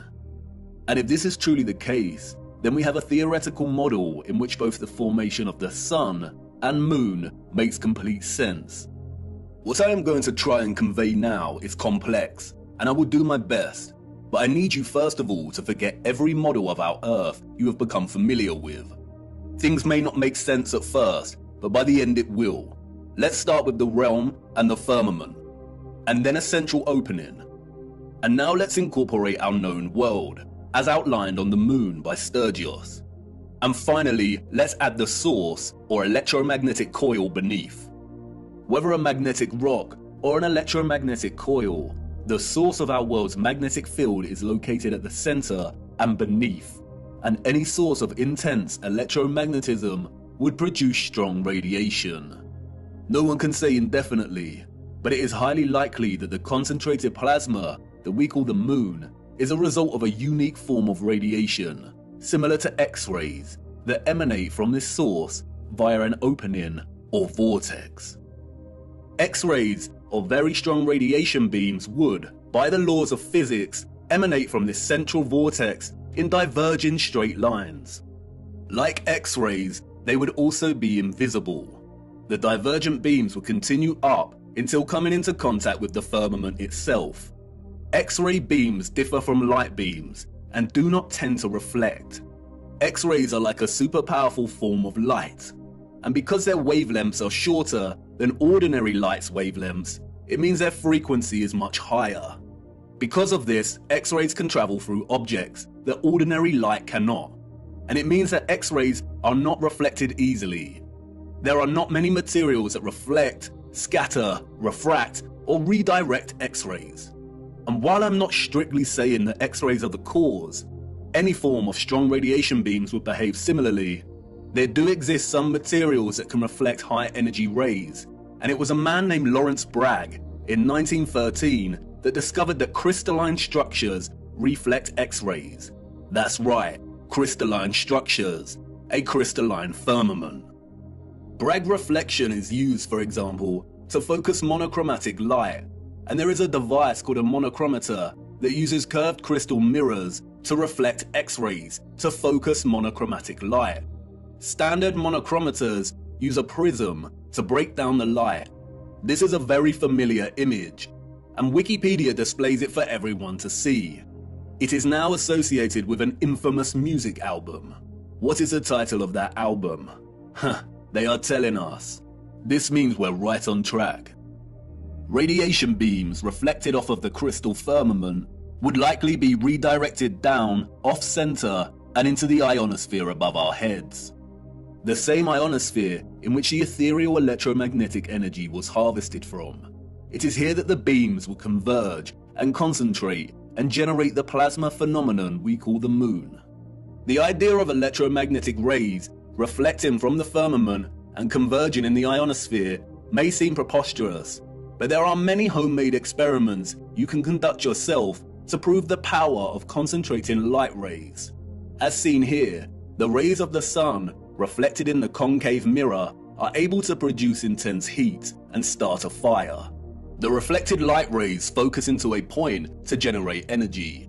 And remember, radiation beams akin to X-rays are much more powerful than light rays. If the moon is a point of focused, condensed plasma, then it has to occur within one of the layers in the ionosphere above us. All the various inert noble gases in our ionosphere appear at differing layers and altitudes. We looked at how these are charged by the sun's electromagnetism to form the plasma sky. At a certain altitude in the ionosphere, there are two layers of neon and helium gas. It is likely that the sun forms in a similar fashion within these layers. After all, helium is linguistically very similar to Helios. It is likely, however, that the moon is formed at the level of altitude in which the gas krypton is present. Krypton is known for its phosphorescent white light. It is also used to create non-thermal or cold plasma, as demonstrated by contemporary scientists developing this field today. The primary reason that the moon's light is cold and not hot like the sun's is not known, but it is likely due to a polarity produced by their interaction with our electromagnetic field in the ionosphere, the moon being the dielectric negative polarity to the sun's positive charge. The craters seen on the moon are likely from the generation of this plasma. Perhaps it is some kind of plasma emulsion that displays a kind of outgassing or bubbling, much like we see with urethane paint defects. Recently, bizarre theories have emerged that we live within one of these craters on the moon. This is not correct. The moon is some kind of phosphorescent, concentrated plasma and not a solid object. You can see the formation of this plasma and its craters right here. It is not solid, it is a light. And this is great because we have a very realistic and working model as to how the moon is formed. What we don't have, however, is an explanation as to how the composite image on its face is formed. As I said before, the image we are seeing on the moon is akin to a composite X-ray photograph of our greater realm. And it is not an active reflection, but rather a historical moment captured in time. And of course, no one knows how it is formed other than those in high places. The moon is a paradoxical phenomenon, at once a volatile luminary of plasma that waxes and wanes in its luminosity, and also a steadfast image captured at some point in time that does not seem to change. We only ever see this image on the moon, and it never changes. This strange and mysterious image that has puzzled and inspired millions could be a result of a natural, organic phenomenon, or perhaps even artificial. Again, only the controllers know. The word photo originates from the Greek photos. It means light. Hence we have words such as photosynthesis, which means the synthesis of light, in which plants harvest light energy and convert it into chemical energy. A photon is the quantum of the electromagnetic field, including electromagnetic radiation, such as light. A huge misconception is the notion that photographic imaging is not a natural, organic phenomenon. This is not correct. The word photograph means light drawing. The concept of natural light-sensitive material is well understood. Our bodies begin to darken when exposed to too much sunlight. Depending on the exposure to the UV, our bodies can develop tan lines. The light literally draws on us. Certain textures and textiles can fade or come to the surface when exposed to light, and there exist natural camera obscuras. A natural camera obscura occurs when a darkened space with a hole permits light rays to enter from outside the space, resulting in a projected image of the space outside inside the darkened area. We can even see projected images of a solar eclipse here on the ground underneath a leaf canopy due to the holes in the leaves. Natural camera obscura was, of course, the inspiration for the early development of photographic technology. Interestingly, the noble gas krypton, the same gas present in our ionosphere, has been used for years, we are told, as an integral component in camera flashes for high-speed photography. It is also an essential component in hyperpolarized MRI scanners. There is also a possibility that the face of the moon is not a natural phenomenon, but was a result of an experiment. Photographic and X-ray films are created through a fusion of a gelatin emulsion with microscopic silver crystals. Because of this, exposure to light is able to capture an invisible latent image. During light exposure, the silver halide crystals grow to visible sizes, and this is what is called printing out the image.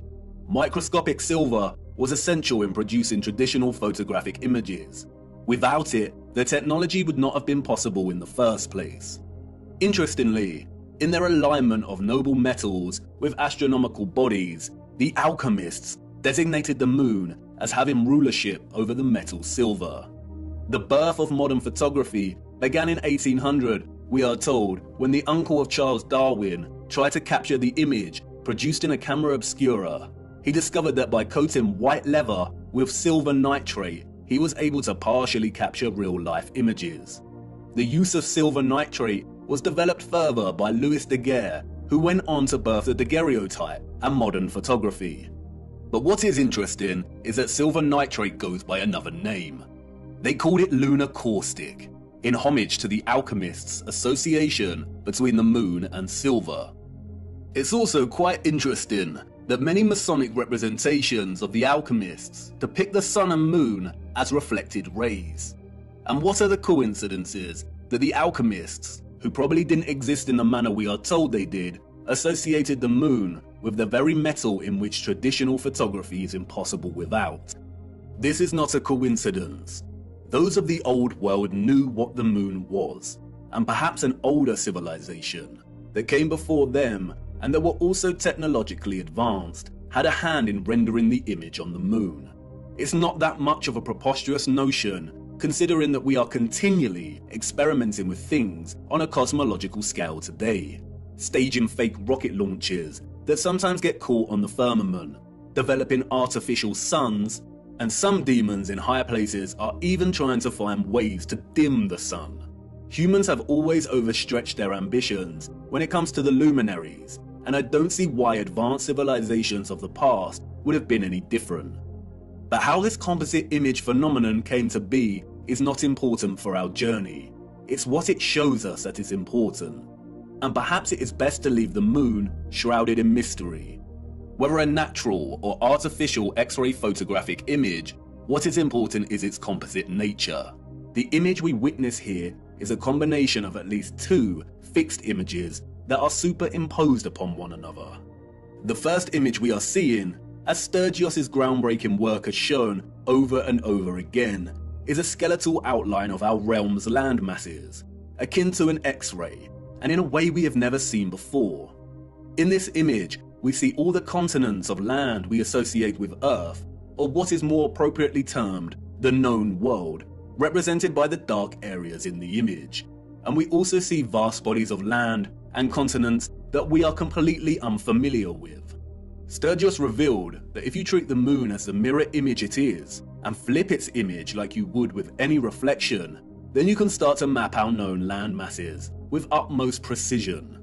And this is exactly what Sturgios has done, mapping the known world captured in the moon down to its Great Lakes and deserts. The striking similarities between our known world landmass and that captured on the moon are far too exact for it to be any kind of coincidence. It has been right in front of our faces every single day, literally.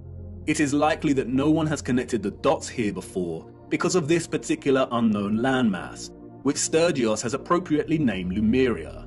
And this landmass is very important because we know that it does not exist anymore. Theories of Lemuria's existence as a lost continent have been around since the 19th century, with most plotting its location somewhere around the Indian Ocean. Those in the 19th century also spoke of another lost continent called Mu. They are one and the same thing. Old maps of Mu plot the land exactly where it is on the moon. And in 2007, Masaki Kimura discovered huge structures, including pyramids, castles, and roads, on the ocean floor, some way from Japan, a location very similar to where Lemuria is plotted here on the moon. The continent sunk years and years ago, and this is very useful because it means that this image is not an active reflection, but a moment captured in time before the continent sunk. The second image we are simultaneously witnessing in our moon is that of the firmament itself.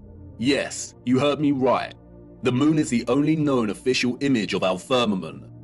The face of the moon is a composite image, and we have to separate the images to fully understand what we are seeing. We have the landmass of the greater realm, and this is one image from one angle. And then we have another image from a different angle. I can only illustrate this by showing you. This specific area of the moon is primarily what gives the phenomenon its spherical 3D appearance. The heliocentric liars love this area of the moon, and they have used it as a weapon of deceit against us. It is not a crater with rays, like they tell us. Look closer. Really look. This is not the markings of a spherical object.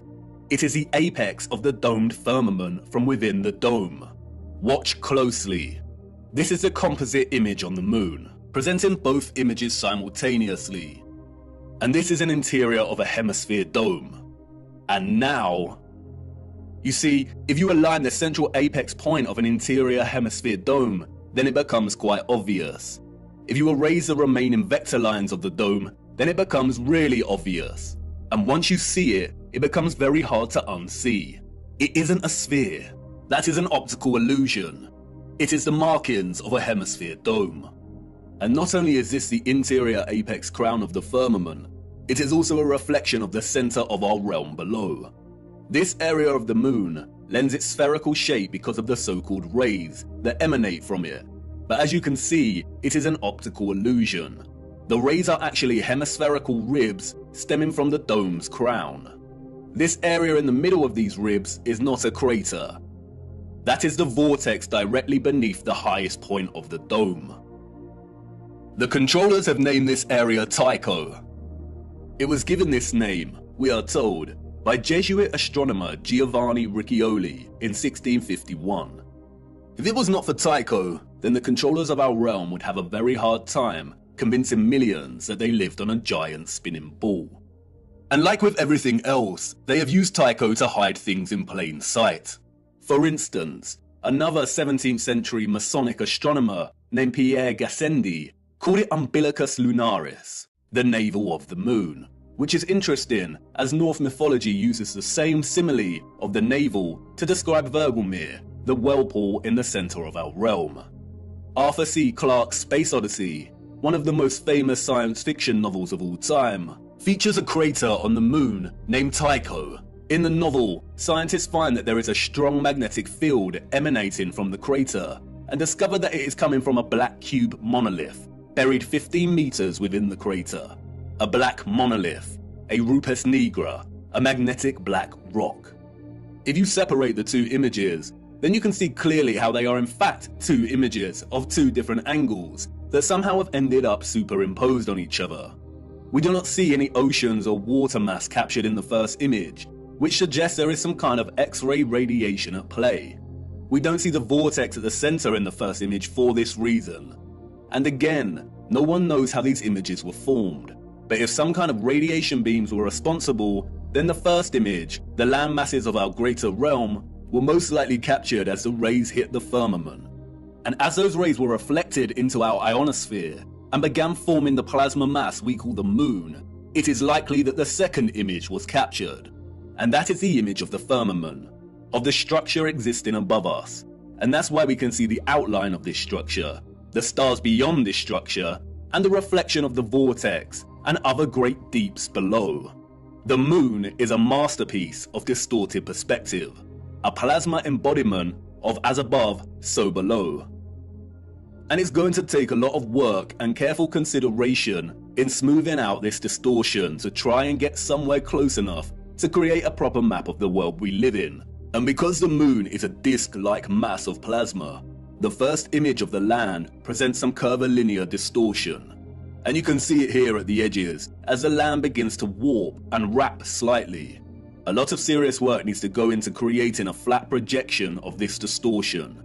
But it shouldn't be too difficult, because the distortion is only slight around these edges. And that's why Sturgios can map the circles of latitude, seasons, and time zones very accurately. A map without the distortion may look something like this. But important questions remain. If the central vortex is absent from the land image on the moon, then why has Sturgios plotted the land we assume is Hyperborea over here, which is not in the center? And what about all this other land? The sun and moon cannot journey above all of this land, as it would take more than 24 hours to circle all of this, and we know the paths of the sun and moon. And the big one, the one you've been desperate to ask about since uncovering the only map we have. Where is the ice wall that you flat earthers constantly bang on about? Let's start with Hyperborea. And here's where many flat earthers may experience cognitive dissonance. Although Sturgios has plotted Hyperborea here, there is no proof that this is the true Hyperborea. There are a lot of different land masses in this region, and we cannot be sure. It pains me to say that Hyperborea may not exist in the way we have come to believe. Mercator's Hyperborea is likely the work of the Masons to throw us off the real path. And this is what our purpose is all about, isn't it? Digging for the truth is difficult business, and as we dig deeper, we come to realize that artifacts we found before may not be as useful or important as we first thought. We all get it wrong, but stay with me, no need to despair just yet. It is very interesting that the Aberno Monte map was added to the Stanford University map collection and made available to the public in 2017, the same year that Flat Earth was gaining huge traction and people were starting to wake up. It's also interesting that it has been arranged as a planisphere. The huge individual sheets of this map were originally arranged as an atlas projection, but David Ramsey purchased the map in 2016, and the team got to work scanning each sheet individually and processing them digitally to wrap around a sphere. Perhaps the release of Monte's marvelous map was an attempt to keep flat earthers thinking Hyperborea was located at the North Pole, and to perhaps bring back any that were sitting on the fence and hadn't truly woken up yet. A very subtle act of manipulation. But why would they want the flat earth community to keep fixed on Hyperborea? I have some thoughts regarding Hyperborea, but first we must turn to the clocks. Those of the old world knew. They knew exactly the type of earth they lived upon, and it's displayed for everyone to see right here in the astronomical clocks. The zodiac dial here, or what is officially known as the ecliptic dial, on the Prague astronomical clock, allegedly constructed in the 15th century, does not divide its 30-degree constellation arcs equally. It is also off-center from the map behind and appears distorted, and so many clocks of the old world present very similar ecliptic dials. But let's look a little closer at this magnificent Prague clock. As you can see, the zodiac dial contains a border that presents a series of vertical lines. These lines represent a chunk of 5 days, and each zodiac section represents a month. Those of the old world use this dial to track the seasons, the phases of the moon, and to present the date. But in a realm of perfect circles, why are 6 of the 30-degree arcs here represented within a smaller space than the other 6? They all contain 5 subsections, so why are they different? As you can see here, the Prague astronomical clock presents the land of Earth in the middle. Why does the ecliptic dial need to be bigger and off-center with the representation of Earth? The official liars of our realm, the satanic controllers, have an answer, of course. They tell us it is because the ecliptic dial is a stereographic projection. Stereographic projection is a mapping function that projects a sphere onto a plane. All maps are stereographic projections. We have no accurate maps. Wikipedia tells us that the ecliptic plane is projected onto the face of the clock, and because of the Earth's tilted angle of rotation relative to its orbital plane, it is displaced from the center and appears to be distorted. The projection point for the stereographic projection is the North Pole. In their fabricated heliocentric model, the Earth has an axial tilt of 23.4 degrees. The controllers needed to invent the axial tilt to justify the entire spherical lie, to justify the seasons, the vastly differing climates, and to justify the absolute fixed position of Polaris over the true geographic north. The reason Polaris does not appear to move, they say, is because Polaris lies nearly in direct line with the Earth's rotational axis above the North Pole, the North Celestial Pole. Polaris stands almost motionless in the sky, and all the stars of the northern sky appear to rotate around it. Remember, everything in their model is moving at incomprehensible speeds. But we can see with our own eyes that Polaris remains fixed. If they did not invent the axial tilt, or what is known as the obliquity of the ecliptic, then they would have no way to justify this in their fairyland model of orbiting planets. Polaris does not move, it remains fixed. If you are in Iceland or America, you can film a star trail of Polaris, and it remains fixed. But it is not fixed directly overhead in these locations. The only place we are told to observe Polaris directly overhead at a 90-degree angle is the true geographic North Pole. You know, that place where no one ventures. And that's why they invented the tilt. They tell us that Earth's true geographic North Pole is tilting directly at Polaris, and as the Earth spins on its little axis, Polaris appears to remain fixed. They tell us that the star's steadfast nature is an optical illusion, but their lies fall apart swiftly when you consider that the entire constellation system of the stars above remain constant. We always see the same stars and constellations. If Earth was spinning on its axis while orbiting the Sun, and the Sun was zooming through our galaxy, which is also moving in a bigger universe, would the precession of the equinox really be that predictable? Would the constellations of the tropic circles of latitude really appear with such consistency in union year after year at the solstice, or would it appear a bit more random? They are liars, and we all know that water does not lie. Resting water does not curve or convex. For you see, the satanic controllers are masterminds of reverse engineering. The celestial zodiac ecliptic dial is not a stereographic projection. The entire heliocentric model is reverse engineered science, and they had to start at Polaris and trace their steps back to ensure they justified its fixed, immovable position and made sure it was compatible with their globe. The Prague astronomical clock has been altered drastically over the last 200 years. It suffered fires, been restored and altered. And you can see that here in the way the projection of the Earth behind the clock has changed over time from a flat map to a bulging, unsightly sphere.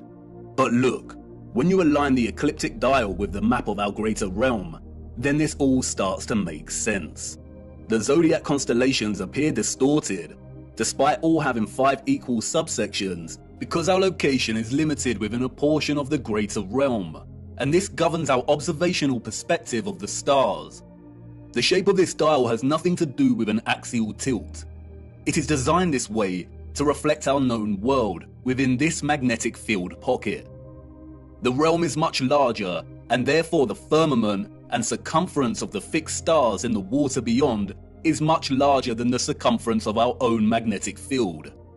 Polaris is here, above the center, and this is so important. They tell us that our magnetic North Pole is separate from what they call true geographic north. Our magnetic North Pole is moving. How can that be? Is that just another one of their lies? No, it is not. It is a half-truth. They tell us over the course of a century, the magnetic North Pole has moved from its location, just above Canada, to near Greenland, and is now en route to Siberia. It is moving fast. Why? The symbol of the swastika and the black sun offer some clues as to why. For years now, flat earthers have come to see the magnetic North Pole and geographic North Pole as synonymous, but they are not. As you know, the swastika symbolizes the vortex, but the black sun takes its symbolic message further. The central core circle here represents the iron core, the black sun, or what the fictional Mercator called the Rupes Nigra. But look closer. There is another ring outside of the central core. Remember, the black sun is the energetic core inside of the vortex. And remember also that in the heliocentric model, they acknowledge that the Earth's core is a solid iron sphere, but there also exists an outer core of molten iron liquid. They also tell us that this liquid outer core is responsible for producing our moving magnetic field and poles. This is why the pole is moving, because the magnetic field is not emanating from the solid core, but from a volatile outer core. This is what the second circle here represents. And like everything heliocentric related, all you need to do is apply common sense and flatten the curve, and things start to make sense. There is not a spherical outer core, but some kind of electromagnetic coil, perhaps even made of molten iron, surrounding the central solid core. At the core we have a vortex opening, but the actual volatile energetic source is beneath. The central core is akin to a central clock dial. It's solid and remains fixed, and everything else moves around it. But it is also the keystone responsible for this entire movement. Everything surrounding our world moves. The stars above move, the sun and the moon, and the electromagnetic outer core under us, and all the while the land itself and central solid core remain stationary. And not only does this outer core move and take our magnetic North Pole with it, but it is highly likely that it moves in accordance with the precession of the equinox, in time with the stars above as they move from their fixed positions, which means that it probably moves 30 degrees of the realm circumference every 2,160 years. The North Magnetic Pole is slowly moving, and it is as natural as the sun and moon's concentric journey above us. And this is why the symbol of the black sun is a 12-spoked wheel. Each spoke represents a fixed constellation of the zodiac. Each section is an individual age. And the result is a situation like this. Every 2,160 years, our North Magnetic Pole circles the inner solid core and vortex by 30 degrees.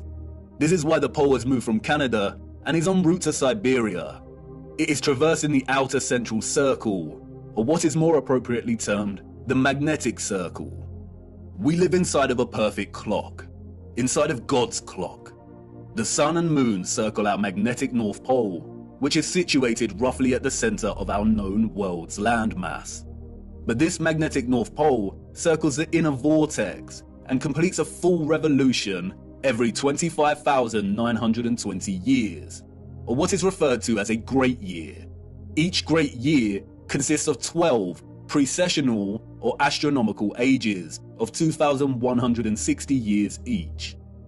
We are on the cusp of entering the age of Aquarius, and this is why our magnetic North Pole is en route to Siberia. As the North Magnetic Pole circumvents the central magnetic circle, the toroidal magnetic field moves with it. The sun and moon are bound in their revolution by our magnetic North Pole, and because of this, they move within our magnetic toroidal field only. This is why the magnetic North Pole will always be the center of our known world. As I said before, the first image of the landmass presented in the moon's face is likely akin to an X-ray image and has not captured any water mass. And because of this, it has only recorded the areas of our realm with high density, such as the land. In the same way, an X-ray image will capture the parts of our bodies with the highest density, like the bone, but not the blood in our veins. In a sense, it is appropriate to view the landmass captured here as skeletal. And because of this, it has not captured the water or ocean surrounding our land, nor does it display a differentiation between the frozen landmass and that which is not frozen. If the sun's concentric journey above us is bound by the North Magnetic Pole here and its magnetic toroidal field, and this entire magnetic field is moving with the pole, then it is likely we have a situation of a changing climate as this process unfolds. All areas outside of our magnetic field will inevitably be frozen and dark due to the lack of sunlight. And this is consistent with what some of the scriptures have told us. I saw the great rivers, and I came to the great river, and to the great darkness, and went to the place where no flesh walks. I saw the mountains of the darkness of winter. This is your ice wall, and it's not a constant, fixed wall. It is continually melting and refreezing with the revolution of the pole over the course of a great year and each astronomical age. Do you now understand why they are terrified of the ice melting, of our Earth supposedly heating up, and why this demonic joke of a man wants to dim the sun? They are using natural climate change due to the rotation of the magnetic pole to justify a whole host of useless measures and money laundering. They are terrified because they are on the verge of losing all control of the narrative. We must save the precious Antarctica from melting, the last unspoiled place on Earth. But as you can see, there is no landmass for us to call Antarctica. It is a complete lie. When they refer to Antarctica, there is only the Antarctic Circle, and a lot of the footage at the so-called Antarctica could have been taken at any location around this circle. As you can also see, the land masses of South America, New Zealand and Australia all fall within close proximity to the outer edge of the greater world map, and would therefore be within close proximity to the foundations of the firmament itself. This is most likely the reason there is heavy military presence in these regions.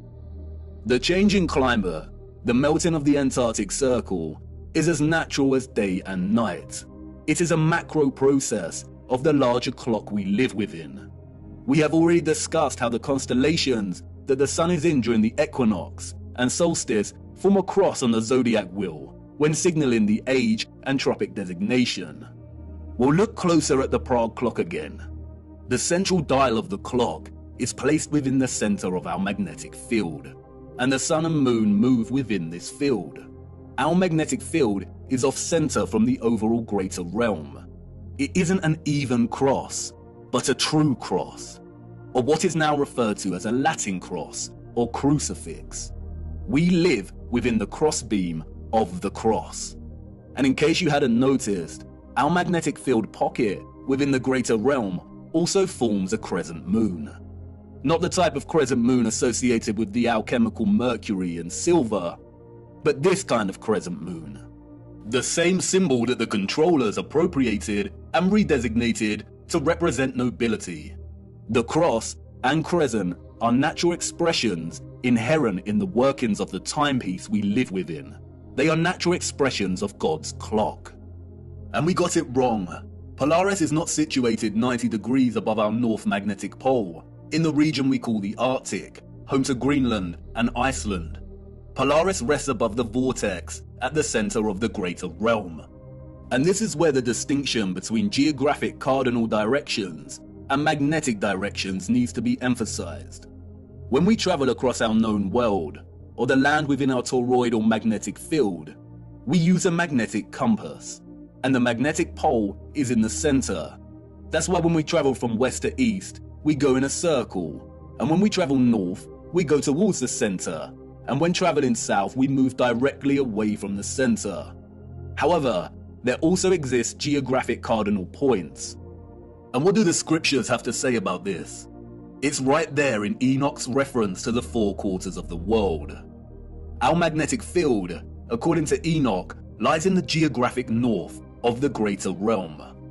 And the first quarter is called the east, because it is the first, and the second, the south, because the Most High will descend there, and the west quarter is named the diminished, and the fourth quarter, named the north, is divided into three parts. First of them is for the dwelling of men. The second contains seas of water, the abysses and forests and rivers, and darkness and clouds. And the third part, the garden of righteousness. The vortex is in the center of the realm, or what is more appropriately termed true north. The X-ray image of the land on the moon map does not display this vortex, but, as discussed, it is present in the second image of the firmament. At the crown of the firmament, we see it reflected, the navel of the world. It could be that the garden of righteousness that Enoch refers to, and what is also known as Hyperborea, is located right where Sturgios has plotted it. But this land is not the true north or central vortex. That can only exist in the center. And as stated before, there is some curvilinear distortion present in the composite image on the moon's face. I have used my little colourful map here strictly for illustrative purposes. I am not a map maker, but I did attempt to smooth some of this distortion out. Let's hope Sturgios tackles the distortion. And in both my quick attempt and the actual moon map, we do see a body of land right in the center, right here. Perhaps this is the garden of righteousness, surrounding the central vortex. And perhaps Enoch's reference to it being located in our northern quarter is because it can only be accessed from within this quarter. Who knows? It is likely that the controllers deliberately put Hyperborea at the Arctic in the fraudulent maps to throw anyone of a curious and adventurous nature off track. If someone set out to find true north using these maps, they would fail. And because of the distinction between magnetic and geographic direction, finding true north would be a monumental feat, even without their deceptions. If anyone wanted to truly journey to the center of our greater realm, they would have a very hard time, and they would need to forsake the compass altogether. If the geographic south of our magnetic field is down here, with the lands usually associated with south, then the central vortex of the greater realm falls within our geographic north. But we would not be able to reach it with the compass pointing north. It is not located at our north magnetic pole. If you use a compass to travel north, you will end up traveling here. If the South Pole is the entire Antarctic Circle, then to travel to the true north, you would need to go south. But even then, this would most likely fail. If the center is made of iron, then at some point it would supersede the southern magnetic pole of our magnetic field. If by chance you were lucky to head in the direction of true north, then the compass would most likely fail altogether due to the iron core. As the mysterious text, the Inventio Fortunata, states, here the ship's compass loses its property, and no vessel with iron on board is able to get away. The only way to get to true north is by celestial navigation via Polaris, a skill set that has been generally eradicated from common knowledge. And I bet these oceans are heavily guarded. We will be returning to magnetic fields later in our journey. And we really need to reappropriate the definition of the word planet. Planet, a smaller subsection or fraction of a much larger plane. Time is ticking, viewer. You are wondering why I brought you into this dark forest. Why is all of this important? Because once upon a reset, the established timeline is a lie. We cannot begin to map our revised timeline unless we start plotting it in accordance with the greater realm we inhabit. We need to apply the astronomical clock, the ages, to get closer to some kind of clarity. We are not out of the forest yet. And can you feel it yet? The entire matrix is starting to crumble. Everything we've ever learned, everything we've ever relied upon to shape our understanding of the realm we temporarily inhabit is now unreliable. And all we are left with is our own eyes. And all we see over and over again is water always seeking its flat level. We see structural remains that those in the history books could not have built. And we see a great evil multiplying.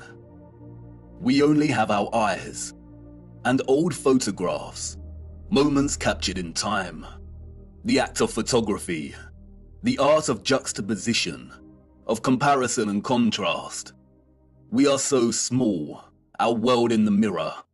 Where are the maps of the age of Pisces? Where has our history gone? And what has become of us now? Are we that different to those we see in the 19th century? Look at us, desperately searching for lost time. Our boots caked in mud, our entire days spent digging through the deception. Digging and moving the mud. Frantically digging, tired and aching, but not giving up. And what do we find? The same things that our ancestors of the 19th century found. Glimmers of glory, of beauty, of pain, and wonder that remain stubbornly silent, offering no explanation for its existence or how it came to be. Old photographs and such glory. I haven't shown you just how impossible these structures are yet. The only thing these people have ever built is the lie, brick by brick, and I need to show you how they did it. Our world in the mirror, once upon a reset. There have been many great resets during our realm's history, all very different in nature. We need to look at all of them. How to reset time, to wind back the clock. The death and dawn of a new age. This was not the first reset, nor is it the last. It is happening again right now. Empty cities, such quietness. There is a war going on back home, viewer, and most haven't even realized. A peculiar and irregular type of war. Silent warfare, information warfare, biological warfare. A war as old as time itself. A war between the forces of light and those of darkness. And we're caught in the middle, on the cusp of the dawning of a new age. A war for Aquarius. the water bearer. Watch the water. And for us who fell in love with the truth, and who have resisted the darkness, we've had the armor of God on now for so long. How many of your friends and family have deserted you? How many of them left you stuck in the mud? And you've remained steadfast. But it's time we took a stand and became very loud. It's time to draw the sword of truth. The blind are going to need us because nothing can stop what is coming. The legend of Offerus, bearing Christ, bearing the truth so it can reach the masses. I will try my best to continue our journey, but as things become even darker, the lights will inevitably go out, and our journey may end here. But you have more than you know, more than you need. You've seen enough deception. Do not believe a single thing they say. We have to try and keep moving. The clock is ticking, and we don't have much time. We need to go to Siberia. There is something frozen in the ice that needs examining. Come on, it's time to address the big question. Who were the citizens of the future? And it's not what you think. The timeline is wrong, and the maps are fake. This is not the answer. No. For you see, they had a king over them, and not just any king.